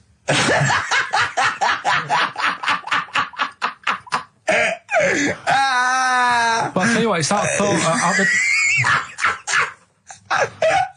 at the doctor's. It's that thing of, it's not taking your clothes off in front of him, right? It's the way you've got to take your clothes off, but he asks you to go behind that curtain to do it first. Yeah. So there's more pressure because then you come walking out with nothing on. Right. So it's like, why have you asked him to go behind there? Yeah. Rather than if I just sat there having a chat and he's going, so how have you been? It's like, all right, and just taking the pants off. And then exactly. Yeah. It's the pressure. What was don't take your clothes off, and you came out and he lit a candle, and there was some soft music on. The lights were down. Nice. Yeah. Or he said, if it'll make you feel more relaxed, I'll take my clothes off. Yeah, exactly. Yeah. But I'll do it in the form of a striptease. Now, Carl, I'm going to ask you the question, knowing the answer. What do you think of maybe a gay doctor just checking his testicles out? He's a professional. He just happens to be gay. That would never happen, would it? What are you talking about? Why not? Oh, speaking of... Go on. Doctors. No. Gay people and that. Do you know when we discussed gay-only toilets? Yeah. Mm-hmm. It's only... it looks like it's coming into action. No, it doesn't. Right. No way. It was mentioned again. Where? On... Your head. No, I think. Do you think that people in positions of power are listening to this show getting ideas from you? Tony Blair. Makes you wonder, doesn't it? No, it really does. And the funny thing is, why are they getting upset? Why are gay people getting upset that they might have to have their own toilets? Carl, you don't know what you're talking about anymore. They're having a sly look. You don't know what you're talking about. Okay, can we have Cheeky Freak after this? If you want. Placebo. This picture on XFM 104.9. Steve, you're thinking of taking over as producer, aren't you? Well, I just think it's a shambles. I've asked for Cheeky Freak of the Week, and it appears that Carl's not ready. He's not prepared. No, I can sort of remember it. It's just that I like to have all the information. Contempt for the You've listener. just had a whole bunch of adverts and placebo in order to get it ready. We're shouting, we're having a shout and that. Right, do you want to sort yourself out in future? Yeah. This is what we were chatting about. Someone emailed in about they watched the £200 tumour thing, and when it was removed, it was carried away in a wheelbarrow, right? Carl said, what, even when she had it removed, she still carried it round in a wheelbarrow? And he went, I thought it's sort of like she'd become attached to it. You definitely are my favourite thing in the world. It's great. Look at the way he's looking back. But I think they're all the same. The people, I have had more emails about people saying I watched the £200 tumour and I shaved me arse than anything else. When we ask questions about science, we talk, nothing. Science concept, we talk about political issues. One person emailed in, they said, I tuned into the £200 tumour documentary. It looked disgusting, I couldn't watch for long. What were you expecting? Yeah. That it might sing and dance? Do a little show for you? Anyway, so these are really your listeners, Carl. Now, I think you know what I mean? You sort of, you find your niche, you attract your, I think me and Steve are pretty much just here. I think the people that we had in the early days, Rick, they've long since abandoned us. They jumped ship. They've got jobs. Yeah. They've got jobs. They're out now. They've been released. Exactly. Yeah, they're getting their life back together. Come on. What I've found is, found out like a lot of monkeys' names. Like that's how I found out about Oliver. Yeah. What do you mean you found out a lot of monkeys' names? Well, there's a lot of monkeys out there, and you think they're just called Monkey and what have you, but they're all given names, right? So this one that I found about, bit of a weird name anyway, it's actually called Crap, its name, right? And so they're not born with those names. It's not like their parents give them those names, you know, they're just chimps. Yeah. Well, this one, right? And it's called Crap. Yeah, I know. Right, but do you know what it's famous for? What, crap? Yeah. No. Go on. Is it involved with this show?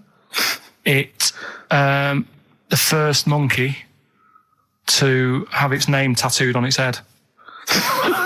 Yeah, again, I will say not by choice. There is no way that a chimp would go down to Camden Lock and go, are you a registered tattooist? I am, yes. Yeah, it's the cleanest, yeah. Go, okay, Can I have a look through your book? Can I have a look through your book? I'm looking for something quite gothic, but, I'd like, you know, what's your name? Crap. Oh, I'm not sure I can do that because you're not drunk, are you? I haven't had a drink. I haven't had a drink. I've had some Mbongo, and that's all.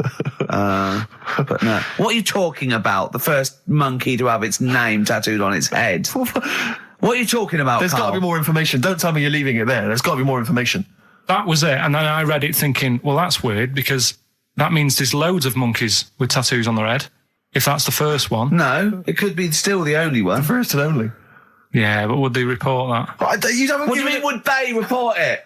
This isn't the Washington Post you're reading. This is mentalists who do websites about themselves every day. What? There's got to be a third act to that story. Why is that news? How did you come across that? Well, first nut monkey with tattoo head. I mean, what are you talking about? But why did it have its name tattooed on its head? No, it didn't say that. I mean, yeah, I know, it's mad. But he didn't say why. Was that enough for you, though? Did you feel satisfied having read that? Did you not have other questions? There's no way that is in the Guinness Book of Records. There's no way that is cited in the Guinness Book of Records. I just read it as like, what a weird name for a monkey. And then, you won't have that on your head. What would be a good name for a monkey? I don't know, anything but that, really. Yeah. Dave. Ted. But what do you think of that then? Well, I don't know what to think about it because I don't know what you're telling me. I don't know that it's news. I don't know that it's true. I mean, I don't know where to start with that. Is that all you found? You found something about a monkey? I'll tell you, right, when I was searching for stuff on monkeys, right, I was searching around like I always do, finding information, right? Yeah. And found out. Are you aware of the Iceman? The Iceman? Yeah. Go on. Right. And to me, the monkey thing was more. What's the Iceman? Oh, the man that was found in the ice. So you're aware? A of him? Neanderthal man. Right. Yeah. Ricky, do you know Not a about the monkey Iceman? though. No. But I just was looking at like info. Right. The 5,000-year-old fella who was preserved in a glacier. That one. Yeah. Right. Yeah. Do you find that more fascinating than the monkey? Well, I know that it's true. Yeah, it is true, but do you find it more fascinating?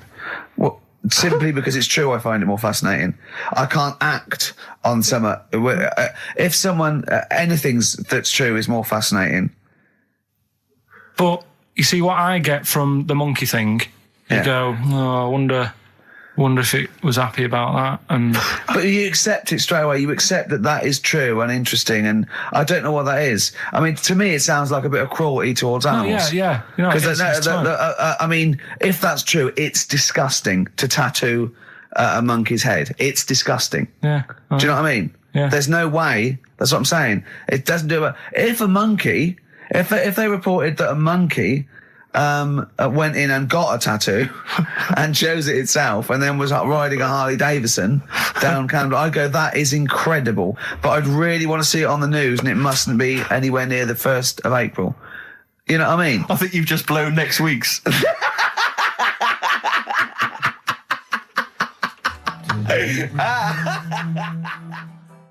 Well, listen, still to come, right?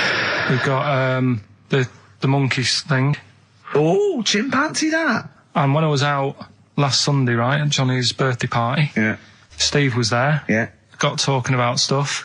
And a debate that we didn't really finish cropped up. It blew your mind, didn't it? Amazing. Oh, I know about this. Steve told me. This is the infinite amount of monkeys. Or a monkey with a typewriter at an infinite amount of time would eventually come up with the works of Shakespeare. Yeah. There was no debate. It's a philosophical, mathematical problem. There's no debate. It's true. It wouldn't happen. No, listen, Carl, listen. Infinity sorts it all out for you, right? An infinite amount of monkeys at a typewriter, right? They do everything. They type everything. Infinity just sorts it all out for you. There's no getting to it and they're going, oh, well, let's have a look what they've done.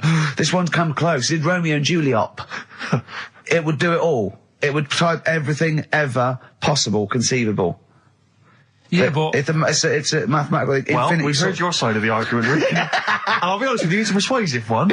But let's hear Carl, because he heard about this in a pub last week. Yeah, so what's your he's got some problem? strong What's your ideas problem with himself. it? What's your problem with it?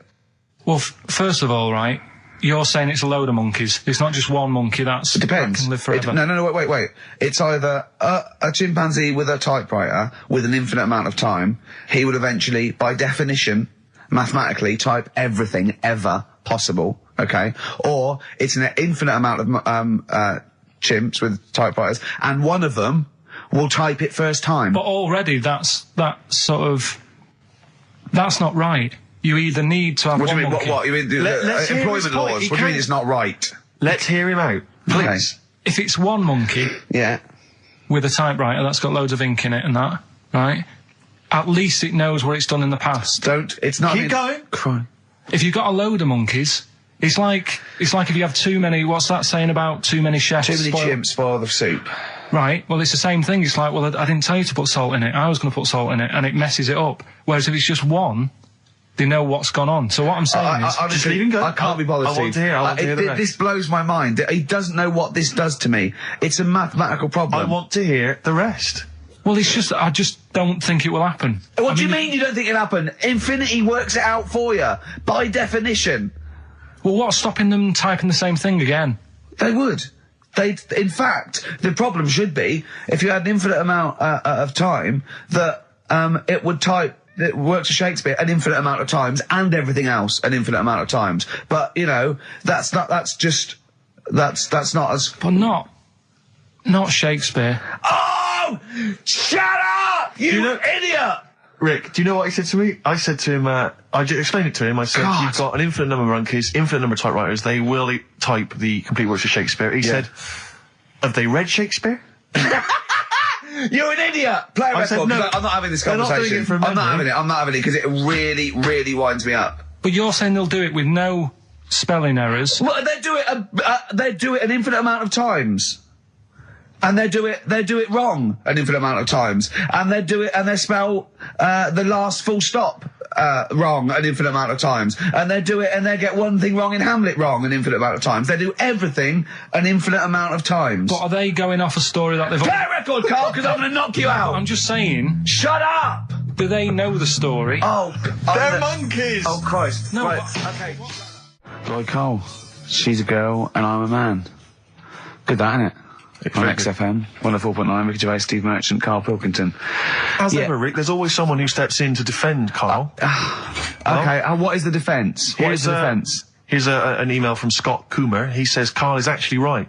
I've got an A-level in statistics and probability. It doesn't matter how long they have and how many monkeys you have, you cannot guarantee they would type the complete works of Shakespeare. Infinity makes it probably they would get it right, but not definite. Yeah. Well, yeah. Yeah. That's what I was saying. No, you weren't saying, Carl. You don't understand it. Infinity sort of sorts it out. That if they do anything, they nearly do everything, won't they? No, I mean, they'll give it a good shot. No, that's not the point. But the I'd point be is surprised if they did one page right. Right, listen. It's not to do with consciousness. It's not to do with them aiming. They are just bashing away at the keyboard. It's like they're used to show that there isn't consciousness. They chose the chimpanzee because it can type, presumably, hit the keyboard. It's because they hadn't come across you at the time.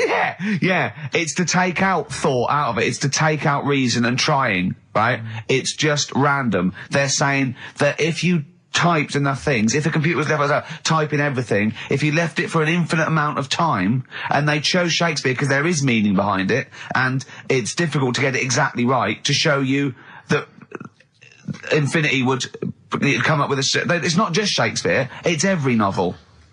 It's everything. Fairly eloquent there from Gervais. A quick riposte, please, from Karl Pilkington. No, I'm just saying, what I don't understand, if it hasn't read it, then how does it know where it's going? Listen, right, listen, right, Can I just explain to people, right? Some people have said, why are you cruel to Carl? He drives me mental with things like that. As I say, this discussion began because we were talking about a quote that Noel Gallagher supposedly gave. Now, I don't want to misquote Gallagher, but the gist of it was that he said, had I written Wonderwall or whatever, instead of the Beatles writing Strawberry Fields or whatever, I'd be the one that was considered the great songwriter and it wouldn't be the Beatles. You know, it's just the fact that they came first that meant that they get all the credit as being the greatest band. I don't know where to start with that statement either. I mean, that's Gallagher's thing and he's, you know, well, whatever. We know what we think of that. What was your point, Carl? You agreed with him, didn't you? Yeah, I reckon, right? Do you know we've talked about putting a baby in a room before and it'll know what colour it is and stuff? If you got a room that's painted red, right? But forget that because that's going to confuse Hear him out. Listen to me. Say if they did some new TV show, right? Like what's that film with Jim Carrey in where the Truman Show. The Truman Show, right? So they make up a little room, and some woman has some kids, and you say, right, let's put the kids in this room, and they don't know what's going on outside. They don't know anything about like EastEnders and that. It's like their little world, right? They don't know anything that's gone on. How could a child survive without EastEnders? Right, listen. So you sat in the room, right, and then when they're all asleep, right, wait for this bit. Someone have you heard this? Yeah, bit? wait for this bit. They're all in a room. Yeah, they're asleep. Yeah. Someone pops in, puts a guitar next to the bed, right, nips off out again. They wake up in the morning. And one of them goes, what's this? They don't even know it's a guitar because they've never seen one, right? They're talking English, though. Yeah. We just left guitar out of the vocabulary. Right, so... There's plenty more to come. So, one of them will pick it up, and they'll go, I don't know what it is, and they'll start strumming, they'll go, that sounds good, doesn't it? Give them a few weeks, they could come up with Hey Jude. Whereas, typing Shakespeare, a monkey that can't even spell... I see that. Listen, can't answer it. I might come with you, Rick, if that's all right. We've got to sort out that Christmas special as well. Yeah, no, sure. All right, I see that. I'm shooting off then as well. Cheers, Carl. And now it's Carl's bit. It's the re-education of Carl. He's like Liza Doolittle. And now he's coming to, or Lawnmower Man, if you've seen that film. More like Lawnmower Man, if you've seen the film. You'll know what I mean. And his homework was to just study quotes, really, on happiness and stuff and general well-being. He's not a big happiness quote fan, are you, Carl?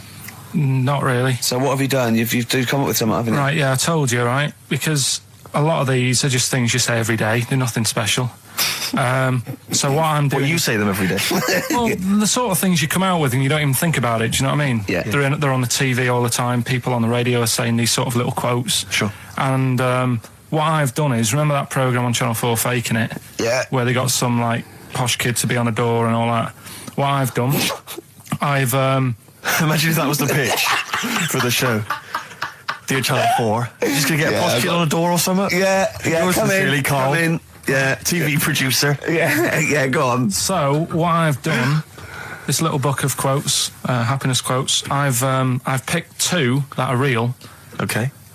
and I've made one up, right? And we've got a guess. And you've got to guess which then, one it is. go on. Well, I'll tell you what, Rick, why don't we, when we've heard them, we won't confer. No. You'll write down yours, Yeah. A, B or C, and I'll Yeah. write down mine and we'll Sure. see how it Okay, works. Carl, off you go. Right, and just because I'm looking at this book, it doesn't mean I'm actually reading. No, I know. Don't no, I worry, know. we're clever. No, we know, we can't see yet. Like, Yeah. call my bluff. Yeah, go on Okay. then. Nothing is worth more than this day. Okay. Yeah, Yeah? All right. yeah. The way I see it,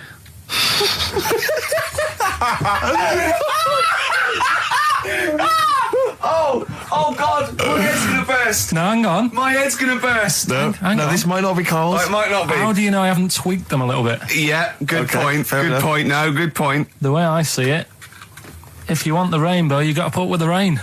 Yeah, okay. All right? All right, yeah. Okay, hang on. It's not, yeah. Come on. Cat food, Cat food, come on. it stinks a bit. But if you don't put up with the smell, the little kitten will die. Steve, I don't know what to say. I don't know what to say. Imagine this in faking it. Imagine their faces when he says that, and they're going, "Oh my God." Oh. Carl, play a song, mate. We'll have to confer on this one.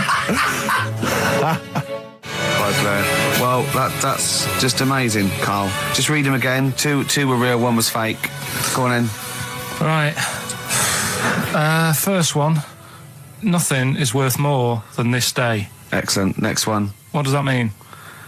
Well, cherish now, cherish your time. Okay. Because you can't get it back, and Yeah, you know that's the way I saw it. Carpe diem, whatever it is, seize the day and all that. Okay. If you want the rainbow, you've got to put up with the rain. Yeah, of course. Yeah, rough with the smooth. You know, it's not all plain sailing, but you know, rainbow's beautiful, but it comes because of the rain, which you might not like. So Yeah. make the most of everything, and yeah. Good.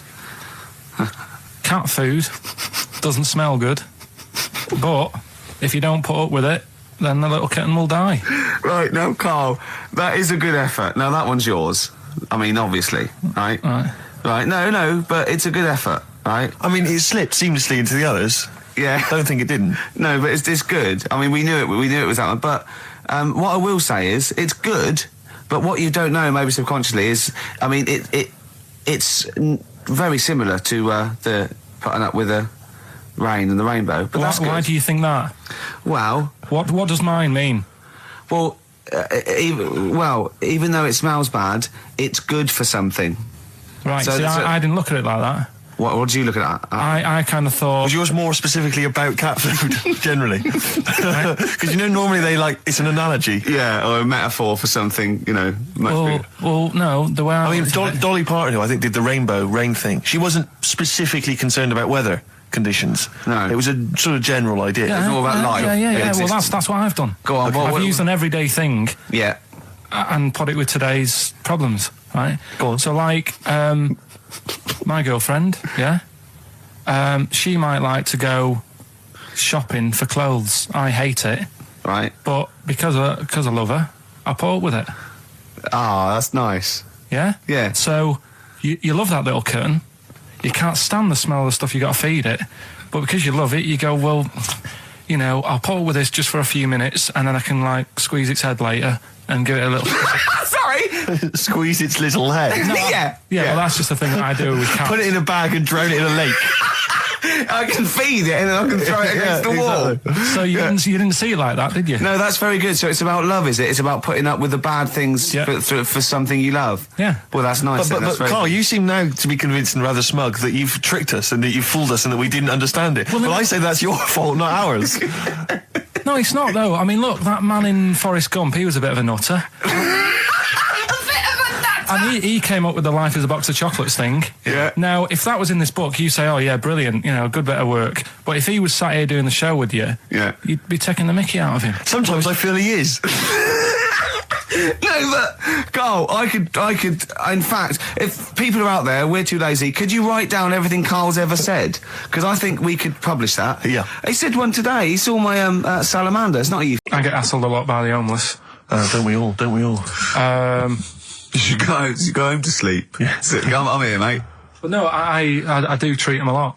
You know? You treat him. I love that. You had a good day? Yeah. You've been good? Yeah. There you go. That's 50p. Suzanne does the Save the Children thing. You were talking about, you know, charities hassling you all the time. She does that. And I sort of say, well, you do that.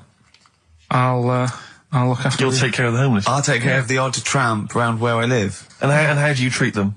Loads of different ways. 50p I might give them. Yeah. Or I might, you know, they'll sort of say, oh, have you got any money? I'll say, what for? And they'll go, I'm really thirsty. So I'll go, well, hang on a minute. And I nip and get them a little Diet Coke. Sure, Diet Coke? Yeah, they want to watch their weight. Yeah. They're going full fat. Oh, what an insult. Yeah, exactly. To a man like me. Yeah. You know, I'd rather treat them than... Because a lot of people spend money on, you know, problems abroad and stuff. Right. Oh, I just think, you know... Yeah, famine I'm relief. just saying. Oh, God. Like what? What do you mean? Like famine relief? Well, you do get sick of it, don't you? You know what I mean? It's that... You get sick of No, it. I'm just saying. Wait. Go on. I'm just... I know. Just let whatever you do now, Steve, don't interrupt, because I'm scared, but I just think it's worth it.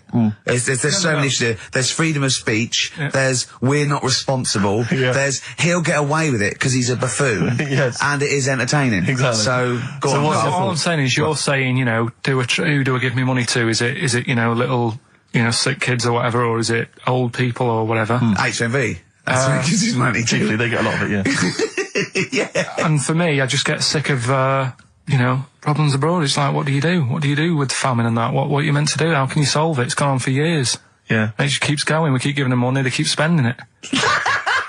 And you're not getting any return for your cash. Well, it's just how many times, you know, they've got to learn. What do you mean they've got to learn? What, you're going to teach them a lesson? What do you mean they've got to learn? What do you mean? Well, what are they doing with it? Yeah, they must have like better interest accounts or something where, you know, look after, put the money in the right things. Sorry, do you think that Bob Geldof sort of writes him a cheque? He goes over and he's in the helicopter and there's millions of them, and they go, it's Geldof from Boomtown Rats. Brilliant. They go, If there's one man that can help us. yeah, I hope he doesn't sing. He's not going to sing. He's got some money for us. And he comes down and he goes, do you want a cheque or do you take Switch? They go, we don't take Switch. He goes, there's a cheque.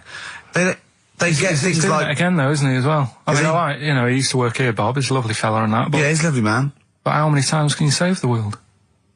You know, Yeah. he's over there again helping out, and it's like, well, you know, what do you do? Are you saying don't bother because it keeps happening? Not well, I'm not saying that. You know what I mean? I'm not daft. So that's what you're thinking. And Carl, you are daft. Yeah, exactly. I don't know what the answer is. Do you know what I mean? So you're just saying wash your hands of the whole affair, leave them to it. Yeah. Sure. Are you really just saying it's nature, it's tough luck, just don't interfere? Like a wildlife programme. Is that what you're saying? Don't interfere. Are you basically you're saying it's not my concern? This has got a bit heavy. Can we do Cheeky Freak of the Week? That's fair record.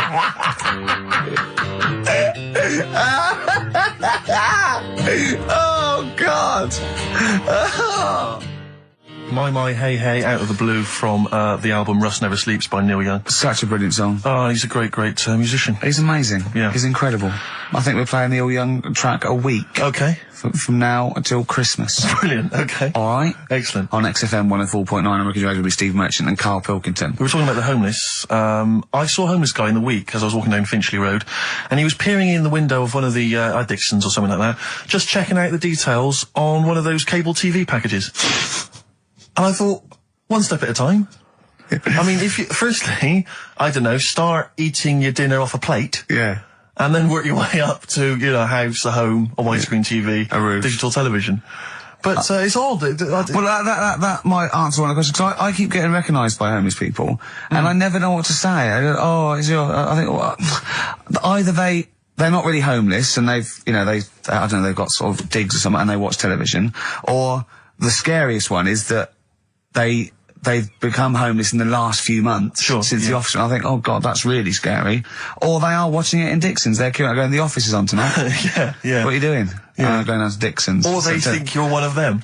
Or that, well, I am. Because I mean, the way you dress. Well, no, some that are probably not quite, got their faculties, so maybe a little bit worse for wear, think they recognise me. And they whole scenarios where they're going, remember we were chatting, I was going, yeah, how are you? And it's just they recognise someone. Right, yeah. But that's a bit weird. But I mean, I think that's the worst thing. On a serious note, it is outside health. Well, we're talking about charity, and I don't know, I sort of, got these standards where I've been sort of caught in the street. But the ones that I'd choose, I'd always think, charity is what touches you. You can't change the world, but you can change your bit. So cancer, obviously, because I'm so I give to cancer. And I think outside health, the next one must be being homeless. Because there's nothing you can do. It's got everything. You're scared, bewildered, you're cold. It's just everything. Even if you're healthy and homeless, eventually you're not going to be. Well, I do feel bad because, I always feel that I want to give to the health charities. Like cancer, for instance, because there's that fear that I might get it. Well, yeah, it's not just that. It's just like, if you're not healthy, that's the first thing, isn't it? If your life's being threatened, there's nothing else you can really worry about. Yeah. But, I don't know if that makes it wrong, though, that it's like I'm investing in a possible future. Yeah. Well, not really, because it's the same for everyone, isn't it? But, Yeah.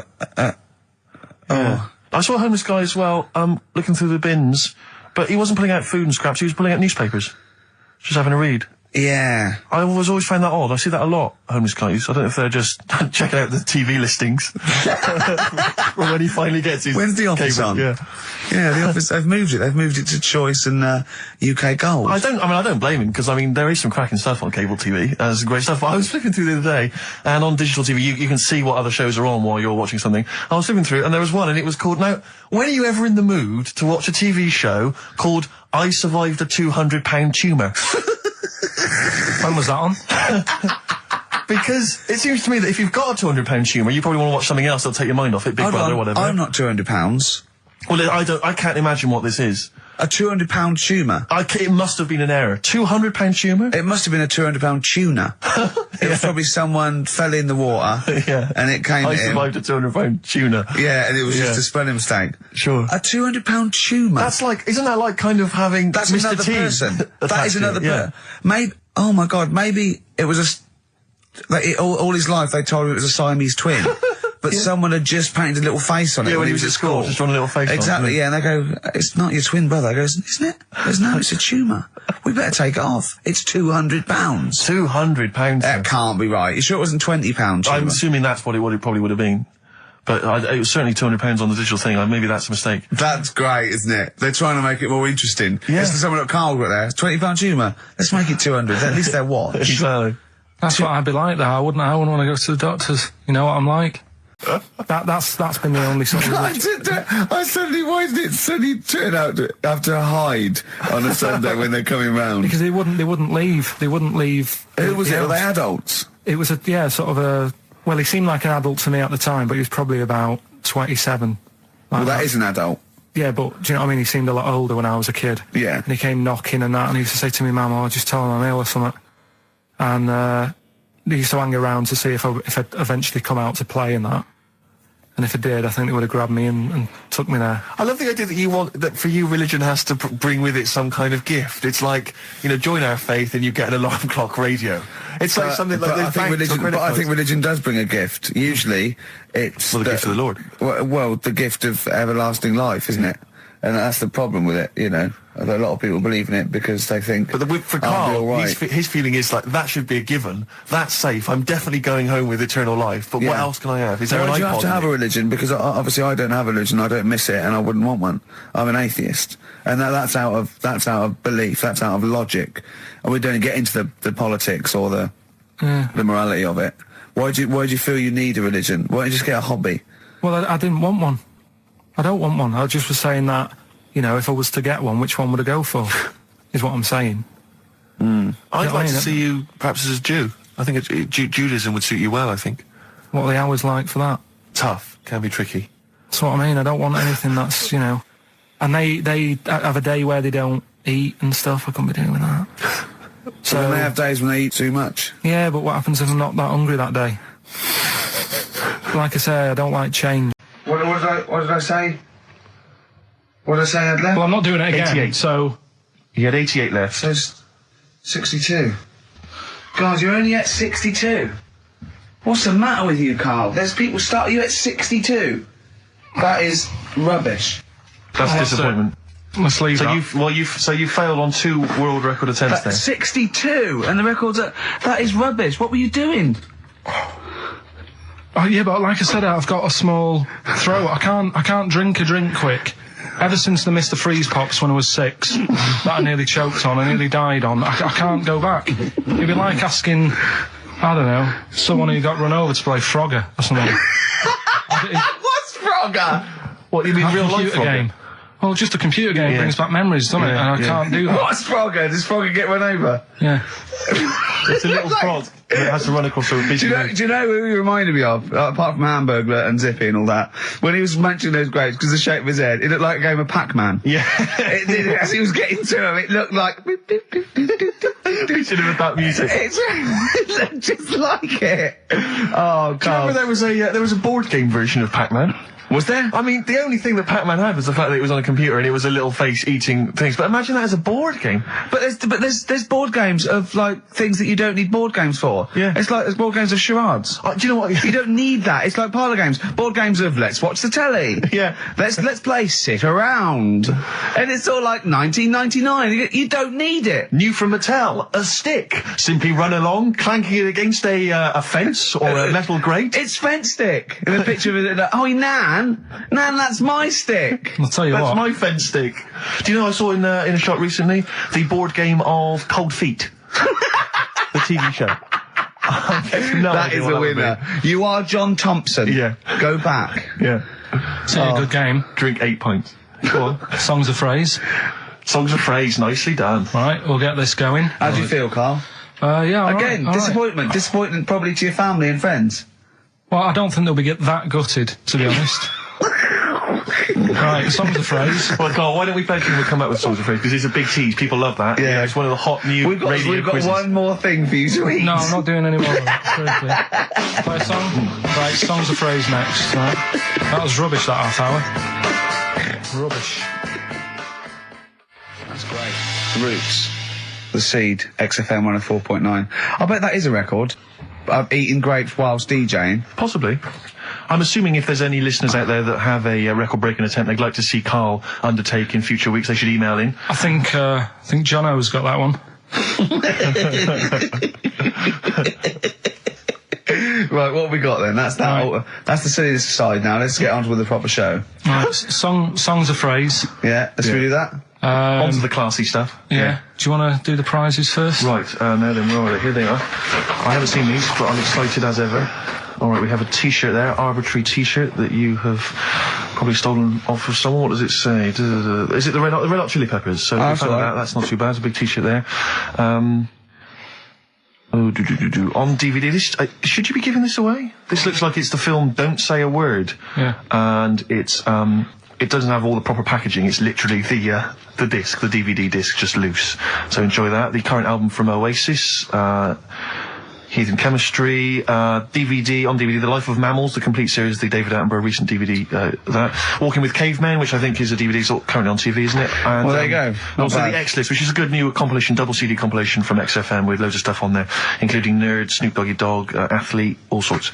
Go on then, Carl. So not bad, actually. Simple as Nice one. Well done. Right, so, yeah, it's a phrase that's been said at some point, or said a lot on the show. We've had, like, Hairy Chinese Kid.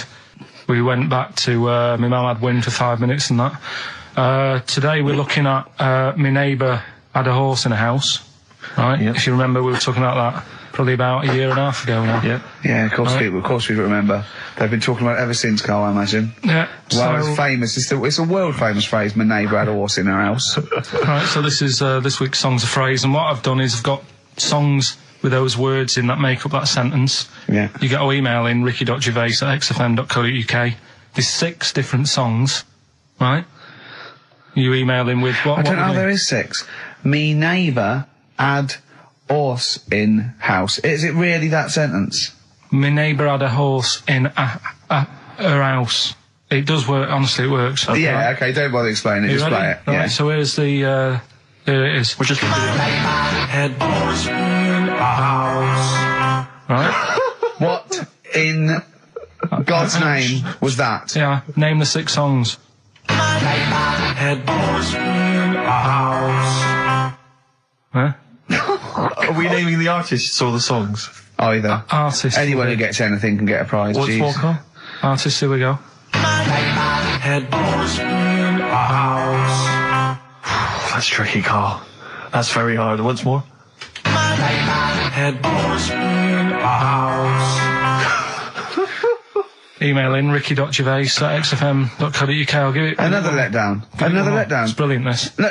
How can you just say that after I've just been stuffing grapes in my face and that? Well, you failed. You didn't get one burger in, right? Even when you tried to chop it up, there's 3, right? So that's it. Well, Steve, out of the goodness of his heart, went to McDonald's. Okay, I got some grapes. You at 62. That's got nothing to do with this, though. This is my game show here. Bob Holness didn't say, yeah, Blockbusters is good, but I never see him eating grapes. So this is a different thing. Forget that. Right? Here's the clips again. Here's the clips. Head horse in a house. Oh, you know I said I was going to turn over a new leaf and not criticise your ideas? I think it's the end of this one, mate. Oh, he's done it again. It's atrocious. ricky.gervais@xfm.co.uk if you've got any idea. Dandy Warhols. We used to be friends. That is Carl's favourite record of the year. Yeah. Yeah, new He music, but any gets music. one play a year, and he chose that. That's what he chose. It's all right, but I mean, that favourite track, innit? He played that. That was Carl's choice. Just something new. On XFM 104.9. Don't worry, we've got some really good stuff coming up later with me and Steve. If you're from the 70s, you might like it. You see that he's getting too cocky, isn't he? Arrogant. It's sort of like I mean, we've tried giving him something in his life. He's got, you know what I mean? He comes in and tells us this sob story of just like a trail of failures, and we've said, Carl, come under our wing, right? He just started picking up on him. A few other people's like, and then he does that. He fails at the burgers, he fails at the grapes. He will not trust us with, you know, what we want to do. I don't know what more we can do. It's like I've saved a mouse from a cat's jaws and it turned around and bit me. Yeah. Yeah. That is a brilliant analogy. It's a bit like we were trying to give you something that you could care about, that you could be passionate about, that would somehow give a meaning to your life. You would be in the Guinness Book of Records alongside, I mean, Bubble. Bubble failed. Do you want to be Bubble? Do you want to be Bubble? Or do you want to be the bloke with the milk bottle on his head? Exactly. Who's in there? The guy who ate the watches. Yes! Now, I've got an idea, Carl, because you're getting all stressed out. I don't know what it is. You're getting funny. I don't know what it is. I don't know what... Because you're annoying me. Wow, you say started that. midweek. I don't think I annoy anyone else, so it's just you on that. So, I thought maybe we could all 3 of us go away to a little health farm for a weekend, just get like a triple room, Right, and that isn't happening. Why? You've just reminded me, because you've been annoying me. Steve started getting on your case, you know, sort of ganging up on me. I'll tell you now, Steve, I just forgot. Remember a couple of weeks ago, you said to me that my pub quiz team is rubbish. Yeah. Right, well, it doesn't matter anymore, because you're not part of it this time. That's bad. That's bad, because it's interesting you say that, Carl. Carl, you say that because I tell you this, I found someone, mate, who could be filling that tricky 5th member. I wanted to test him out this week, mate. On your team. Test that on your team. Because I'll tell you what this is like. I don't know if you're familiar with Paul Ince, who used to play with Man United, right? But everyone used to say he's the governor, right? Even the players used to call him the governor, right? And Alex Ferguson at Man United was like, I'm not having this. Yeah. I'm in charge here. And he got rid of him. And that's what's happened. You were moaning the other week, saying your team's rubbish, you don't know what you're doing. Yeah. Well, let's see how you do on your own, right? Ooh, he's turned, isn't he? I'll be honest, Carl, I'd like to be on your team. Well, sorry, Paul Ince. you'll have to go and join Middlesbrough or wherever it is it's gone to. Carl, what can I do to get back on your team? It's not happening. I've already filled your boots. Don't let him have the upper hand, Steve. No, wait a minute. I'll tell you what always annoys me, though. Ricky spends most of the show slagging you off, right, having a go at you, annoying you in the week, squeezing your head, making you eat burgers, right? But you always take it out on me. I'm the one who always gets the insults. I'm the one who's now relegated from your team. Why, you see, this is the thing. You're just as bad as him, really, because you're siding against me, because you know that I'm willing to take it. The truth of it is this, you know that Ricky Gervais is keeping you in burgers and grapes, metaphorically speaking. He's the one that's got you in Heat magazine. I just spat all over your new Guinness Book of Records. You see? Get me a tissue. He's just squirted tea, laughing all over your Guinness Book of Records. I'm assuming I'm going to get the flak for that. No, it's because you made me laugh when I was drinking, because you went, it's like that, and it made me laugh, and I spat. I just think it upsets me that you never pick on Ricky. You never ever go at him because you know he's the one who's raised your profile and made you a little bit of a celebrity. We've missed one here. Using his teeth, Raman Andiapan, right? Husked a coconut. He did what? He husked a coconut. He's the fastest coconut husker in the world. What does that mean? I don't know. He pulls husks. What's that? His little face. What's a coconut husking? He pulls the husk off and look at Carl just with his head down. Carl, come on. What's the matter? Because that cost me 20 quid. I know. Well, I'll see you all right. I've tea all over the world's smallest man. Why have they stood him next to the world's biggest man? Right, I'm in a bad mood now. Oh dear. So you haven't got a team? Steve, I'll sort you out. Come to me. I'll sort you out. Seriously, no, I found someone who would help you win this week, Carl. And I was going to tell you about it, and now... Steve, you can be on my team this week, and I know something about the quiz that Carl doesn't know. So... I'll tell you, I just think that it's so ungrateful. Whatever. So ungrateful. Right, songs of phrase, just give it a couple more plays. Just email in, we'll pick a winner soon. Ricky.gervais@xfm.co.uk. Well, this is rubbish this week. No one knows it because it's rubbish. Steve was right. There's 6 songs there, so if you know what they are, just... That's the end of that, I think. That's the end of songs of phrase. Email in. I think. We've got none there. No. That's the last week for that. Okay, well, why didn't he give us some monkey news? Is it monkey news time? Come on, monkey news. We'll play a song and we'll... No, do let's monkey news. Let's play a song. Oh, it's a great track. Cheer up, Carl. Is it new? Is this Waiting for an Alibi with Thin Lizzy. What year Doesn't was have to be new. It's brilliant. What year was it out? Oh, Einstein wasn't new when he came up with the greatest theory ever. Oh, hold on. Hey, hold on. You're not new. You're not new. Waiting for an Alibi by Thin Lizzy on XFM 104.9. Right, okay, this is, with all the trauma in the world, I thought we'd come on a little bit, and he's just brought it right down, little mank twat, whinges. No, but I mean, do you know what I mean? He's had a go at you, he's thrown you off his team. I'm devastated by that. That was the one thing I was looking forward to this week. To be fair, you were looking forward to telling him you were taking over the team, so it's sort of poetic justice. It has blown up in your face, to be fair. True, I was trying to squeeze him out of his own company. Yeah, you were going to try and get him out of his team. Yeah, well, it was a hostile takeover, and they clubbed together. To be honest with you, there's normally 3 regulars on his team. I got 2 of them on my side, one of which is his girlfriend. So I only had to work on him to try and get him to resign, and we'd have been away. Still.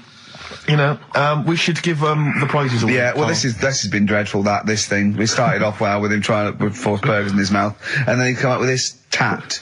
I mean, this is the end of this because it's. I mean, it was shoddy to start with. No little duo couple. Well, this is not only. Well, I'm just saying. This is what I was saying in the pub yesterday when you try to be sick on my leg. I was saying, come up with new ideas if you don't like them, but you diss them on air. Well, it's just disappointing, isn't it? And right. What's that? I was disappointed when I was choking before. We were disappointed as well. Yeah, you didn't try. You didn't try with the grapes. You were just like chewing on that. You meant to just throw them in and swallow them. Songs of phrase. It was 6 songs. It sounded like this. Boring. Right, what are they? Just give the answers. 6 songs there. We had Lionel Richie, My Destiny, for my. Tricky. Neighbour. Oh, that's XFM. Ooh. My Neighbour was Space. Neighbourhood. Had Harry Connick Jr. Had to be you. Yeah. Right. Had a Neighbour had a horse. Horse from America. America, yeah.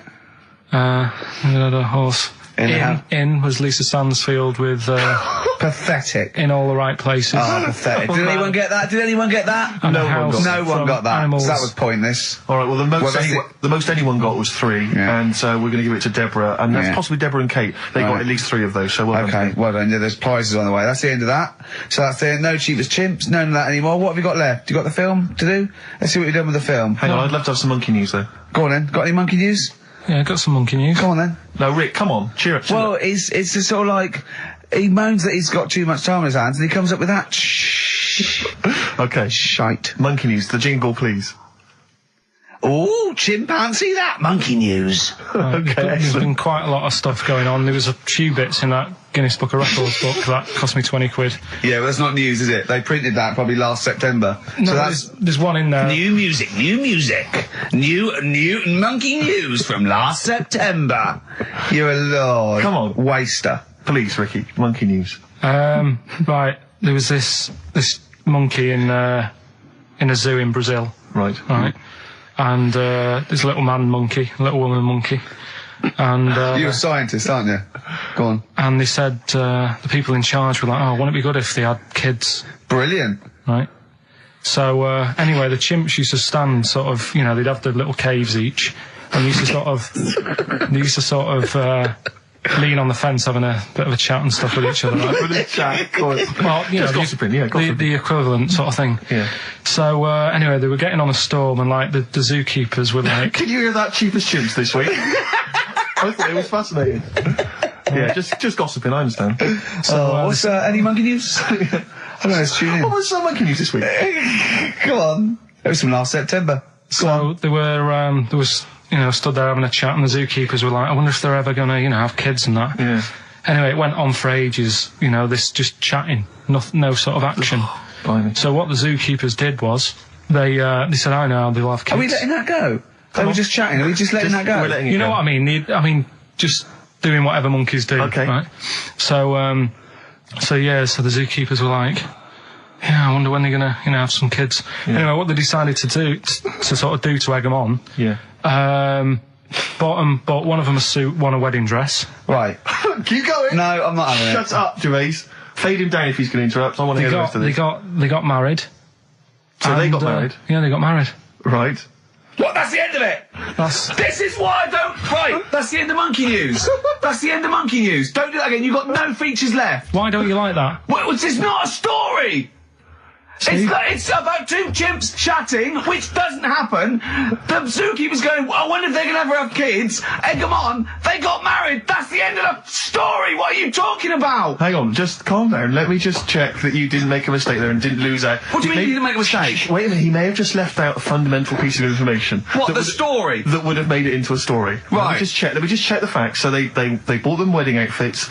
They were married. Did they propose to each other, or were they just forcibly Don't married? encourage him. Just forced onto And it. then what was the outcome? Once they got married, what happened? They fell in love?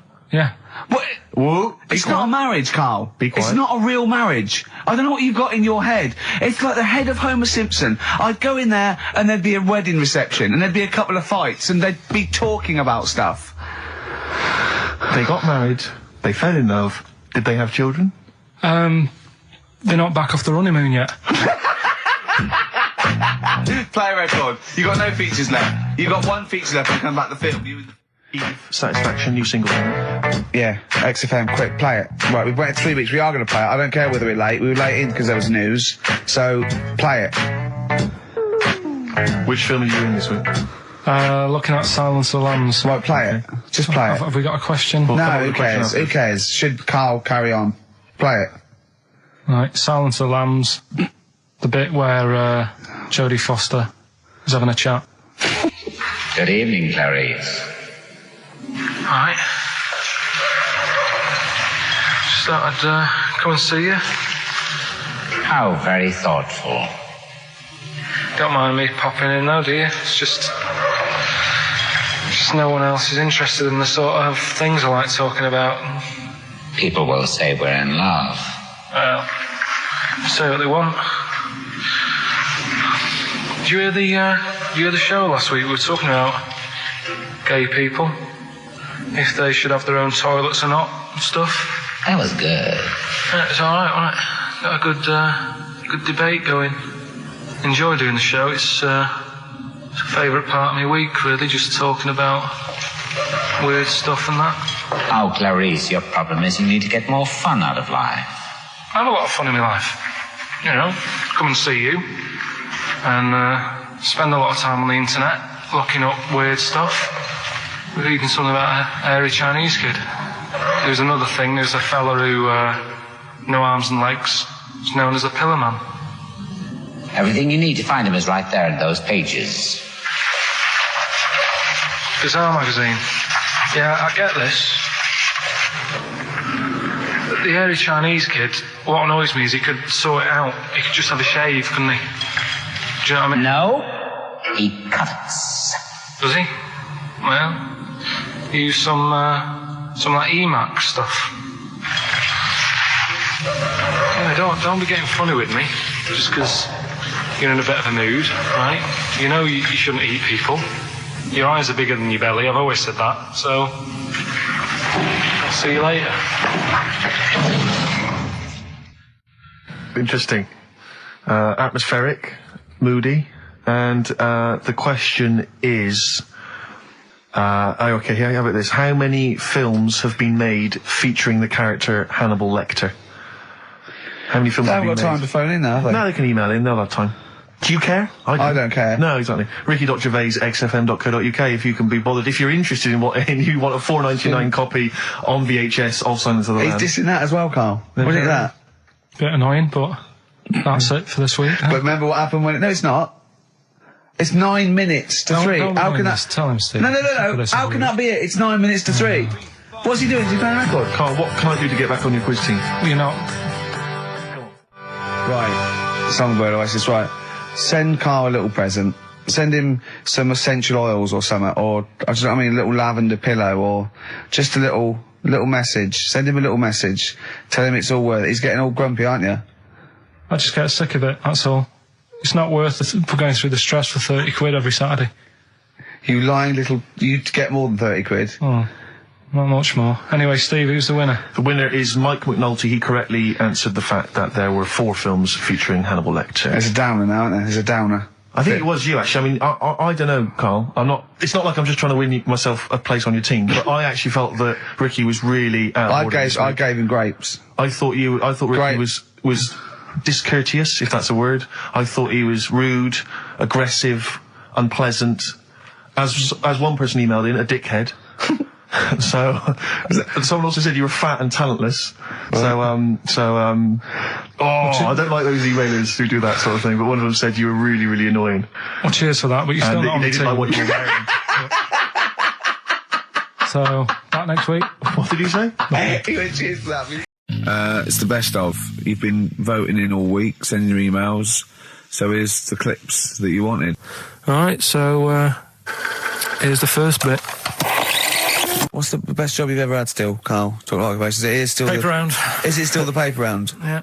That's ridiculous. No, it was good though. If you look at it, like, you know, what I liked about it, you're your own boss. No, you're not. You're not your own boss. No, the news agent is your boss. Alright. But then once you get out and you've got your papers and that, you sort of, you're on your own. Do what you want as long as you deliver stuff. the papers exactly to the places he said you are in the time he said. Yeah. It's freedom, isn't it? Any jobs you wouldn't do? I've just thought of one that you wouldn't do. Go on. With your sort of mild homophobia. Well, I'm not. Proctologist. What's that? Basically sticking your finger at other people's arses. Right, well, I wouldn't do that, no. Why have you got to do that? What do you mean, why have you got to do that? Why does anyone need that doing? Because they got to look if they've got an arseache or something. Which trainee doctor makes that their speciality? Do you know what I mean? That must be, right, we got a place for proctologists, and it's you, Meadows. You came last. Oh, seriously, what? I'm not the arse doctor, am I? Yeah, you came last. Oh, I'm a bum GP, I can't believe it. Yeah, you got to, I can't believe this. Yeah. I remember, I was on I don't know if this is alright to talk about. I mean, it happened, so, you know, not worried about it. It's alright to talk about. Everything's alright to talk about. But I was on the train, right, coming from Manchester back to London, right? Yeah. And got on it was like a Friday night, and it was heaving, you know, like the last train is and all that. And absolutely chocker. Right? Yeah. So I'm walking through the carriages, thinking, oh, is he in his seats anyway? Anyway, everyone's like, it's heaving, right? It's people stood up in the doorways, you can't get in the toilet and all that. There's not going to be any chair knocking about. You know, so walking through, and anyway, I see this one empty chair sort of in front of me, right? I think, oh, why ain't anyone sat there, right? I'll just rush to that, get to that, I'll get myself a seat, plonk myself down, right? And sort of turn round, you know, see who I'm facing, you know, see who you're sort of having a chat with. Little fella there, right? Little, Down syndrome kid. Right. Sat there. And he goes, all right. And I thought, oh, right. Not bad, but do you know what I mean? They're always talking, aren't they? You ask a lot of questions. Right, so I was like, oh, here we go, 2.5 hours. And I couldn't get up because the thing is, that's obvious. Sure. Right? So that's like mean. I'd never want to be mean, do you know what I mean? No. At the end of the day. So anyway, so I think I know, I'll go to sleep. Clever. Right, so I shut my eyes and he leaves me alone and all that. So then my phone goes and I think, right, what do I do? Do I ignore it? Or do I open my eyes and see what it is? Anyway, I open my eyes, it's Ricky calling about something. About nothing, probably, actually, thinking about it. It wasn't even worth answering, right? So anyway, but I'm awake now, aren't I? So he's like, hello? And I'm like, all right, mate. And he says, you're muscly. You're right. Oh, God! And I said, yeah. And he goes, you know, why? So I said, no, just am. It's, again, stressing me out, because I was thinking, why am I muscly? I don't go to the gym. And, you know, I'm not muscly, I'm in good shape and that. Well. So then, he wants an arm wrestle. On a crammed train from Manchester, so I've got another hour and a half of this. When you talk back, he'd soon have got up and left. If you'd have started asking him questions, he'd have got up and left with the drivel you come out with. So anyway, do you know when you're under pressure, you're thinking, well, he's said that I'm muscly, right? So do I do it or not? And there's people watching, you know, not joining in, not sort of having a laugh and that with me, just like watching but pretending they're not. Oh, and I'm God. at one of those table seats, and he kept saying, come on, I want to arm wrestle. So, and he was getting loud, and I thought, I best just have an arm wrestle. What do you mean? What do you mean? I best just have an arm wrestle. What do you mean? Get it over and done with. I had to. If he's going to keep asking, I had another hour and a half on the train. Oh, God. So anyway. Oh, my God. I'm thinking who won. Well, I'm thinking, were people putting bets on? How was it working? It was stopped, and just as well, really. Was it stopped? Stopped and was it game? No. He was winning. I was struggling a bit, right? Yeah. And he was really like, you know, taking my arm down, and then he sort of let go and started laughing. And I thought, thank God he let go, because I would have made, you know what I mean? If I lost that, everyone's in the train looking, and all the rest of it. I never felt it's suddenly serious to him. He's got to win this. Anyway, Pilkington. But then he just, then we were chatting about favourite food and that. He likes sausages. And I said, you know, he said, do you like sausages? I said, yeah, they're all right. I like a bit of Chinese and that as well. And he was saying, oh, I can't have Chinese. Not allowed Chinese. Why? Don't know. He just said, it's not allowed to have it. But yeah, I had a good long chat about stuff and that. But so you enjoyed it in the end? In the end, it was all right. Yeah, it's just. What do you expect? Okay. No, but it's that thing, isn't it?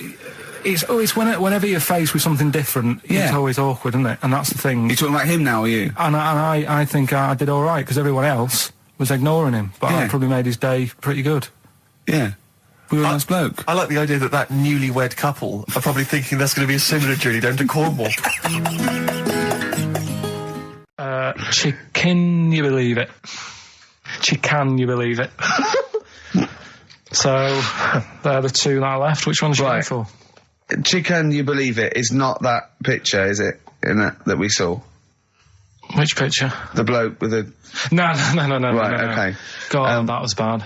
Right, okay. So... I just better explain we that. We can't really discuss this on air, can we? Well, we can. Steve brought in, Karl, the best book ever, which is, what is it? I found it when I was moving house. It's an FHM publication, and it's kind of like lots of grotesque pictures and stories, and like a book of freaks and weirdos and... And Karl opened it, and the first one was like... At the back. At the back. Well, you couldn't believe your luck, could you? What was it? What was number 50? A bloke with two heads. And he said, what's number 1? 1. Yeah.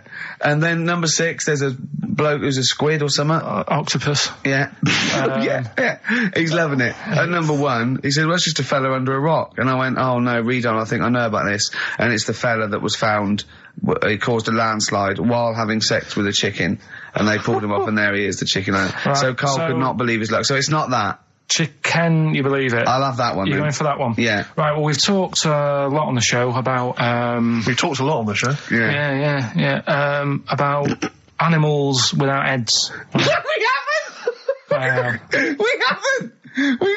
We talked about cockroaches could live without a head for 7 days. Yeah, we talked about that. And then, of course, there was the well-known one about the fella who had his head cut off, and he blinked. He said to his mate, "Count how many times I blink when my head comes off." Yeah, when you told it to me, you said his head came off, and he said, as he said, was in the basket, he said, "Quick, count how many times I blink." And it was Nick Frost that had to go, "No, Carl, no, he said it before." I went, and that was lovely. So yeah, we've talked quite a lot about things heads coming off. Go on then. Well, this one, yeah. Right? Back in 1945. You looked up the date. Got a specific date. Wow. Mate Jonathan sent this one. You know him as well. Lad at the BBC, right? He emailed this one in. So thanks for that. Chicken. It's called Mike. There's a chicken called... Sorry, I missed a bit there. There's a chicken called Mike. A chicken called Mike. Okay. Right? Yeah. What happened was, it was living on a farm, right? Loads of chickens knocking about. And the owner of the farm is like, getting ready for tea, and his wife says, go out and get a fresh chicken, because my mum's coming round.